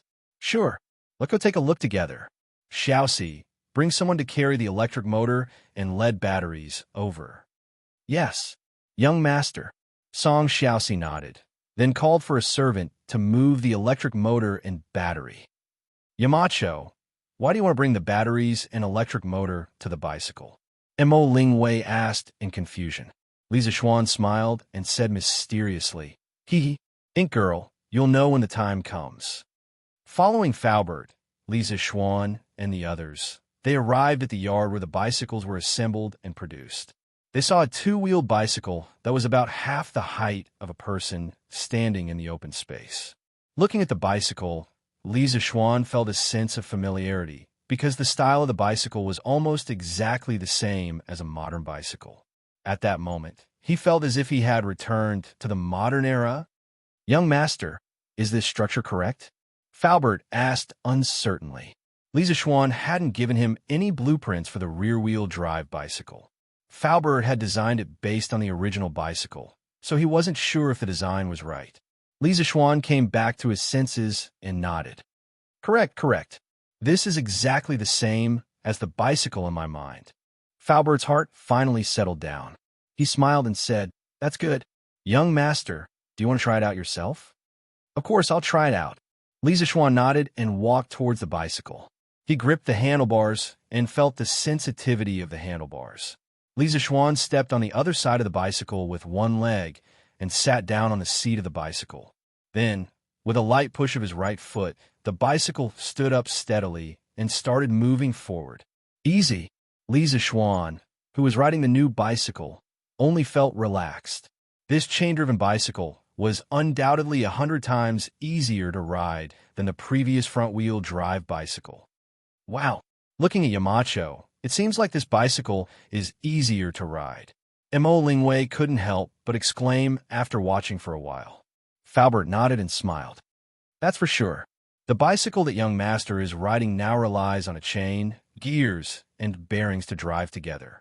Furthermore, the number of gears connected to the pedals is much more than the number of gears connected to the rear wheel. When you step on the pedals, the rear wheel will have to turn a few times. It's not like the bicycle that you used to ride in a single round. Therefore, it's much easier to ride." Uncle Fu could be considered an old expert in the field of machinery. He was able to clearly explain the advantages of the new bicycle in just a few words. It was clear and concise. Mo Lingwei wasn't stupid. After listening, she quickly understood. She looked at Faubert and said with admiration, "These improvements are really ingenious. Manager Fu, you're really amazing." Faubert smiled and waved his hand. "Hee hee, I wouldn't dare to take the credit for this. The idea was all from young master. I just followed young master's suggestions and designed the blueprint." Mo Lingwei smiled. "Hee hee, Manager Fu, you don't have to be humble. The mountain leader has already told me that you designed all the blueprints by yourself." Looking at Yamacho riding this new bicycle, I want to ride it too. Manager Fu, do you have any more new bicycles? Faubert shook his head and said, "Only one of them has been made so far. If Miss Mo wants, the workshop can make another batch in 2 days." Faubert watched Yin Xiaoning grow up, and Mo Lingwei was Yin Xiaoning's crush. Faubert took good care of Mo Lingwei in the workshop. Mo Lingwei smiled playfully and said, "I don't have to wait until then. I want to ride it now." Then she put her hand around her mouth and shouted at Li Zixuan, who was racing in the open space, "Yamacho, come down quickly. Let me ride this bicycle too." Li Zixuan heard the shout and could only ride the bicycle back. He handed it to Mo Lingwei and said, "Ink Girl, if you want to ride it, then ride it quickly. But you have to be quick because we're going to modify this bicycle in a while." "Modify the bicycle?" "Yamacho, didn't you just say that this bicycle is already perfect? Then why do you need to modify it?" Mo Lingwei was confused and asked curiously. Faubert also looked at Li Zixuan hesitantly. Li Zixuan smiled and said, "Ink Girl, didn't you find it strange that I asked Xianxia and the others to bring the electric motor and battery? It's to modify the bicycle." Mo Lingwei thought quickly and her eyes suddenly lit up. She asked tentatively, "Yamacho, you're not thinking of using the electric motor to move the bicycle, are you?" After saying this, even she didn't believe it. But all the signs in front of her showed that Li Zixuan wanted to use the electric motor to modify the bicycle. Faubert's eyes widened in disbelief. He thought that the new bicycle with chains was already very advanced. But Li Zixuan wanted to take it a step further and use the electric motor to modify the bicycle. Then, Wouldn't it mean that the bicycle in the future wouldn't need people to step on it and could be moved by the electric motor? Faubert didn't even dare to think about this in the past. Lisa Schwann nodded and said, Ink Girl is indeed smart. You guessed right. I did plan to use the electric motor and lead batteries to modify the bicycle. After the modification, the bicycle can't be called a bicycle anymore. It should be called an electric bicycle because it doesn't need people and can move quickly with electricity. Electric bicycle? That's good. Yamacho, let's start the modification now. As soon as Mo Lingwei heard it, she immediately became interested and shouted loudly. Lisa Schwann smiled and asked, Ink Girl, aren't you going to test riding the bicycle? Mo Lingwei shook her head without thinking and said, I don't want to try. I'm not going to try anymore. When the electric bicycle is done, it won't be too late for me to try it. Who would want to ride a bicycle if there was an electric bicycle? Lisa Schwann found it funny and said, Okay, let's focus on modifying the bicycle today. Around 1859, the Frenchman Plant invented the lead-acid battery. In 1881, the Frenchman Gustave Truffaut had already used the DC motor and lead-acid battery in the transportation industry. He created the world's first electric tricycle, which was much earlier than the internal combustion car. It was also powered by the lead-acid battery. It was similar to the electric tricycles used by modern China. Today, Lisa Schwann had brought the history of the electric bicycle forward by more than 1,000 years. Once the electric bicycle was released, it would change many people's understanding of electricity. After all, in the past, people only knew that electricity was the same as thunder on a rainy day. The people of Lantian County knew that electricity could light up light bulbs, but almost no one knew that electricity could provide power for humans. After humans learned how to use animal power and water power, they would eventually learn how to use electricity. Yamacho, I've finally found you. At noon, Lisa Schwann did not go back. He chose to eat in the workshop's cafeteria. He met Majo by chance. Majo quickly came over with his plate and sat opposite Lisa Schwann. Lisa Schwann was puzzled and said, Oh, Brother Ma, why are you looking for me? In the morning, I was modifying the bicycle in the bicycle workshop. That's why you didn't find me. In today's workshop, there were thousands of craftsmen and countless workshops of various sizes. In the morning, Lisa Schwann, Mo Lingwei, Faubert, Song Xiaoxi, and the others were all in the courtyard where the bicycles were manufactured. It was normal that Ma Zhou could not find him. No wonder. Yamacho was in the bicycle workshop. Ma Zhou suddenly exclaimed. He quickly went back to the topic and said, Yamacho, the statistics from the editorial department are out. Yesterday, there were a total of 15,872 people who tipped Celestial Bane. Everyone tipped from 5 copper coins to 1,000 strings of coins. We received a total of 29,462 strings of coins. This number is terrifying. It's a miracle. I don't think there will ever be another novel in Bragging World that can create such a miracle. Lisa Schwann was silent for a moment and said, In fact, in many people's hearts, the characters in Celestial Bane can't be measured by money. They're just using this method to bid farewell to the characters in the book. But isn't it also bidding farewell to you, Yamacho? Ma Zhou sighed and said, Yamacho, those readers can't forget you. Are you really willing to stop writing from now on? Lisa Schwann shook his head and said, Brother Ma, it's useless to say more now that things have come to this. Come. Let's eat. Seeing that, Ma Zhou decisively stopped talking about it. He rolled his eyes and suddenly said, Yamacho, speaking of which, your Celestial Bane saved many of our offices this time. Lisa Schwann asked curiously, Where did that come from? Ma Zhou quickly explained, 2 days ago, there were women who applied for medical school surrounding Detong Daily's office. But when the news of the end of Celestial Bane came out yesterday, those readers replaced those women and came to surround the office. However, they came to reward Celestial Bane, not to cause trouble. After what they did, our Detong Daily's office wasn't surrounded by those women today. Yamacho, don't you think this counts as saving our office? Lisa Schwann suddenly understood and nodded. I see. But even if they continue to surround Detong Daily's office, I have a solution. Brother Ma, you don't have to worry. Ma Zhou was puzzled. Marquis has a solution? What is it? Li Zixuan smiled and said, I plan to announce to the world that I'm recruiting women into the medical school. Tomorrow morning, I'll officially announce this in front of all the civil and military officials. Ma Zhou was shocked. He stared and said, Yamacho, this can't be. You'll be impeached by many officials if you do this. It might even affect the Academy's reputation. Li Zixuan shook his head and said, It's okay. I've already thought of a foolproof plan. Brother Ma, don't worry. Ma Zhou was helpless, but he knew that once Li Zixuan decided on something, even 9 bulls couldn't pull him back. He didn't try to persuade him anymore. In the afternoon, Cheng Chumo, Sun Zifan, and Yuchi Baolin came to the workshop. Yamacho, I heard that our academy is recruiting female students. Is it true? When Li Zixuan heard that the idiot had come to the workshop, he walked from the bicycle workshop to the front yard of the workshop. Who would have thought that Cheng Chumo would ask such a question? Li Zixuan rolled his eyes in annoyance and said, Where did you get this information from? The academy doesn't recruit female students. Even if it does, what does it have to do with you? You don't study hard, and you don't help train the team. You only care about things that have nothing to do with you.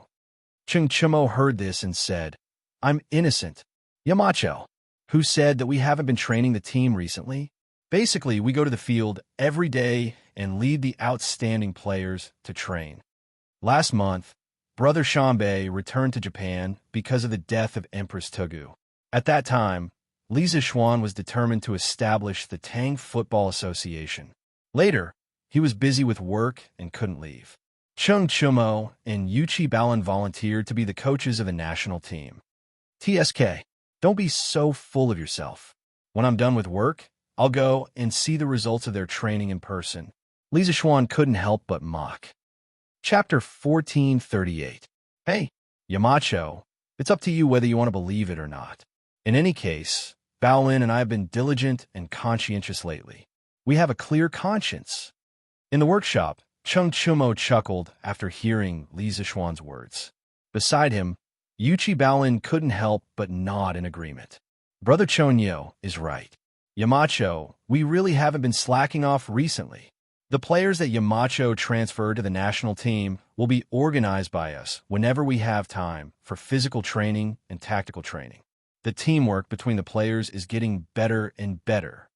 Li Zixuan nodded and said, if that's the case, that's great. You guys can train them according to the tactical training manual and physical training program that I gave you. If I have time, I will personally train them. If you guys do well, there will definitely be a place for you in the Tang national team. Cheng Chumo chuckled and said, Haha, Yamacho, I like what you said. Sun Zifan then said, Yamacho, a few days ago, the medical school was recruiting students.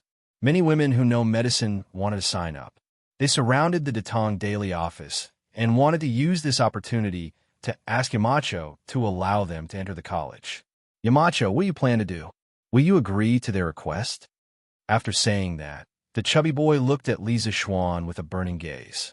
Clearly, he was eager to know the answer. Cheng Chumo and Yuchi Baolin also looked at Li Zixuan in unison. TSK, men like women. This was an unchanging law of nature. Yanhuang College was impeccable in terms of facilities and teaching staff. The only downside was that the college was like a temple for monks. There were only men and no women. Therefore, as soon as they heard that a woman wanted to apply for the Yanhuang Academy, Cheng Chumo, Sun Zifan, and the other old foxes who were in the age of puberty and hormone secretion immediately came to Li Zixuan to ask for his opinion. Li Zixuan had also been a student in his previous life. How could he not see through Sun Zifan's true intentions? He glanced at them and said indifferently, Could it be that you bastards are thinking about women? As soon as he said this, Sun Zifan and Yuchi Baolin immediately flushed red. Yamacho, what are you saying? How could I, Sun Zifan, be that kind of person? No matter how bad Sun Zifan was, he was still the son of a great scholar. How could he be called a pervert? Yuchi Baolin stammered, Yamacho, I'm not. This honest man almost blurted out the modern era's 3 consecutive denials. I'm not. Don't talk nonsense. Chung Chumo, on the other hand, was not a stingy person. He was thick-skinned and crossed his arms. He did not explain, but he did not deny either. Li Zishuan pointed at the three people in front of him and sneered, "Ha ha! You guys, let me put it this way. I do intend to recruit some talented women who know medicine to further their studies in the medical school. However, to avoid criticism, I plan to separate the medical school and the engineering school with a high wall. I'll imitate the way the Imperial Physician Department teaches students and train these medical students." "What? Separate them with a high wall? F***CK. Yamacho, aren't you being too cruel? Do you have to be so heartless?" Chung Chumo couldn't sit still after hearing Li Zishuan's words. He glared at him and said angrily. Li Zishuan glanced at him and said lightly, "Didn't you say that you're righteous people just now? What? Now you're showing your true colors?" Sun Zifen, who was about to speak, was stunned when he heard this and immediately shut his mouth. Chung Chumo pursed his lips and said, "That's what they said. I didn't say anything. Yamacho, don't you think that our engineering school is a little out of balance? It's not easy for some female students to come in. Why are you surrounding them with a wall?" Hearing Chung Chumo spouting nonsense, Sun Zifen quickly chimed in. "That's right. Yamacho, there's a saying that goes, a fair and graceful woman is a good match for a gentleman. Although we don't have any thoughts about the female students who just entered the school, the balance between male and female yang can stimulate our motivation to study. Yamacho, you should be more happy to see this situation." Li Zishuan was speechless and couldn't help but scold. "Get lost. If the two of you can focus on your studies, Xianxia and Xiaoka won't have anything to do with first place in the school." Yamacho, you're calling me? Speak of the devil." As soon as Li Zishuan finished speaking, Li Tai's voice came from outside the room. The fatty came today mainly to talk to Li Zishuan about quitting writing. He wanted to see if there was any room for negotiation. After all, he was an experienced novel enthusiast. Naturally, he didn't want Li Zishuan to quit writing. He asked the servant about Li Zishuan's location. As soon as he arrived at the door, he heard the conversation between Li Zishuan and Chung Chumo. "Xianxia, you're here too? Have a seat." Li Zishuan nodded at Li Tai and greeted him. "Hey, Yamacho, you've made things so boring. The team still has training today. We'll take our leave first." Chung Chumo stood up, patted his butt, and said goodbye. "Yamacho, we'll take our leave too." Sun Zifen and Yuchi Baolin also stood up and said, Go ahead." Li Zishuan nodded. The three of them said goodbye to Li Tai and left. "Yamacho, what did Chumo and the others talk about just now?" Li Tai asked after the three of them left. "It's about the enrollment of medical students." Hearing Li Tai's question, Li Zishuan briefly told Li Tai what they had just talked about. Li Tai said disinterestedly, "Oh, so that's what it was about. Yamacho, your idea is good, but you have to be careful of the court official's impeachment. Otherwise, this good thing will become a bad thing." As a member of the royal family, Li Tai was not interested in ordinary beauty. Moreover, compared to Chung Chumo and Yuchi Baolin, he was still young. Therefore, he did not care much about the enrollment of women into the medical school. In his heart, women might not be as important as novels and truth. Li Zishuan nodded and said, "I've already made a decision on this matter." "Don't worry, Xianxia." Li Tai replied with an After a moment of silence, he said, "Yamacho, I'm sure you've heard about the grand occasion of Celestial Bane being rewarded by tens of thousands of people yesterday. Xianxia knows that you're busy with work every day, but if you have the time in the future, would you be able to continue writing novels?" When Li Zishuan heard this, he immediately understood the purpose of Li Tai's visit today. He pondered for a moment, then sighed and said, "Perhaps, but who knows what will happen in the future. Novels are nothing in my eyes. Xianxia, our goal is to spread the word of engineering to the world and benefit millions of people. I hope you can understand this." Li Tai was deep in thought. After a moment, he solemnly cupped his hands and said, "Xianxia will remember Yamacho's teachings." Li Zishuan nodded with satisfaction. Just as he was about to speak, Song Xiaoxi said from outside the door, Young master, Steward Fu has finished modifying the bicycle. They asked me to inform you. Li Zixuan was shocked when he heard that. He quickly replied, Okay, tell Faubert that I'll be right there. Yes, young master, Song Xiaoxi replied and turned to leave. Inside the room, Li Tao was puzzled. Yamacho, why are Steward Fu modifying the bicycle? Li Zixuan stood up and smiled. The workshop has recently created a lead-acid battery and an electric motor. We plan to use these two things in the new second-generation bicycle. We will use the battery's electricity to power the bicycle. This way, the bicycle will be able to run faster than a horse without any effort. Xianxia, you came at the right time. Why don't we go and have a look together? You can do that? Let's go. I'll go with Yamacho. Li Tai's eyes shone brightly as he hurriedly replied with great interest. So, the master and disciple left the room and walked towards the bicycle workshop's courtyard. Yamacho, you're finally here. The bicycle has been modified. Do you want to give it a try? Half an hour later, Li Zixuan brought Li Tai to the bicycle workshop's courtyard. Mo Lingwei saw Li Zixuan and quickly greeted him excitedly. Li Zixuan looked at the girl suspiciously and asked, Ink girl didn't try it first. Mo Lingwei's eyes flashed, and she shook her head.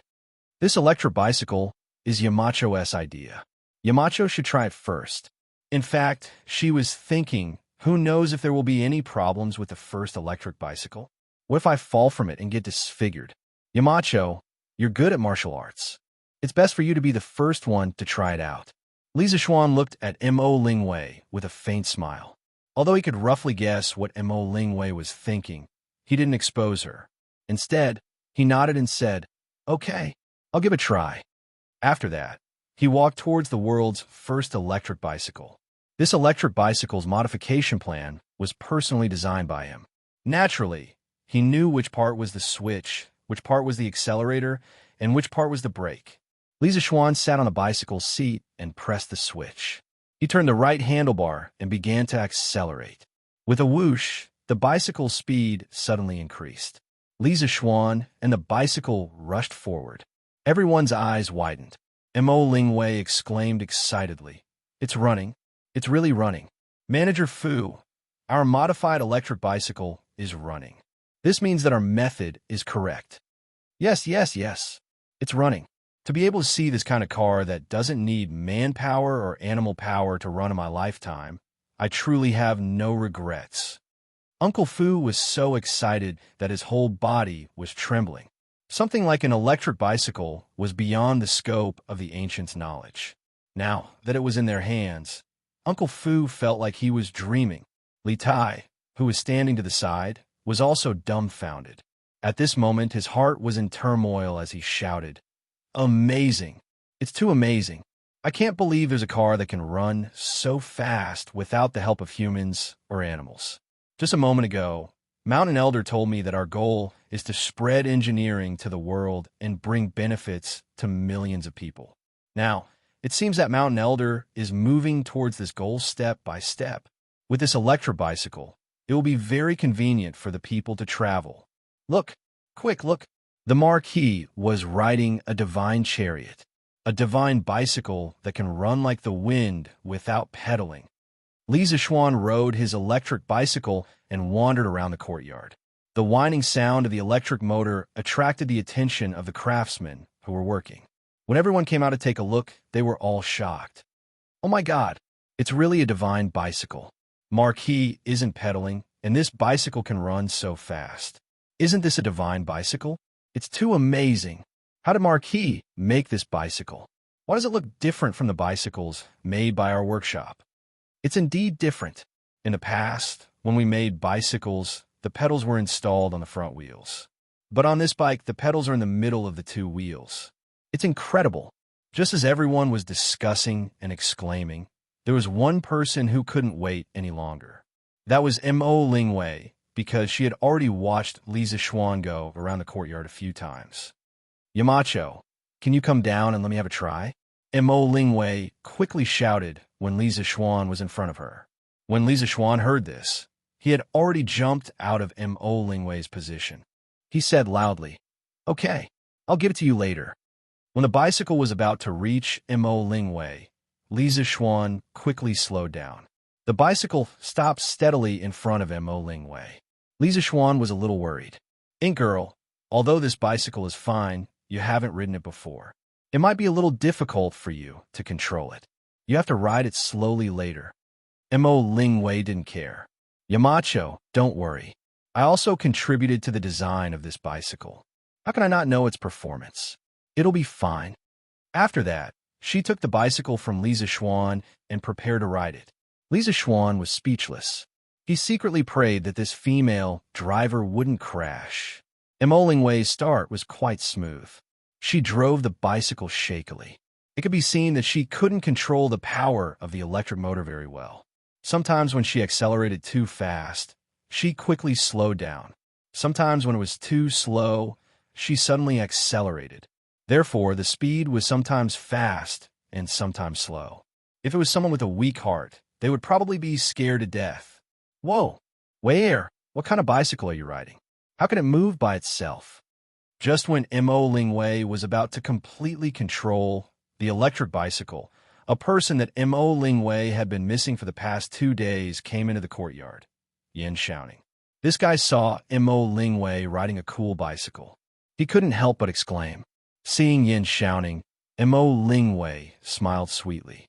"Ah, little Ning, you're finally back. Get out of the way. Get out of the way. I can't control this bicycle anymore." It turned out that this girl only cared about talking and made a small mistake when she was turning the corner. Just as she wanted a break, she pinched the wrong spot. The electric bicycle screamed wildly and rushed toward Xianxia at an even faster speed. Chapter 1439. Wei, be careful. Xianxia forgot to dodge when he saw that Mo Lingwei was getting closer and closer to him. Perhaps he consciously forgot to dodge because the gate of the courtyard was right behind him. There was a threshold at the gate, and it wasn't low. If Mo Lingwei were to crash into it, she would definitely fall. "Little Ning, get out of the way. Get out of the way." Mo Lingwei shouted when she saw that Xianxia was frozen on the spot. She thought that he was scared out of his wits. However, Xianxia was still standing on the spot. He didn't move at all, as if he was really scared out of his wits.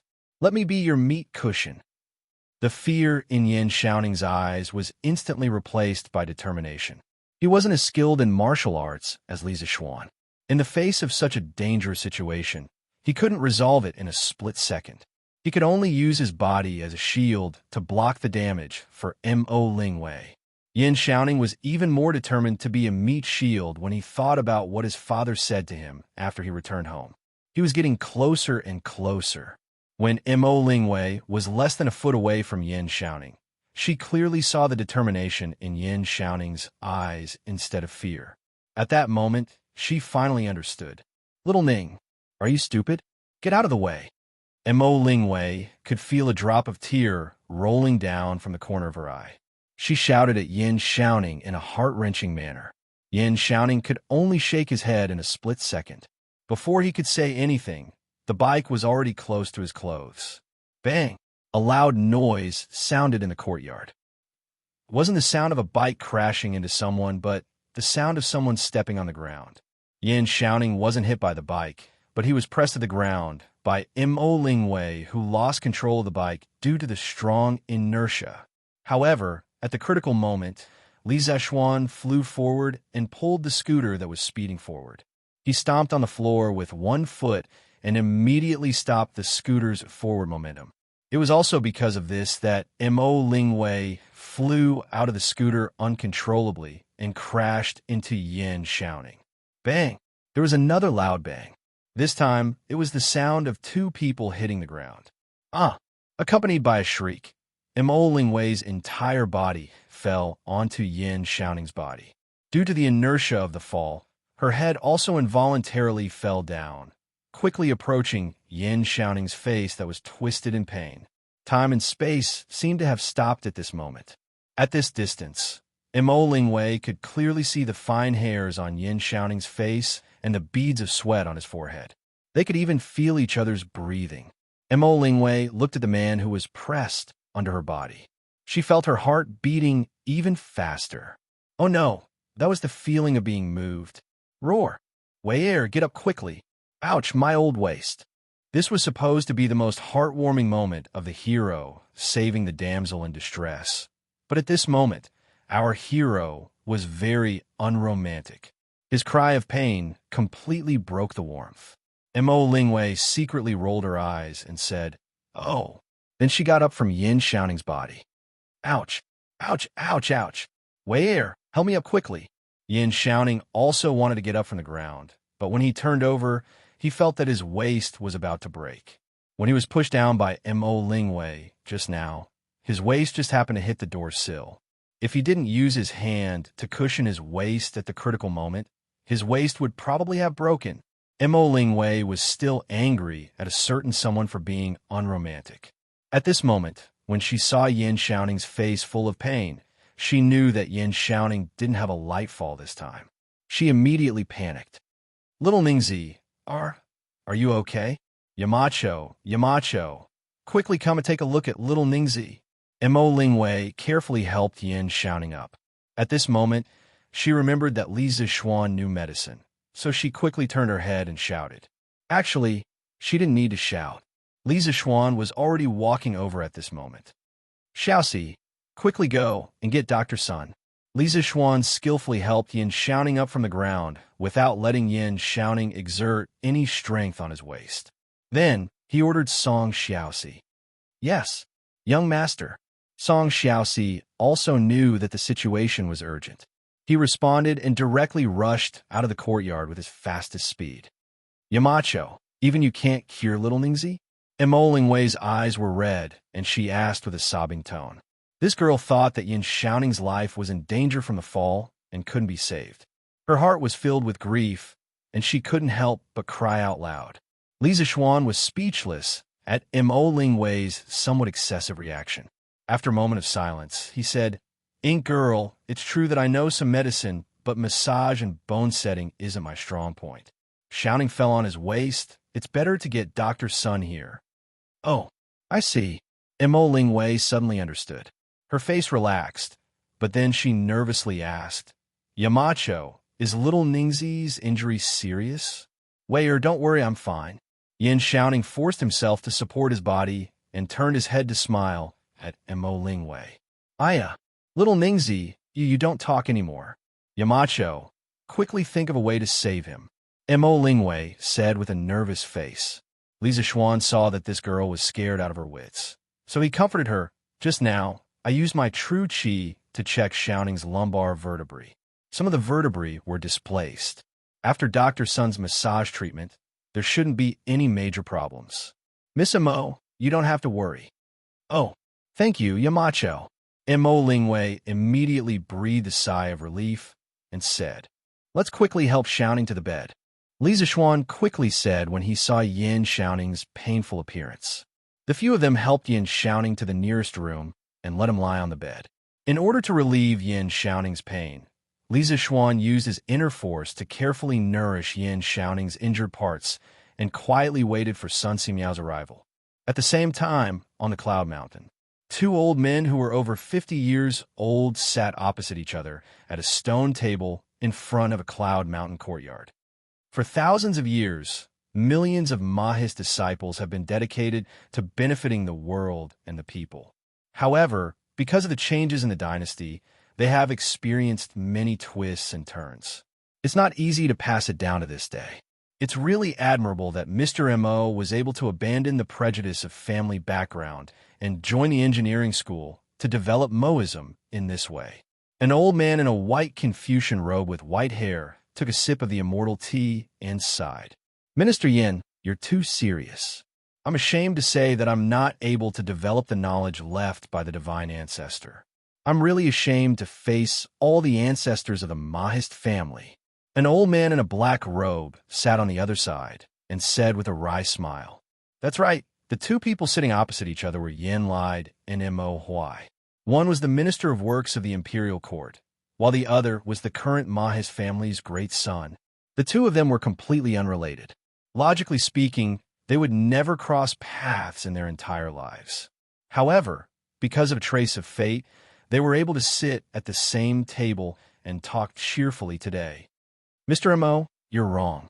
Now that Moism is declining and Confucianism dominates the world's knowledge, it's basically impossible for the Mahist family to establish a sect and recruit disciples like before. Only by relying on the engineering school can we have a chance to prosper. Mr. Mo, you're adapting to the situation and making the most correct decision. Even if the divine ancestor of the Mahist family were still alive, he wouldn't blame you for this. Because everything Mr. Mo is doing now is for the good of the world. Yanlai cupped his hands and said. Mo Huai was stunned. He paused and said, the reason why I agreed to join the Amacho and joined Yanhuan College was because I took a fancy to the philosophy of the engineering school. It's similar to my Mahist family's. Now, I can't even tell what the engineering school is. What is the Mahist family? I'm really a little obsessed. Yanlai couldn't help but laugh. We're both helping the world and the people. Why is there a need to distinguish between schools? I think the original intention of the Mahist family's divine ancestor was to benefit the world and the people, and not to make the Mahist family the #1 school in the world, right? Mo Huai fell silent when he heard that. A moment later, he raised his teacup and said, it's said that the onlooker sees more clearly than the person involved. Minister Yin, as an outsider, you've solved the confusion in my heart for a long time. I'll replace wine with tea and propose a toast to Minister Yin. Ha! Mr. Mo, you're too polite. Yin lied, smiled, raised his teacup, and drank it from a distance. Ha! I heard that Mr. Mo has a daughter who is talented and intelligent. She's proficient in the way of machinery and things.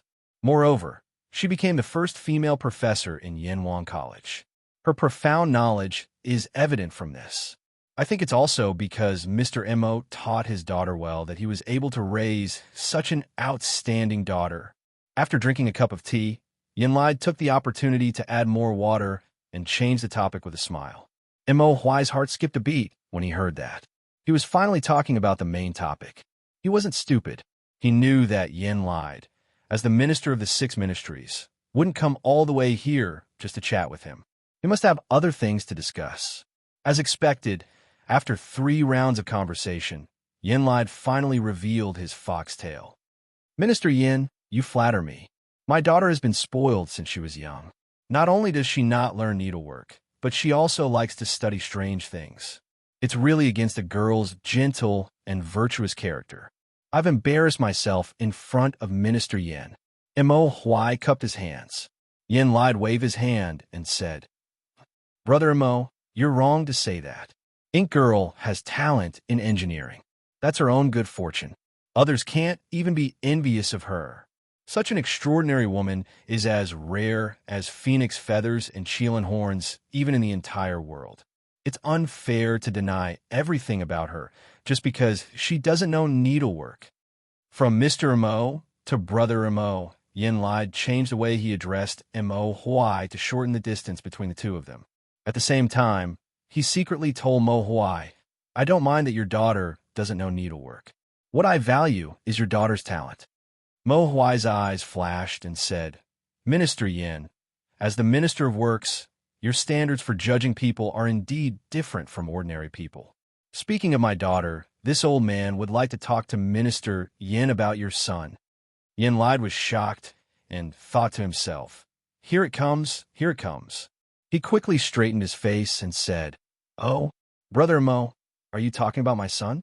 That kid is always idling outside and doesn't make this old man feel at ease. There's nothing to say. Mo Huai laughed and said, It's still the same saying. The onlooker sees the game clearly. As a person in the game, how can Minister Yin see your son's outstanding qualities clearly? Your son is protected by Minister Yin and is born in an official family. He has never had to worry about food and clothing since he was young. He should be like the rich playboys in the capital, playing with dogs and chickens all day long and loitering in brothels. However, he didn't. Instead, he became Yacho's right-hand man. Yanhuan College and the workshop have all been invested with young Master Yan's energy and blood. With such a talent in the Yin family, why worry about not being able to bring glory to the family? Yanlai's old face immediately wrinkled with a smile. After all, as a father, It was impossible for him to not be happy when someone praised his son, not to mention that Imo Huai might be his future in-law.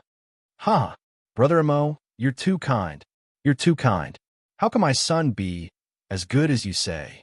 Yin Lai waved his hand and said, your daughter and my son are about the same age and have similar interests. As elders, why don't we give them a push behind their backs and make this marriage happen? We'll become in-laws from then on. How about it? Marriage proposal. At this time, Yin Lai saw that the time was right and finally expressed his real intention. Marriage proposal. Previously, he sent someone to call Yin Xiaoning home to ask if Yin Xiaoning had a sweetheart now. Yin Xiaoning was the only son of the Yin family. Yin Lai had always been concerned about Yin Xiaoning's marriage. Therefore, that day at the entrance of the palace, Li Zishuan only casually mentioned it, and Yin Lai immediately called Yin Xiaoning back. After he found out that Yin Xiaoning's sweetheart was Mo Lingwei, the daughter of the current generation of the Mo family, he immediately sent someone to collect all the information about Mo Lingwei. It didn't matter if he didn't look, but when he did, Yin Lai was immediately shocked. He was shocked by Mo Lingwei's talent, and even more shocked by Mo Lingwei's status in Yanhuang College. In addition, Mo Lingwei's background, the daughter of the Mo family's master, made Yin Lai approve of this marriage from the bottom of his heart. At the very least, both parties of this marriage were completely well-matched in terms of social status. Although the Mo family was in decline now, it was still the Mo family. It was the Mo family that had experienced thousands of years of hardships and still stood strong. The Mo family's master was the Mo family's master. He was the Mo family's master who had hundreds of thousands of disciples at his peak. In terms of status, Mo Huai wasn't lower than Yin Lai. One of them was a powerful figure outside of the imperial court, while the other was an important official in the imperial court. Logically speaking, they should be on equal footing. Therefore, Yin Lai came today to personally test Mo Huai's attitude. This kind of thing could only be tested secretly and couldn't be said directly, because if he was rejected, the Yin family would really lose face. Mo Huai's heart shook violently. Then, he restrained the shock on his face and said, this old man also knows that my daughter and young master, Yin, have the same interests, and this old man and Minister Yin are like-minded. Therefore, since Minister Yin has spoken, how can this old man refuse? Chapter 1440. Dr. Sun, is Xiaoning all right? In the workshop of Strange Interest Pavilion, Mo Lingwei immediately asked worriedly after Sun Ximiao treated Yin Xiaoning. Sun Ximiao washed his hands and said, girl, you don't have to worry. Young Master Yan's waist is injured. After my massage and medicinal wine, he will recover in 3 days. However, it takes 100 days for bones and tendons to recover. He mustn't get injured again in the next few months. Sun Ximiao's medical skills were really all-round. He was good at treating all kinds of diseases. No wonder he was called the king of medicine. However, Yin Xiaoning's injuries were mostly thanks to Li Zishuan. If it wasn't for Li Zishuan's invention of soaking medicinal wine in medicinal wine, Yin Xiaoning probably wouldn't have recovered so quickly. When the imperial court went to Nanyang last year, they realized that the grain in Nanyang was really cheap. For a time, the imperial court and merchants sent their fleets to the south to trade for grain. This directly caused the granaries in Tang Empire to be full.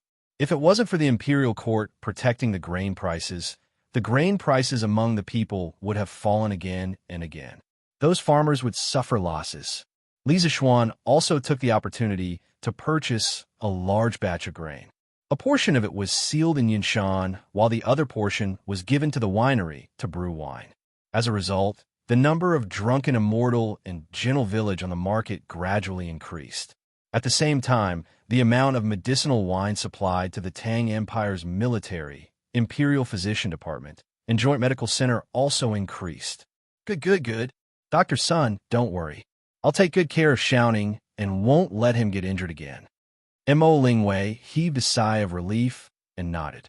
Sun Ximiao explained a few more dietary taboos before he took his leave. Have a good rest, Xiaoning. I'll help you inform Uncle Yin. Li Zixuan glanced at Mo Lingwei, who was sitting beside the bed with a worried face. He then looked at Yin Xiaoning, who was lying on the bed. These two should be considered a success now, right? After pausing for a moment, he felt that he shouldn't be a third wheel here. Hey, Xiaoxian, you, don't tell my father that I'm injured. Even if you want to tell him, you can only say that I accidentally fell down. Yin Xiaoning, who was lying on the bed, hurriedly replied. Li Zixuan was stunned when he heard this. He immediately understood that Yin Xiaoning didn't want Yin Lai to blame Mo Lingwei. Thus, he couldn't help but take a deep look at Yin Xiaoning. He thought to himself, who would have thought that the steely straight man who didn't understand romance would actually become so considerate of others? The changes in the world were truly unimaginable. Good, I'll cover for you. After a moment of silence, Li Zixuan responded and then turned to leave. Only Mo Lingwei and Yin Xiaoning were left in the room. Mo Lingwei affectionately looked at the man lying on the bed. She couldn't help but reminisce about the past. She realized that although this person would usually bicker with her and make her angry, he would always be considerate of her at critical moments. This kind of sincerity made her have the urge to cry. Little Ningzi, why are you so nice to me? After a long silence, Mo Lingwei finally couldn't help but ask. Although Yin Xiaoning, who was lying on the bed, had his back facing Mo Lingwei, he felt that Mo Lingwei was definitely looking at him from behind. However, Mo Lingwei didn't say anything, and he didn't know what to say. Or rather, he was afraid that he would say the wrong thing and cause a conflict between the two of them. At this moment, he finally heard Mo Lingwei's voice from behind. He couldn't help but heave a sigh of relief and replied without hesitation, "Nothing. I just felt that would be embarrassing to say that I was injured by a woman. So I asked Yamacho to cover for me." You. Mo Lingwei's brows furrowed, and she was about to fly into a rage. However, she immediately understood that Yin Xiaoning said this intentionally to comfort her. Thus, the anger in her eyes quickly turned into infinite gentleness. Indeed, this girl changed her face faster than flipping a book. Little Ningzi, does your waist still hurt? I'll help you apply the ointment, Mo Lingwei said gently. Yin Xiaoning instantly quivered because he had never heard Mo Lingwei speak so gently to someone. He couldn't help but say, Wei, or don't talk like that. I'm a little scared. Silence. After Yin Xiaoning finished speaking, the room suddenly fell silent for 3 breaths of time. However, this was just the calm before the storm. In the next moment, Yin Xiaoning would be greeted by a violent storm. Yin Xiaoning, hurry up and take off your clothes. I'll help you apply the ointment. Walala. Feeling the shock of this super strong sound wave, the birds on the branches outside the room immediately flapped their wings and flew away. Ouch! Wayer, gentler, gentler. After a while, Yin Xiaoning's miserable howls came from the room. The servants in the yard couldn't help but look at each other. They secretly thought that the man and woman in the room were two. That, weren't they? One was a female professor at Yanhuang College, and the other was the son of the current Minister of Works. The two of them were actually doing that in broad daylight. How immoral! Unaware that Yin Xiaoning and Mo Lingwei had already been labeled as wanton and unruly by the workers in the workshop, Li Zixuan was riding his little donkey. Oh no, it was a little electric bike on a small road in the countryside. He hummed a little tune along the way and enjoyed the summer breeze. It was really comfortable. However, this beautiful electric bike with amazing functions attracted the attention of many people along the way. Hey, look, isn't that Marquis? It's really Marquis. But what kind of bike is Marquis riding? How can it run so fast without pedaling? This must be a bike that only immortals can ride. Otherwise, how can it move by itself? It's amazing. This thing looks like a bicycle, but it's very different from a bicycle. A bicycle's pedals are installed on the front wheel, but this bike's pedals are installed in the middle. Also, this bike can run without pedaling at all. It's even faster than a horse. This must be an immortal's bike. It looks like Marquis just came out of the workshop. Could it be that the workshop of Strange Interest Pavilion made this magical bike? It must be. This workshop of strange interest pavilion is really amazing. They can even make a bike that immortals can sit on. I wonder how much this bike can be sold for. Sigh. I'm afraid that ordinary people like us can't count on it for the rest of our lives. Hey, you can't say that. Marquis loves his people like his children. Under the leadership of Marquis, we will definitely become richer and richer. Don't you see that many people can afford to eat meat now? Who would dare to think about this in the past? Maybe one day, every family will be able to afford this kind of immortal bike. Yes. As the people of Marquis fiefdom, our lives will definitely become better and better. As Li Zixuan passed by, he caused exclamations along the way. This was the first time the commoners had seen a car that didn't need to be pulled by a horse or pedaled. They all thought that the electric bicycle was an immortal car. However, although the people were talking about it, they did not dare to go up and ask Li Zixuan what kind of bike it was. This was because everyone was in awe of the unknown, especially when Li Zixuan was riding on the electric bike. He looked like an immortal. It was even more frightening that they did not dare to go up to him. It was already late. Li Zixuan did not plan to return to Lantian County that night. He planned to spend the night in Yinshan. He also wanted to test the electric bike's ability to climb hills. The results showed that normal hills were not difficult for an electric bike at full speed. Li Zixuan rode the electric bike up the half-mile hill in the time it took to drink a cup of tea. Woo! The roar of the electric bike came from the entrance of Yanwang College. It attracted the attention of the students in the college. Some even ran out of the college to investigate. Today was Sunday. The students usually returned to school in the afternoon. This was because from this week onwards, the college added a new night self-study session. There was also a night self-study session on Sunday night. The students, regardless of whether they lived far away or near, had to return to the college on Sunday afternoon. It was not yet time for the night self-study session, so there were still many students who came out to watch the fun. Wow, it's Yamacho. What kind of bike is Yamacho riding? Why is it running so fast? Hey. Did you notice that Yamacho's feet did not move at all, but the bike was running so fast? What kind of logic is this? Didn't Mr. M.O. teach us the conservation of energy? Then where does Yamacho's kinetic energy come from? It's obvious that this guy has been poisoned too deeply by physics and can't extricate himself. I think there must be something incredible installed on the mountain cavalry's carriage. Perhaps it's this thing that's generating kinetic energy that's driving the carriage forward so quickly. What on earth is that thing? How would I know? When Yamacho comes to the college tomorrow, we will ask him personally. It had to be said that these students who had received formal engineering education had a completely different way of thinking from ordinary people. When ordinary people saw the electric bicycle, they immediately categorized it as a vehicle for immortals. However, when the students of Yanwang Academy saw the electric bicycle, they did not categorize it as a groundless supernatural power. Instead, they were seriously thinking about what provided the kinetic energy for the bicycle. Damn, when I left in the afternoon, Yamacho was still normal. But why is Yamacho riding such an awesome bike?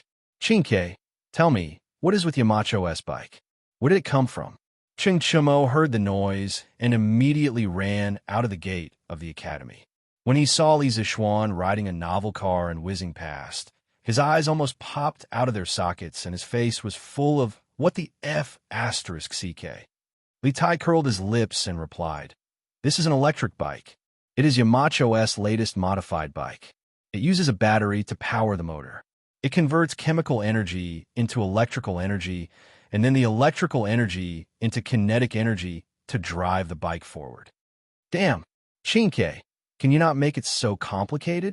Just tell me, where did Yamacho get this bike from? Where can I get an identical bike? Xianxia was full of question marks. He waved his hand impatiently and said, he felt that Li Zixuan's electric bicycle was too cool. This was the kind of bicycle man should ride. Sitting on it, one could feel the speed of the wind. It was much more comfortable than sitting on a galloping horse. Li Tai could not help but say, "Where did Yamacho get this bike? Do you still need to ask? It must be the workshop. In my opinion, you should stop thinking about it. There is only one electric bike in the whole Tang dynasty. It will be your turn at least 2 months later." 2 months? Isn't that too cruel? No, I will borrow it from Yamacho tomorrow. It will be fun to ride it first. Chingchimo immediately refused and said that he wanted to look for Li Zishuan. Huh, go ahead then. Li Tai shook his head disapprovingly. If it was in the past, Chung Chimo might have been able to borrow the bike from Li Zishuan. However, Mo Lingwei had a car accident in the afternoon. Li Zishuan would definitely not lend the electric bike to others so easily. This was for the safety of the bike, and more importantly, for the safety of the person. Sigh. Li Tai sighed and turned to leave. He also wanted to have an electric bike like this. A bike that did not require manpower and could run on its own was a must for lazy people. Yo, Marquis Yong, is here. What bike is this? Yinshan Villas. Mo Huai was sending Yin Light off. Just now, they had discussed the wedding date of the two families' children. Yin Lai planned to ask the matchmaker to formally propose marriage when he returned. As soon as he walked out of Yinshan Villas, Yin Lai saw Li Zishuan riding an electric bike toward them. With his sharp eyes, he quickly noticed the uniqueness of the bike. He could not help but exclaim in surprise. Yin Lai shook his head. It was also his first time seeing the electric bike. Screech. Li Zishuan had excellent eyesight. Naturally, he also saw Yin Lai and Mo Huai at the intersection. The bike began to slow down when it was about to reach them. After a while, the electric bike stopped steadily in front of Yin Lai. Li Zishuan quickly got off the bike and cupped his hands. Uncle Yin, you came to Yinshan Villas today? Why didn't you tell me in advance? I could have prepared a banquet for you. Yin Lai waved his hand and said, You don't have to be so polite, Xianxia. I came to Yinshan Villas today because I have something to discuss with Mr. Mo. At this point, Yin Lai pointed at the electric bike beside Li Zishuan and said, This bike of yours is very novel. I saw that you didn't pedal just now, but this bike can still move like it's flying. What's the principle behind it? Yin Lai had been engaged in engineering machinery all his life, but this was the first time that he had seen such a machine that could move by itself without human or animal power. He was really curious about it. At this moment, Old Yin had completely forgotten that the city gate of Chang would be closed in a few minutes. Li Zishuan smiled and said, Uncle Yin, this is the workshop's latest electric bike. First of all, this bike uses chain transmission and rear-wheel drive to make the bike's structure more reasonable. Second, this bike is installed with a lead-acid battery and an electric motor. The battery provides power to the electric motor, causing the motor's rotor to rotate rapidly. Then, the electric motor drives the wheels to rotate together, so that it can move like it's flying without pedaling. Chapter 1441. Electric motor? Battery? These are all good stuff. Xianxia, who made these things? Yinshan Villa. After Li Zishuan briefly explained to Yin Lai how the electric bicycle, the electric motor, and the battery worked, Yin Lai could not help but ask in surprise. Li Zishuan glanced at Mo Huai before replying. Mr. Wang, Ink Girl, and Xiaoning were able to make the battery and electric motor so quickly. Without their recent hard work, how could there be such a magical electric bicycle? What? Xiaoning and Ink Girl contributed to the electric motor and battery? Yin Lai was shocked when he heard that. In the eyes of a father, his child would never grow up. However, when the father found out that his son had done something that even he could not do, the shock he would feel would be similar to Yin Lai's. Mo Huai, who was at the side, did not look too shocked. It was mainly because Mo Lingwei had always been at Yinhuang College. Mo Huai was also a teacher at Yinhuang College. He naturally knew more about his daughter's situation than Yin Lai. Li Zishuan nodded and said, Uncle Yin, Xiaoning has made considerable progress in both his theoretical foundation and his technical level. Don't underestimate him like before. Good, good, good. Yin Lai's face was filled with gratification as he said, good 3 times. He had just discussed the marriage between his son and Mo Lingwei with Mo Huai. Now, he learned from Li Zishuan that his son had great capabilities. His son was about to complete the 2 most important things in a man's life. How could Yin Lai not be gratified? Hee. In-law, you've taught your son well. In the future, Xiaoning will definitely be able to inherit your mantle and bring the Yin family to greater heights. Mo Huai cupped his hands and smiled. In-law, Li Zishuan opened his mouth in surprise. He knew that Yin Lide must have something to do at Yinshan Villa today, but he never expected that old Yin would come directly to Mo Huai to discuss the marriage of his son and daughter. Wasn't this progress a little too fast? That was right. This old man came to Yinshan today to ask for this marriage for Xiaoning. This child and Ink Girl are in love with each other and have the same interests. But after all, there are differences between men and women. If they hang out together every day without any status, it will ruin Ink Girl's reputation. So as a father, I might as well help them get married. Seeing Li Zishuan's surprised expression, Yin Lide chuckled and explained. I see. Hearing this, Li Zishuan couldn't help but feel happy for his good friend. He cupped his hands and said, if Xiaoning knew about Uncle Yan's love and care for Xiaoning, he would definitely be grateful and filial to you. Sigh. As long as this brat doesn't blame me in his heart, it's fine. Yin Lide shook his head and patted Li Zishuan's shoulder. With a complicated expression, he sighed, Little Xian, you were right last time. This old man has indeed cared too little about Xiaoning. Otherwise, he wouldn't still be single even though he's not young anymore. When Li Zishuan heard this, he couldn't help but console. Uncle Yin, please don't think that way. Xiaoning didn't meet the fated person before, so he didn't get married. After all, marriage is a big event in a lifetime. He can't just casually find a girl to marry into the family, right? Yin Lide couldn't help but laugh. Little Xian, what you said makes sense. Please take care of Xiaoning in the future. Of course. Xiaoning is my brother. Li Zishuan replied firmly. Oh, in-law, it's already late. I reckon that the city gates of Chong and City are about to close. You definitely won't be able to rush back. In this old man's opinion, why don't you stay in Yinshan for the night and ride down the mountain tomorrow morning and rush to Chong and City for the morning assembly? At this moment, Mo Huai looked at the sky and said with shock. Yin Lide looked up and nodded. All right then, this old man will stay in the side courtyard today. When Yinhuan College was being built, Yin Xiaoning, as the chief engineer of the college, was directly allocated a side courtyard. Therefore, Yin Lide didn't have to worry about not having a place to stay on Yinshan. Li Zishuan's heart skipped a beat. He instantly remembered what Yin Xiaoning told him in the workshop earlier. Therefore, he quickly cupped his hands and said, Oh, right, Uncle Yin, there's something I forgot to tell you. Xiaoning accidentally fell down in the workshop today and suffered some minor injuries. He's recuperating in the workshop now, so he can't return to the side courtyard tonight. Fell down? Oof. How old is this brat? How can he still fall down while walking? How worrisome. When Yin Lide heard this, he immediately snorted in dissatisfaction. However, Yin Xiaoning was still his son. He then pretended to ask casually, Little Xian, how's this brat's injury? Did a doctor treat him? Seeing that Yin Lide was obviously not telling the truth, Li Zishuan couldn't help but laugh. Uncle Yin, don't worry. Dr. Sun has already treated Xiaoning. He said that Xiaoning's injury isn't serious. He just needs to rest for a few days to recover. Oh, right, Mr. Mo. Ink Girl is still taking care of Xiaoning in the workshop.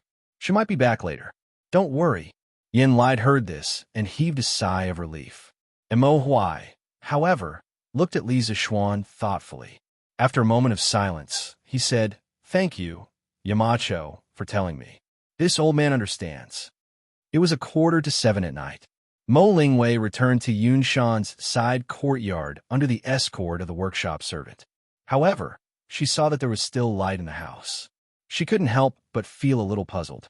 She carefully pushed the door open and entered, only to find her father sitting in the front hall as if he was waiting for her to return. She couldn't help but ask, Father, why are you here tonight? Last year, because of the astronomical telescope, Mo Lingwei became a specially appointed professor of the academy and received a side courtyard in Yinshan. Logically speaking, Mo Huai could also stay in the side courtyard with Mo Lingwei. However, as the head of the Mo family, old Mo had his own pride. How could he stay in his daughter's house? Therefore, Mo Huai had always lived in Plum Village. Minister Yin came to Yinshan today. Mo Huai didn't answer Mo Lingwei's question. Instead, he said this out of the blue. Minister Yin, he came to Yinshan? Father, what is he here for? Mo Lingwei was stunned. Her expression suddenly became uneasy. She felt guilty. After all, she had just injured Yin Li's son during the day. Now that she heard that Yin Li came to Yinshan, she subconsciously thought that he was here to settle the score with her. Mo Huai's gaze was like lightning.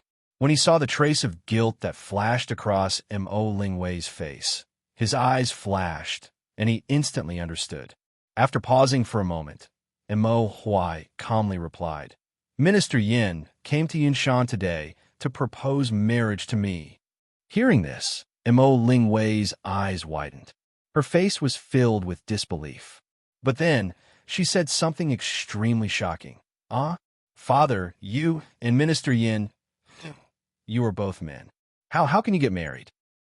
Mo Huai was stunned for a moment. When he finally reacted, he almost fell off his chair. He pointed angrily at Mo Lingwei and said angrily, Shut up. You have no respect for your elders. You even dared to joke about your father. This is outrageous. Minister Yin came to find me today to propose marriage on behalf of his son. Propose marriage on behalf of his son? When Mo Lingwei heard this, she finally reacted. Her beautiful face instantly became very interesting. There was agitation, excitement, and also shyness. Father, I'm not marrying. Mo Lingwei's expression changed. When she saw the faint smile on Mo Huai's face, she couldn't help but stomp her feet and turn to go upstairs. Mo Huai naturally saw through her shyness. After Mo Lingwei left, Mo Huai suddenly raised his head. His deep eyes seemed to be able to pierce through the roof. He murmured, I'm sorry, Mo Lingwei. Ma Ying, our daughter is about to get married. She chose her Mr. Right. If your spirit is in heaven, you should feel gratified, right? The news that the Marquis of Yong and had created a car that didn't require manpower or animal power to travel as if it was flying spread throughout the entire Lantian County by the next morning.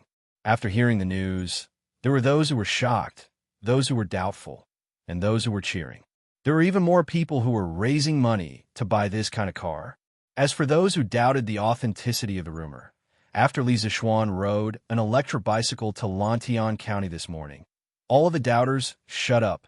Young Master is back. Young Master is back on a celestial car. Just as they arrived at the entrance of the Marquis's estate, Wang Bale, who had long since learned that Li Zishuan had built a new magical carriage, cheered loudly as he went up to greet Li Zishuan. Screech! Li Zishuan tightened his grip on the brakes, and the car stopped steadily in front of Wang Bale at the entrance of the Marquis's mansion. He joked, You rascal! Aren't you afraid that the car won't be controlled and will knock you down? Wang Bale replied cleverly, Young Master is benevolent, and his martial arts are invincible. How can he let this celestial car knock me down? Celestial car? Li Zishuan was stunned. Then he smiled and said, Looks like my car has already been named. Wang Bale nodded and replied, Yes. Young Master, the people who entered the city today were all talking about your car. They said that a car like this that doesn't need manpower or animal power to move like it's flying can only be made by the gods in heaven. So, word of mouth spread among the people, and they called your car a celestial car. As they spoke, Han Yushi, Li Jingma, Madame Li, and the others who had heard the news in the courtyard had already come out of the courtyard. Xian, you really made a celestial car? Li Jingma pointed at the strange-looking electric bicycle beside Li Zishuan, his mouth agape in shock. Yi Guozhong couldn't stay calm either. After looking at the electric bicycle from top to bottom, he clicked his tongue in wonder and said, This morning, this old man heard that, Xiaoxian, you built a magical bicycle that can move by itself. Could it be this? Li Zishuan cupped his hands and replied, Grandfather guessed right. This is a car that can move on its own. After another round of explanation, Li Zishuan explained the general principles of the electric bicycle to his family. Regardless of whether they understood or not, Li Zishuan pushed the bike straight to the backyard. However, a little tail inevitably followed behind him. Big brother, I want to ride this bike. Hurry up and teach me. No, children can't ride this bike. Nonsense. Mo Ling Wei is an adult and knows some martial arts. Even she got into an accident while riding a bike. How could Li Zixuan let his sister ride an electric bicycle? Why? It's too dangerous. It's easy to fall. Lana, think about it. If you fall off this bike, you'll probably be disfigured and become ugly. Lon, do you still want to ride it? Oh, then I won't ride it. But, big brother, you have to give me a ride. Okay. It's cool in the afternoon. Big brother will ride the bike and you can go out to play, okay? Okay. After finally getting rid of the little girl's entanglement, Li Zixuan finally got the time to be alone with Han Yushi. Wife, didn't I say that I wanted to give you a surprise a few days ago? What do you think? Do you like this electric bicycle? This is the first and only electric bicycle in Tang Dynasty. In the backyard, Li Zixuan patted the electric bicycle and smiled at Han Yushi. Husband, you want to give this bike to me? Han Yushi was stunned and was immediately surrounded by a huge surprise. Then, she waved her hands and said, No. Husband, this thing is too expensive. I can't accept it. I'm satisfied that you have this intention. Li Zixuan couldn't help but frown and say, Wife, what are you saying? You and I are husband and wife. What's mine is yours. It's just a bike. What's so expensive about it? Come and hold it. This bike is yours from now on. After that, Li Zixuan pretended to be angry and pushed the electric bicycle to Han Yushi's side. A trace of emotion flashed through Han Yushi's eyes. After pausing for a moment, she smiled sweetly and said, Husband, as you said, we husband and wife are one. What's yours is mine, so why do we have to make such a clear distinction? Just leave this bike with husband. Because husband is always busy and tired. He needs it more than I do. Besides, if I want to use it, I could just ask husband for it. Li Zixuan was touched and annoyed. He was touched that his wife was so considerate of him. He was annoyed that if he knew this, Li Zixuan wouldn't have praised the electric bicycle in front of Han Yushi. Now, Han Yushi wasn't willing to accept this gift. Young master, Wang Jiu came and said that Master Zhang from the workshop brought a batch of armor to the mansion. Do you want to take a look? Right at this moment, Xiaoxi hurriedly ran over and said.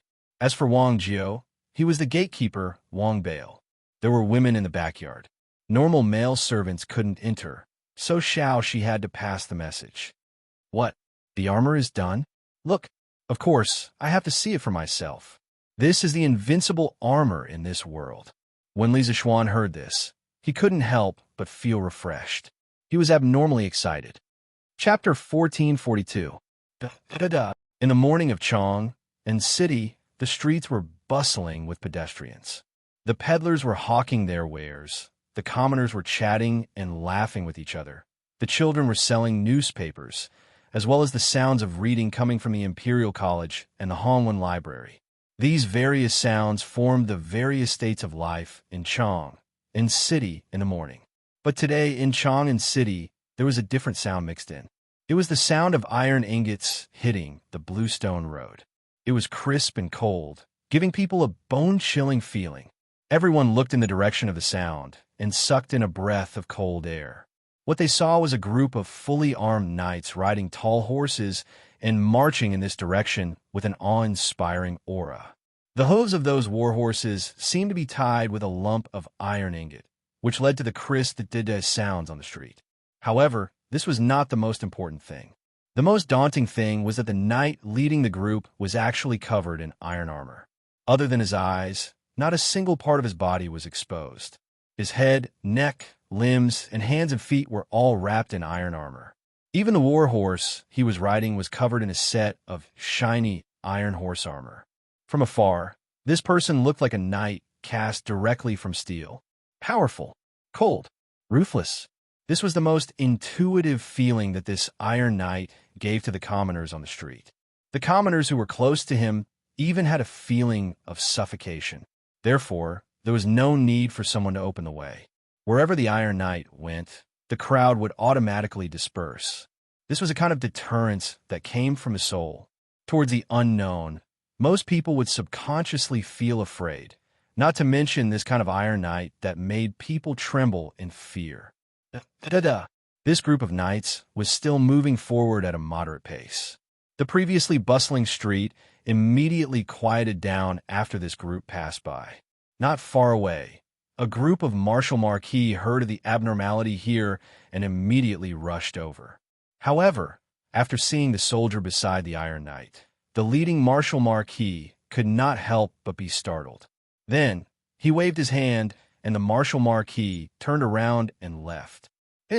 Seeing this, the surrounding commoners all sucked in a breath of cold air, thinking to themselves, where did this cavalry come from, for Wu Ho to immediately avoid them.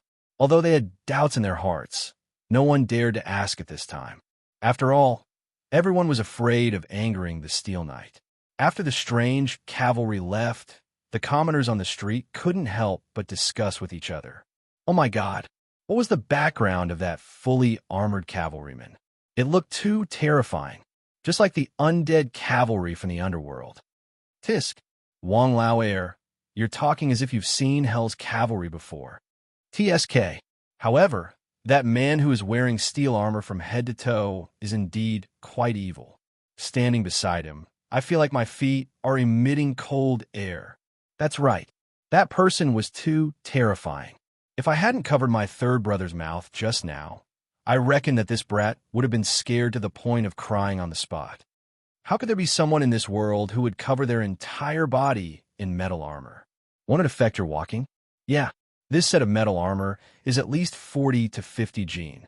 Furthermore, with the 4 limbs wrapped in metal, it's inconvenient to move. That's not right. Just now I saw that the cavalry's hand holding the reins and the hand holding the lance, his movements were very nimble. Tisk, how is that possible? If that's the case, when his cavalry goes on the battlefield, wouldn't he be invincible and invincible? Huh, it's true. That person's entire body, other than his eyes, is completely covered in metal armor. Even the horse he's riding on is covered in horse armor. Who can break through his defense? Where did this cavalry come from? Why didn't the Wu Ho government stop them?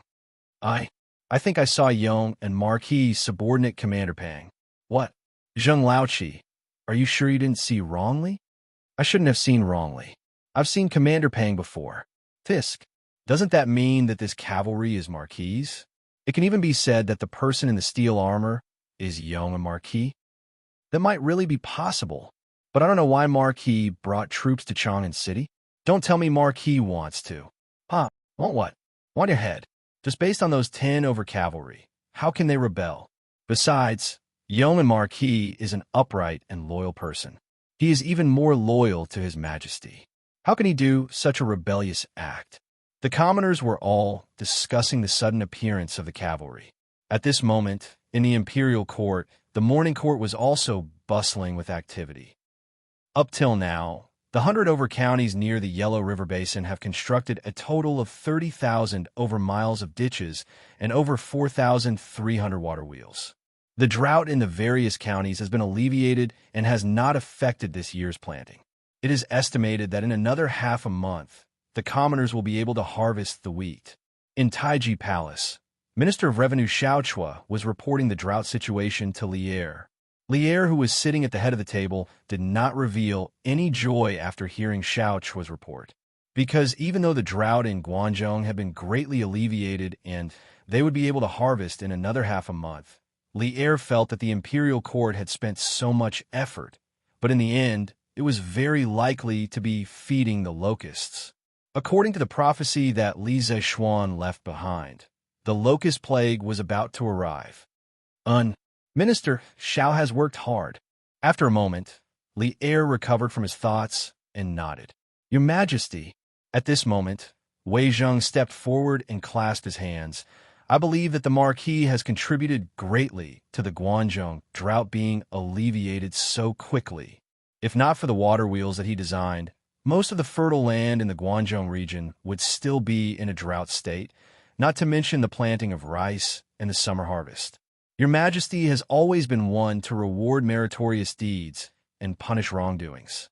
So I believe that the Marquis who created the water wheels and gave the blueprint to the imperial court should be rewarded.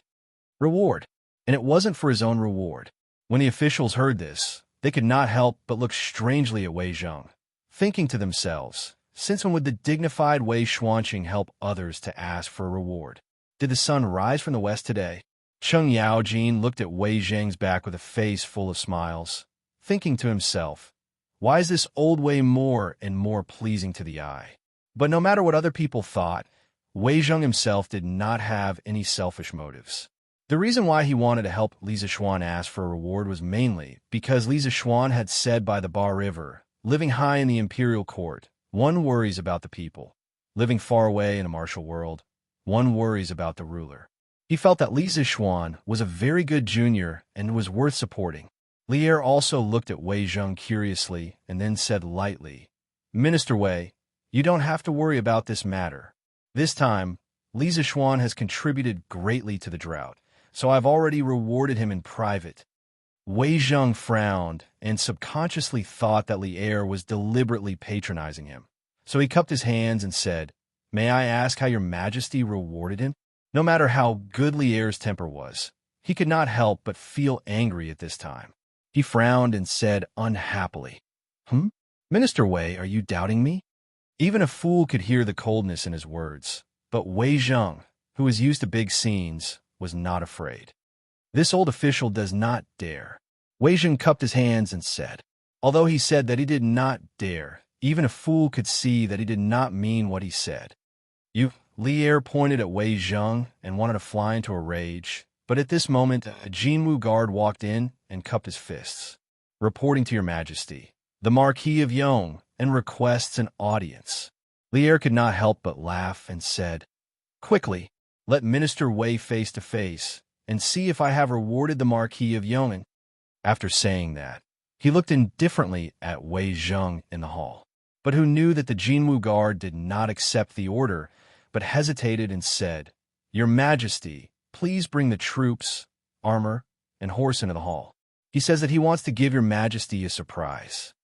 The moment these words were said, the entire hall was shocked. The civil and military officials, eunuchs, and palace maids were all stunned. Even Li Er could not help but be stunned. Ever since Qin Shi Huang held the morning court, there had never been an official wearing armor, holding weapons, and riding a warhorse to the morning court. This was disrespect to the emperor, treason, absurd, nonsense. Wei Zheng was the first to reprimand. Your Majesty, the Marquis of Yong, and is unscrupulous and has no respect for the emperor. This old official requests your Majesty to punish the Marquis of Yong, and for disrupting the court and disrespecting the emperor. At this time, Li Er had already recovered from his shock and could not help but laugh. Minister Wei, you were the one who asked for a reward for the Marquis of Yong, and now you are also the one asking for a punishment for the Marquis of Yong's crimes. You keep going back and forth, what should we do? Wei Zheng straightened his neck and insisted with a proud face, Your Majesty, these are two completely different matters. This old official also said earlier that your Majesty has always been clear about rewards and punishments. The Marquis of Yong, and should naturally be rewarded for his meritorious deeds and punished for his wrongdoings. Li Er nodded and said in a low voice, Good. What a good reward for meritorious deeds and punishment for wrongdoings. Men, immediately summon the Marquis of Yong, and let all the civil and military officials in the court judge whether the Marquis of Yong and meritorious deeds or wrongdoings today. Your Majesty, you must not. In the court, how can there be an official carrying armor and riding a horse to the palace? Wei Zheng was shocked and hurriedly said. Li Er waved his hand and said, We have already made up our mind. Whether it is meritorious deeds or wrongdoings, after the Marquis of Yong enters the palace, everyone can judge then. Wei Zheng was helpless and could only retreat. His heart was filled with questions. He did not understand why Li Zishuan would do such a disrespectful thing to ruin his future when he clearly had a bright future ahead of him. Second brother, this little Xian will be fine, right? Cheng Yaojin had an anxious face as he asked Qin Xiong softly. Qin Xiong shook his head and said, Jijia, don't be impatient. Look at the situation first. It might not be a bad thing. Seeing this, Cheng Yaojin could only calm down and quietly wait for Li Zixuan to enter the palace. Among the civil officials, Zhang Sun Wuji, Fang Xianling, and the rest were all silent, making it impossible to know what they were thinking in their hearts. Da-da. Not long later, a series of crisp da-da sounds came from outside the palace. Everyone looked towards the source of the sound and saw a knight dressed in silver full body armor, holding a cold lance in his hand, riding a war horse wrapped in horse armor, and slowly walking into the palace. Bang, bang, bang. Facing such an awe-inspiring yet strange cavalry, many of the civil officials retreated a few steps in fright. And in the military officials' camp, many of the generals' eyes lit up when they saw the steel cavalry. It was like the light in a wolf's eyes when it saw its prey. Bang! Arriving in front of the officials, the steel cavalry nimbly jumped down from the horse and fastened the lance to the saddle.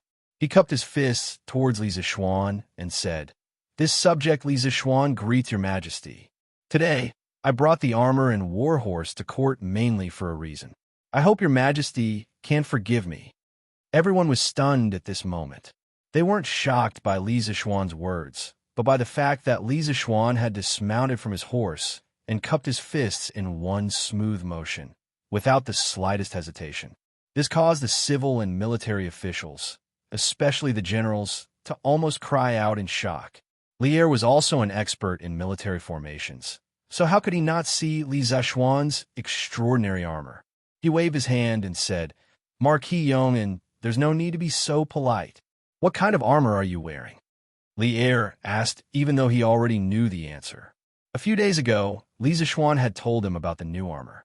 Now that he asked again, he was mainly asking on behalf of the civil and military officials. Li Zixuan also roughly understood Lier's meaning. He cupped his fists and replied, "Your Majesty, this subject is wearing the latest vanadium steel plate armor made by the workshop.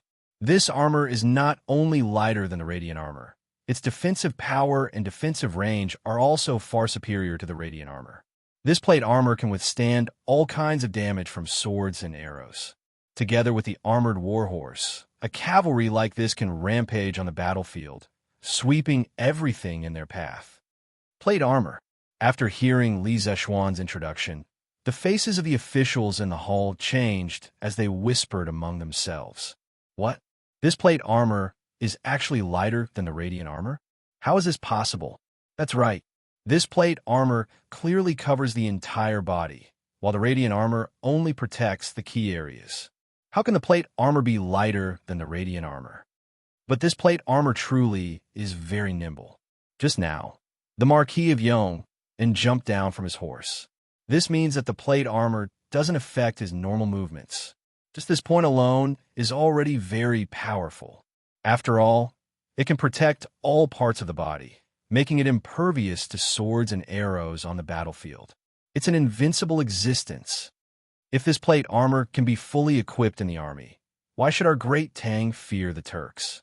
That's right, that's right. A plate armor cavalry like this is completely capable of wiping out the Turks. As the officials were discussing, Duan Jishuan stepped forward and cupped his fists. "Your Majesty, this subject would like to boldly test out the defensive capabilities of this radiant armor." As soon as he finished speaking, the hall immediately fell silent. The civil and military officials all looked at Lier in unison. After a few moments of thought, Lier nodded and said, "Permitted." Chapter 1443. Marquis Yon, are you willing to let this old man try? Inside Taiji Palace, Duan Jishuan turned to Li Zixuan and asked. Li Zixuan, whose entire face was hidden behind the visor, nodded without any hesitation. "General Duan, if you want to try it, then go ahead. The purpose of this plate armor is to be used in the army in the future. If we don't test it in advance, then won't we be harming innocent soldiers on the battlefield in the future?" "Good. Marquis Yong is wise." Duan Jishuan looked at Li Zixuan with praise. He didn't have any ill feelings towards Li Zixuan. In addition, Li Zixuan had invented the telegraph to resolve the crisis in Guan City, allowing the reinforcements to rush to the aid of the Black Armored Army. No matter what, Duan Jixuan owed Li Zixuan a favor in this battle. A few days ago, Duan Jixuan, who was busy with the expansion of the Black Armored Army, received news from Li Er that after the expansion, Li Zixuan's workshop would be responsible for all the equipment. As the commander of the Black Armored Army, Duan Jixuan was only in charge of leading the troops. Even if he had any objections to the logistics arrangements made by Li Er, he would not voice them out. Now that he had finally seen Li Zixuan forge armor for the Black Armored troops, how could Duan Jixuan hold himself back? He wanted to test the toughness of this new armor on the spot. Thus, he turned to Li Er and cupped his fists. "Your Majesty, please grant me a sword." Although the Tang people revered martial arts, regardless of whether they knew martial arts or not, they would usually carry a sword when they went out. However, they were in the morning court, and everyone had a hand over their weapons before entering Taiji Palace. Duan Jixuan was no exception. Li Er thought for a moment, then pointed at the guard who had brought Li Zixuan into the palace and ordered, "He Shangwu, give the sword at your waist to Minister Duan." Li Zixuan wanted to give the Emperor's sword to Duan Jixuan as an experiment, but he remembered that the Emperor's sword was forged by Zhang Yujio and was extremely sharp. If Duan Jixuan used the Emperor's sword to pierce through the armor and injure Li Zixuan, that would be bad. The current Great Tang could no longer do without Li Zixuan. Here, how could the guard in front of the palace dare to disagree? He quickly took off the sword from his waist and handed it over to Duan Jixuan. Duan Jixuan took the sword. At this time, Li Zixuan said, "This plate armor is mainly used for cavalry. Only in a battle between cavalry can its superiority be shown. If General Duan is willing, how about we go out and fight?" "Good. This is what you wish for. I dare not ask you." That was what Duan Jixuan was thinking, but he was too embarrassed to say it out loud. Now that he heard Li Zixuan mention it, he couldn't help but have a good impression of Li Zixuan. "Yes. Good. Since that's the case, then please follow me to the drill grounds to watch the battle between official Duan and the Marquis of Yong'an." Hearing this, Li Er quickly went with the flow. The officials in the hall naturally had no objections to Li Er's words. Furthermore, the new plate armor that Li Zixuan had brought today had piqued their curiosity. To be able to watch a battle between a veteran and a new soldier, no one would be unwilling. A few moments later, Li Er led the officials to the drill ground on the northern side of the imperial city. This was the drill ground of the imperial army, and the choice of this place showed just how important this competition was to Li Er. At this time, Duan Jixuan was already wearing a Mingguang armor. He held a sharp sword in his hand and rode on a war horse covered in armor. He was facing off against Li Zixuan with an imposing aura. This was basically a battle between an old cavalry and a new cavalry. Duan Jixuan represented the best cavalry in the world in terms of equipment and battle prowess. Li Zixuan relied on the new armor to become a new cavalry. Whether or not he could defeat Duan Jixuan, the legend of the strongest cavalry, would depend on the following battle. Marquis of Yong, and for the sake of fairness, the two of us are not allowed to use internal energy in the following battle. How about we just compete with our moves? Before the battle began, Duan Jixuan suddenly said. The reason why he said this was, of course, to take care of Li Zixuan, this martial arts junior. Although Li Zixuan was now also in the Grandmaster realm, Duan Jixuan believed that he was also a veteran Grandmaster. Even if they were in the same realm, he could crush Li Zixuan with his advantage of experience. That was why he made this suggestion. However, Duan Jixuan did not know that Li Zixuan was now completely different from him in terms of realm. Especially a few days ago, Li Zixuan had an epiphany at the foot of the Cloud Mountain and touched the threshold of the Grandmaster late stage. Now, his strength was already above Duan Jixuan's. Li Zixuan heard this and did not refuse. He smiled and nodded. "Thank you for your kindness, General Duan." Without using internal energy, just using real swords and spears to compete with each other was more in line with the scene of cavalry charging on the battlefield. It was also better to test the effectiveness of plate armor on the battlefield. After his voice fell, Li Zixuan made a gesture, indicating that Duan Jixuan could start the attack. "Hiya!" Seeing this, Duan Jixuan's eyes flashed. He raised the long sword in his hand and then urged the warhorse under him. One man and one sword rushed toward Li Zishuan with an unstoppable force. Fast! From a moment Duan Jishuan urged the warhorse to the moment he rushed to within 30 feet of Li Zishuan. It was only the blink of an eye. Many officials on the sidelines, especially the civil officials, did not even have time to react. Duan Jishuan's long sword was about to touch Li Zishuan's neck. When killing an enemy on the battlefield, naturally, one had to directly attack the enemy's most vulnerable part. Cutting the throat with a sword was also the simplest and most effective way to kill the enemy. As the commander of the most elite cavalry in the world, Duan Jishuan's kung fu was indeed invincible in the world. Some of the generals could not help but secretly cheer for Duan Jishuan in their hearts. However, Li Zishuan's next reaction surprised everyone. He did not dodge, but directly used the lance in his hand to stab Duan Jishuan's neck. Blood for blood, a life for a life.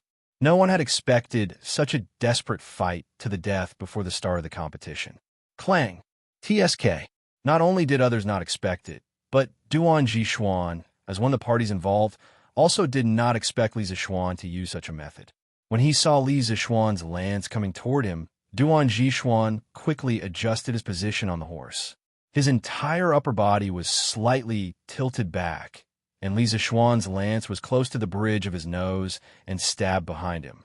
After dodging, his sword that was originally going to stab Li Zishuan's neck could only be lightly brushed by Li Zishuan's neck, making a tisk sound. However, this brushing sword did not leave a single mark on Li Zishuan's neck. It was truly inconceivable.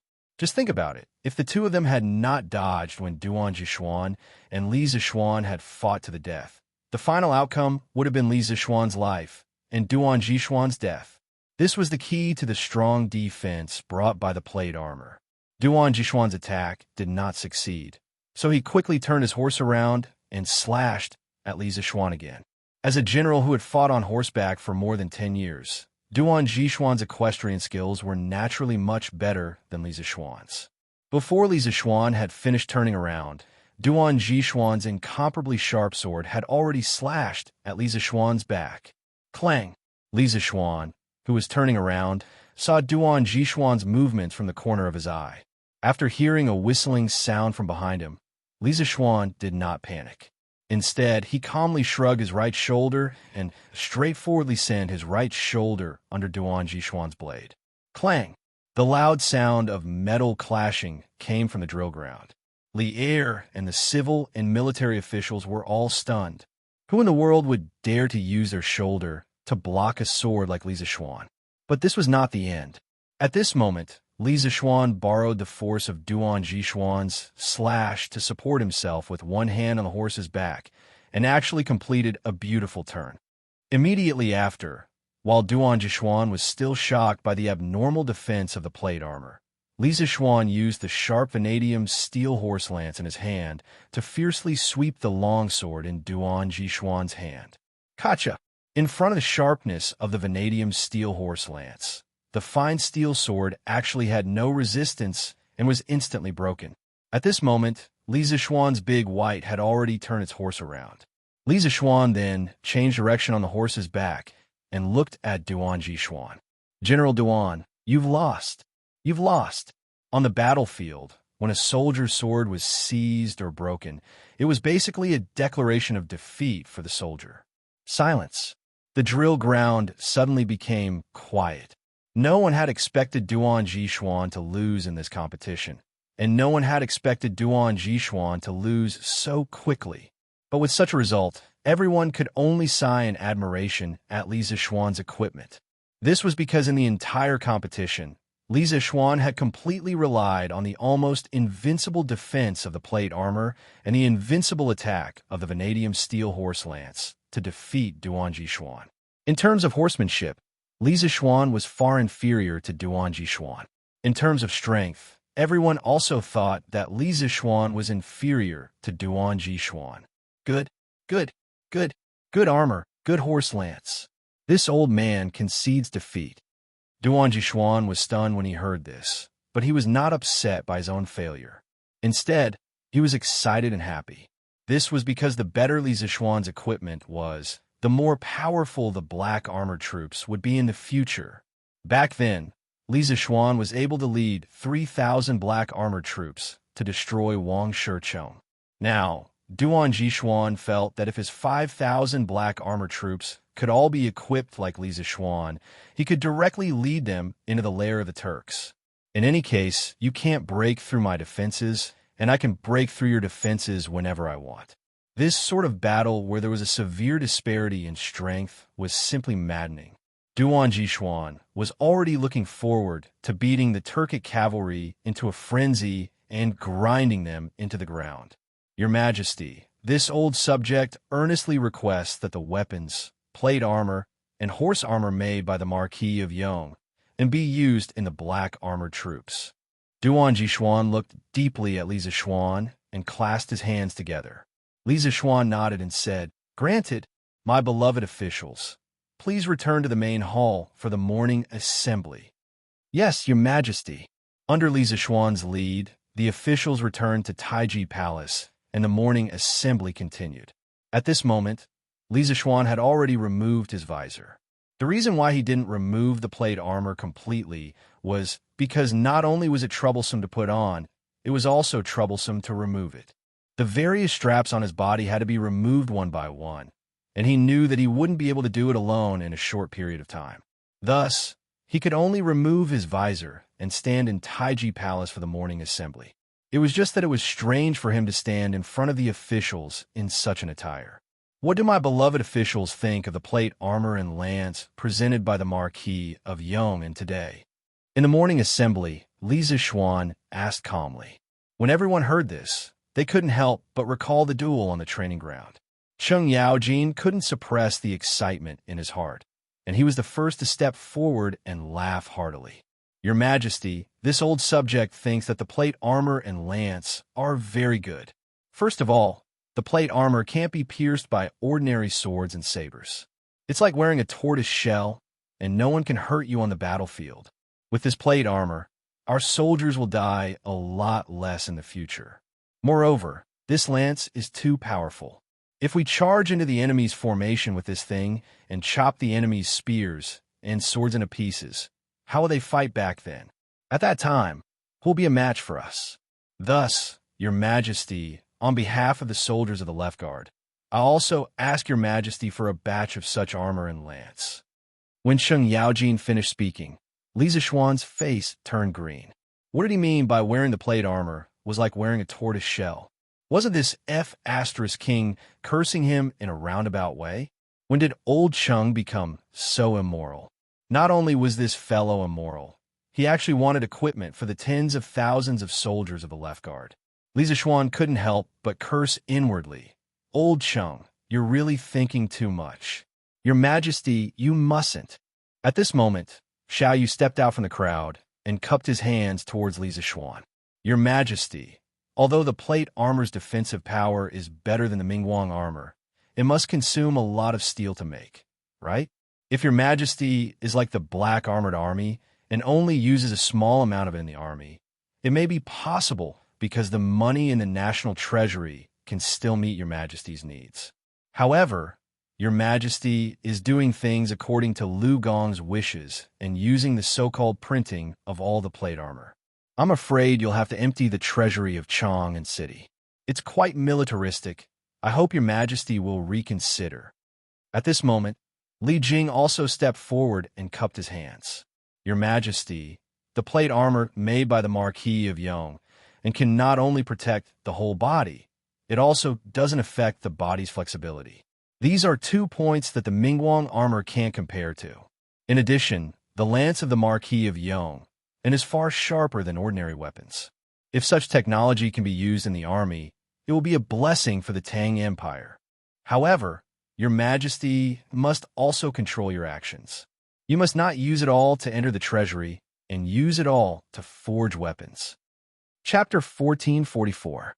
I know what you're all worried about. I am not a cruel and merciless ruler.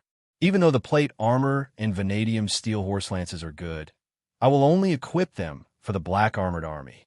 Furthermore, the Marquis of Yong and is willing to provide all the equipment for the Black Armored Army with his own strength.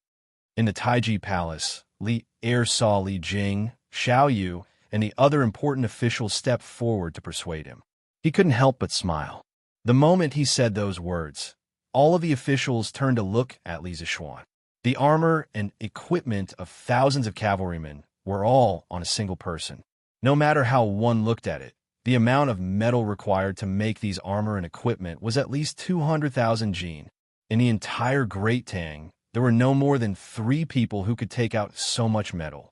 Coincidentally, Li Zixuan was one of them. Besides, excluding the cost of steel, the cost of labor was definitely not a small sum. This was especially so for the plate armor and vanadium steel horse lances. The cost of labor and equipment needed to manufacture a few thousand sets of armor would definitely be an astronomical figure. Li Zixuan was willing to provide so much manpower, resources, and wealth for the Black Armored Army. How could they not be shocked? If Li Er had said it to anyone else, the officials would have probably cursed the other party without hesitation. However, since Li Er said it was Li Zixuan, the officials had no choice but to believe him. Because Li Zixuan did have the financial resources, and the new workshop of Strange Interest Pavilion did have the ability to do so. However, they couldn't understand why Li Zixuan was willing to pay such a huge price to provide the Black Armored Army with equipment for free. Under the gazes of the crowd, Li Zixuan stepped forward and clasped his hands. The rise and fall of the country is the responsibility of every man. As the Marquis of Great Tang, I naturally have to share your burdens. In the current world, Great Tang's strength is unparalleled. However, the Turks in the north are still like a pack of ferocious wolves, eyeing Great Tang's territory. This official's honor and disgrace are all bestowed upon me by your majesty. All of this official's wealth comes from Great Tang. When the country is in danger, let alone these several thousand sets of armor. Even if you ask this subject to use all of his wealth to support the Great Tang army, this subject will not object. Only with a country can one have a home. If the Great Tang cannot defeat the Turks, what is the use of this subject's wealth? Li Zixuan's speech was impassioned and powerful. As soon as he finished speaking, the hall fell silent. All the officials looked at Li Zixuan with admiration, excitement, and respect. The people of Great Tang were prideful. This was an era in which the honor of a nation was unprecedented. Today, Li Zixuan's speech had caused many people in the court to be overwhelmed with emotion. Li Zixuan's image in the eyes of all the officials instantly soared. Ever since Great Tang pacified the north and defeated the Turks to rescue Liang Shidu last month, the entire Great Tang seemed to have entered a state of preparation for war. This was especially so for the officials of the court. Everyone knew that a fierce battle would soon break out between Great Tang and the Turks. At this critical juncture, Li Zixuan had offered the peerless armor and divine weapons. Furthermore, he had taken the initiative to provide the equipment for Great Tang's trump card cavalry, the Black Armored Army. This not only inspired the officials, but also made them feel deep admiration for Li Zixuan, the Marquis of Yong, and serves the country wholeheartedly. This old man admires you for your righteousness. Wei Zheng, who had been clamoring to impeach Li Zixuan an hour ago, was the first to jump out. He first clasped his hands to Li Zixuan in admiration, and then he bowed to Li Er. Your Majesty, the rise and fall of the realm is the responsibility of every man. The words of the Marquis of Yong and have deeply moved this old subject. This subject has decided that, starting from today, as long as the Great Tang does not destroy the Turks, this subject will not receive a salary. This subject is willing to use all of his salary in the future to forge weapons and armor for the soldiers of Great Tang. In Wei Zheng's view, if Li Zixuan, a rising official of the court, was willing to do so much for the Great Tang, then how could he, an old official of the empire, remain indifferent at a time like this? With the country and people at stake, Wei Zheng could also act like Li Zixuan and not care about personal gains and losses. Imperial Father, this son is willing to take out half of the Eastern Palace's allowance each month to buy weapons and armor for the soldiers of the Great Tang. Li Changxian, who had been standing below Li Er, stepped forward and clasped his hands. As the heir to the throne of the Great Tang, his words had an extraordinary meaning. Your Majesty, this subject is also willing to cut his own salary to support the Great Tang in the war against the Turks. At this moment, Fang Xianling and Du Ruhui stepped forward and clasped their hands towards Li Er. This old subject is also willing to cut his own salary and give all of the iron mines of the Xianxia family to the Marquis of Yong, and for free to forge divine weapons and destroy the Turks. Xianxia Wuji stepped forward and said, speaking of which, Xianxia Wuji was truly the pride of the entire clan. It was all related to the Great Tang and the royal family. He was a relative of the royal family. His sister was the Empress of the Great Tang, and his nephew was the current heir to the throne of the Great Tang, the future emperor of the Great Tang. Thus, when it came to donating money, Xianxia Wuji didn't hesitate at all. The only thing that made him a little depressed was that the first to jump out to donate money was Li Zixuan. At most, he was just adding flowers to the brocade, not providing charcoal in snowy weather. Be it adding flowers to the brocade or providing charcoal in snowy weather, at such a crucial moment, no one dared to drop the ball. At this moment, all of the officials and generals in the court bowed and said, this subject is also willing to cut his own salary to help the Great Tang forge divine weapons and destroy the Turks. Seeing that a good morning court assembly was about to turn into a donation gathering, Li Er was touched. At the same time, he hurriedly waved his hands and said, my dear subjects, I appreciate your patriotism.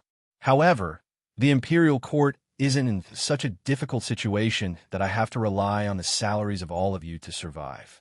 Thus, don't mention about cutting your salary. All of you only need to do your duty well, and the Great Tang will definitely grow stronger and defeat the Turks. Benefiting from the rapid development of maritime trade in the south, the Great Tang's current financial situation was still very healthy. At the very least, they didn't lack money or rations. Thus, Li Er didn't have any intention of cutting his own official salaries. Hearing this, the officials hesitated for a moment before clasping their hands and saying in unison, this subject will do our best to assist your majesty to create a prosperous era and defeat the enemies of the universe. Li Er was overjoyed and said with a smile, good. Let us work together to create a prosperous era. What is there to fear about the mere Turks? Your Majesty is wise. The civil and military officials shouted in unison. At this moment, Li Zixuan stepped forward and clasped his hands. Your Majesty, other than plate armor and vanadium steel horse lance, this subject will also present vanadium steel horse armor and horseshoes. Li Er frowned and said, this vanadium steel horse armor, we have seen it just now. It is indeed very useful for cavalry charge. But what is this horseshoes? Why didn't we see it just now? Li Zixuan was about to explain, but Duan Jishuan beat him to it and said, your Majesty, this subject guesses that the horseshoes mentioned by the Marquis of Yong and should be something that is wrapped around the hooves of horses. Just now, when this subject was fighting with the Marquis of Yong, I noticed that the hooves of his war horse seemed to be wrapped with some sort of metal. I think that it should be the horseshoes that the Marquis of Yong was talking about. As the commander of the Black Armored Army, Duan Jishuan's observation of horses was undoubtedly more meticulous. Thus, he was able to notice such an inconspicuous detail. Li Zixuan nodded and said, General Duan has good eyesight.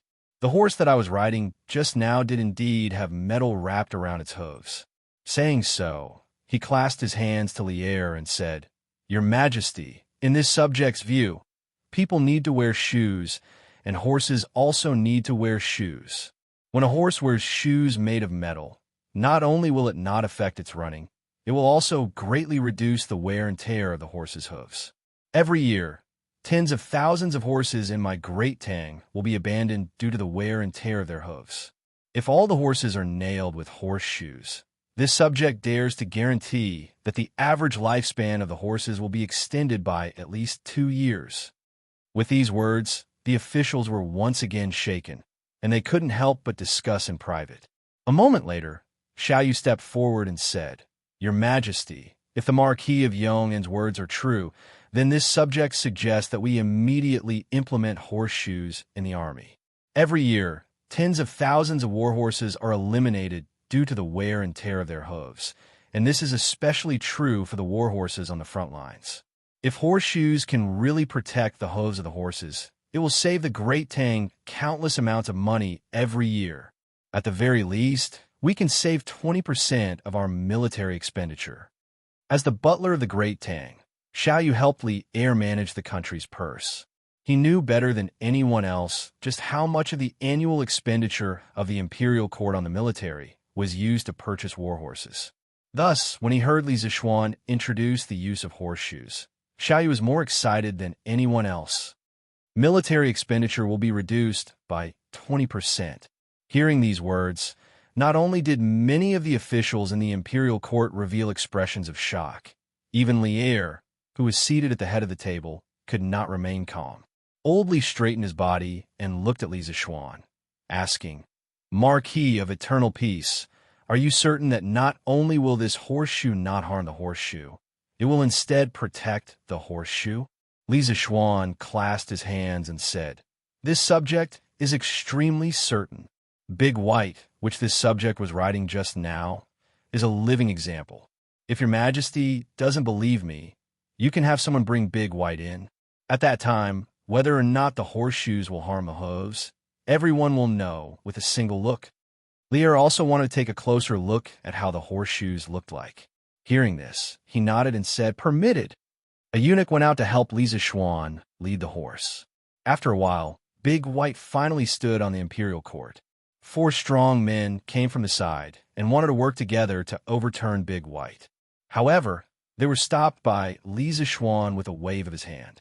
Li Zishuan stroked the tuft of hair beside Big White's neck and whispered something into Big White's ear, following which a miraculous scene appeared.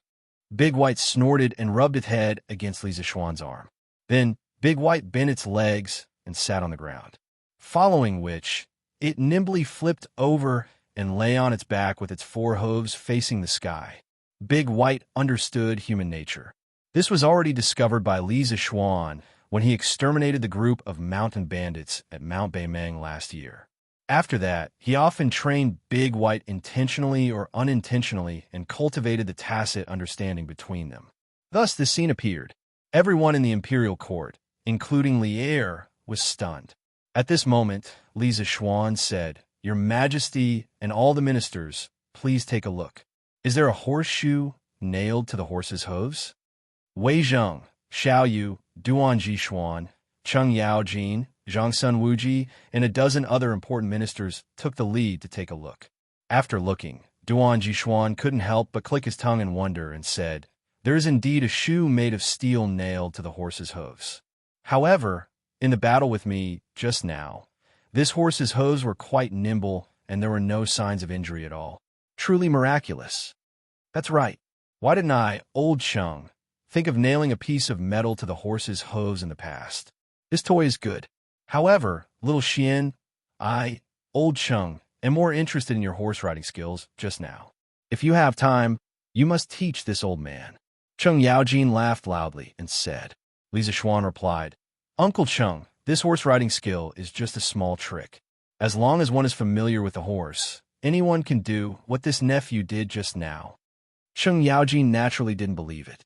However, before he could say anything, Li Er, who was sitting on the dragon throne, had already walked down. After looking at Big White's hooves for a while, he said, "These horseshoes are indeed good stuff. However, with a piece of metal embedded in the hooves, does the horse really not feel any pain?" Li Zishuan cupped his hands and said, "Your Majesty, actually, the dark outer layer of the horse's hooves is a very thick layer of hard cuticle. There are no blood vessels in it, just like a human's fingernail. Therefore, when the horseshoe is nailed, the horse doesn't feel any pain at all. Under normal circumstances, if a horse gallops for too long, or if the road is too bumpy, it will cause the hard cuticle on the horse's hooves to be quickly worn away and split open. This way, the horse will become lame and unable to walk. This is why this subject wants to wear shoes for Big White, to reduce the wear and tear on its hooves." Lier roughly understood Li Zexuan's meaning and said in realization, "So that's how it is?" Then, Lier returned to the dragon throne. He looked at the officials in the hall and pondered for a moment before saying, "Beloved official Yin, hear the decree." Yin Li stepped forward and cupped his hands. "This subject receives the decree," Lier said in a deep voice. "Order the Ministry of Works to immediately rush out a batch of horseshoes. From now on, all the warhorses on the Tang Empire's front lines must be nailed with horseshoes." Yin Li bowed and said, "This subject receives the decree." Lier nodded and then looked at Li Zexuan. Li Zexuan was delighted. "Is Old Li going to reward me?" Lier didn't know what Li Zexuan was thinking. He said expressionlessly, "Marquis Yongin, come forward and hear the decree." This subject, Li Zexuan, hears the decree. Li Zexuan cupped his hands in anticipation. Unexpectedly, Lier said, "Marquis Yong, and has contributed plate armor, vanadium steel horse lance, vanadium steel horse armor, and horseshoes. You have contributed greatly. In view of your knowledge of military affairs, I hereby appoint you as the Black Armored Army's registrar. You will assist Duan Zixuan in quickly replacing the Black Armored Army's equipment.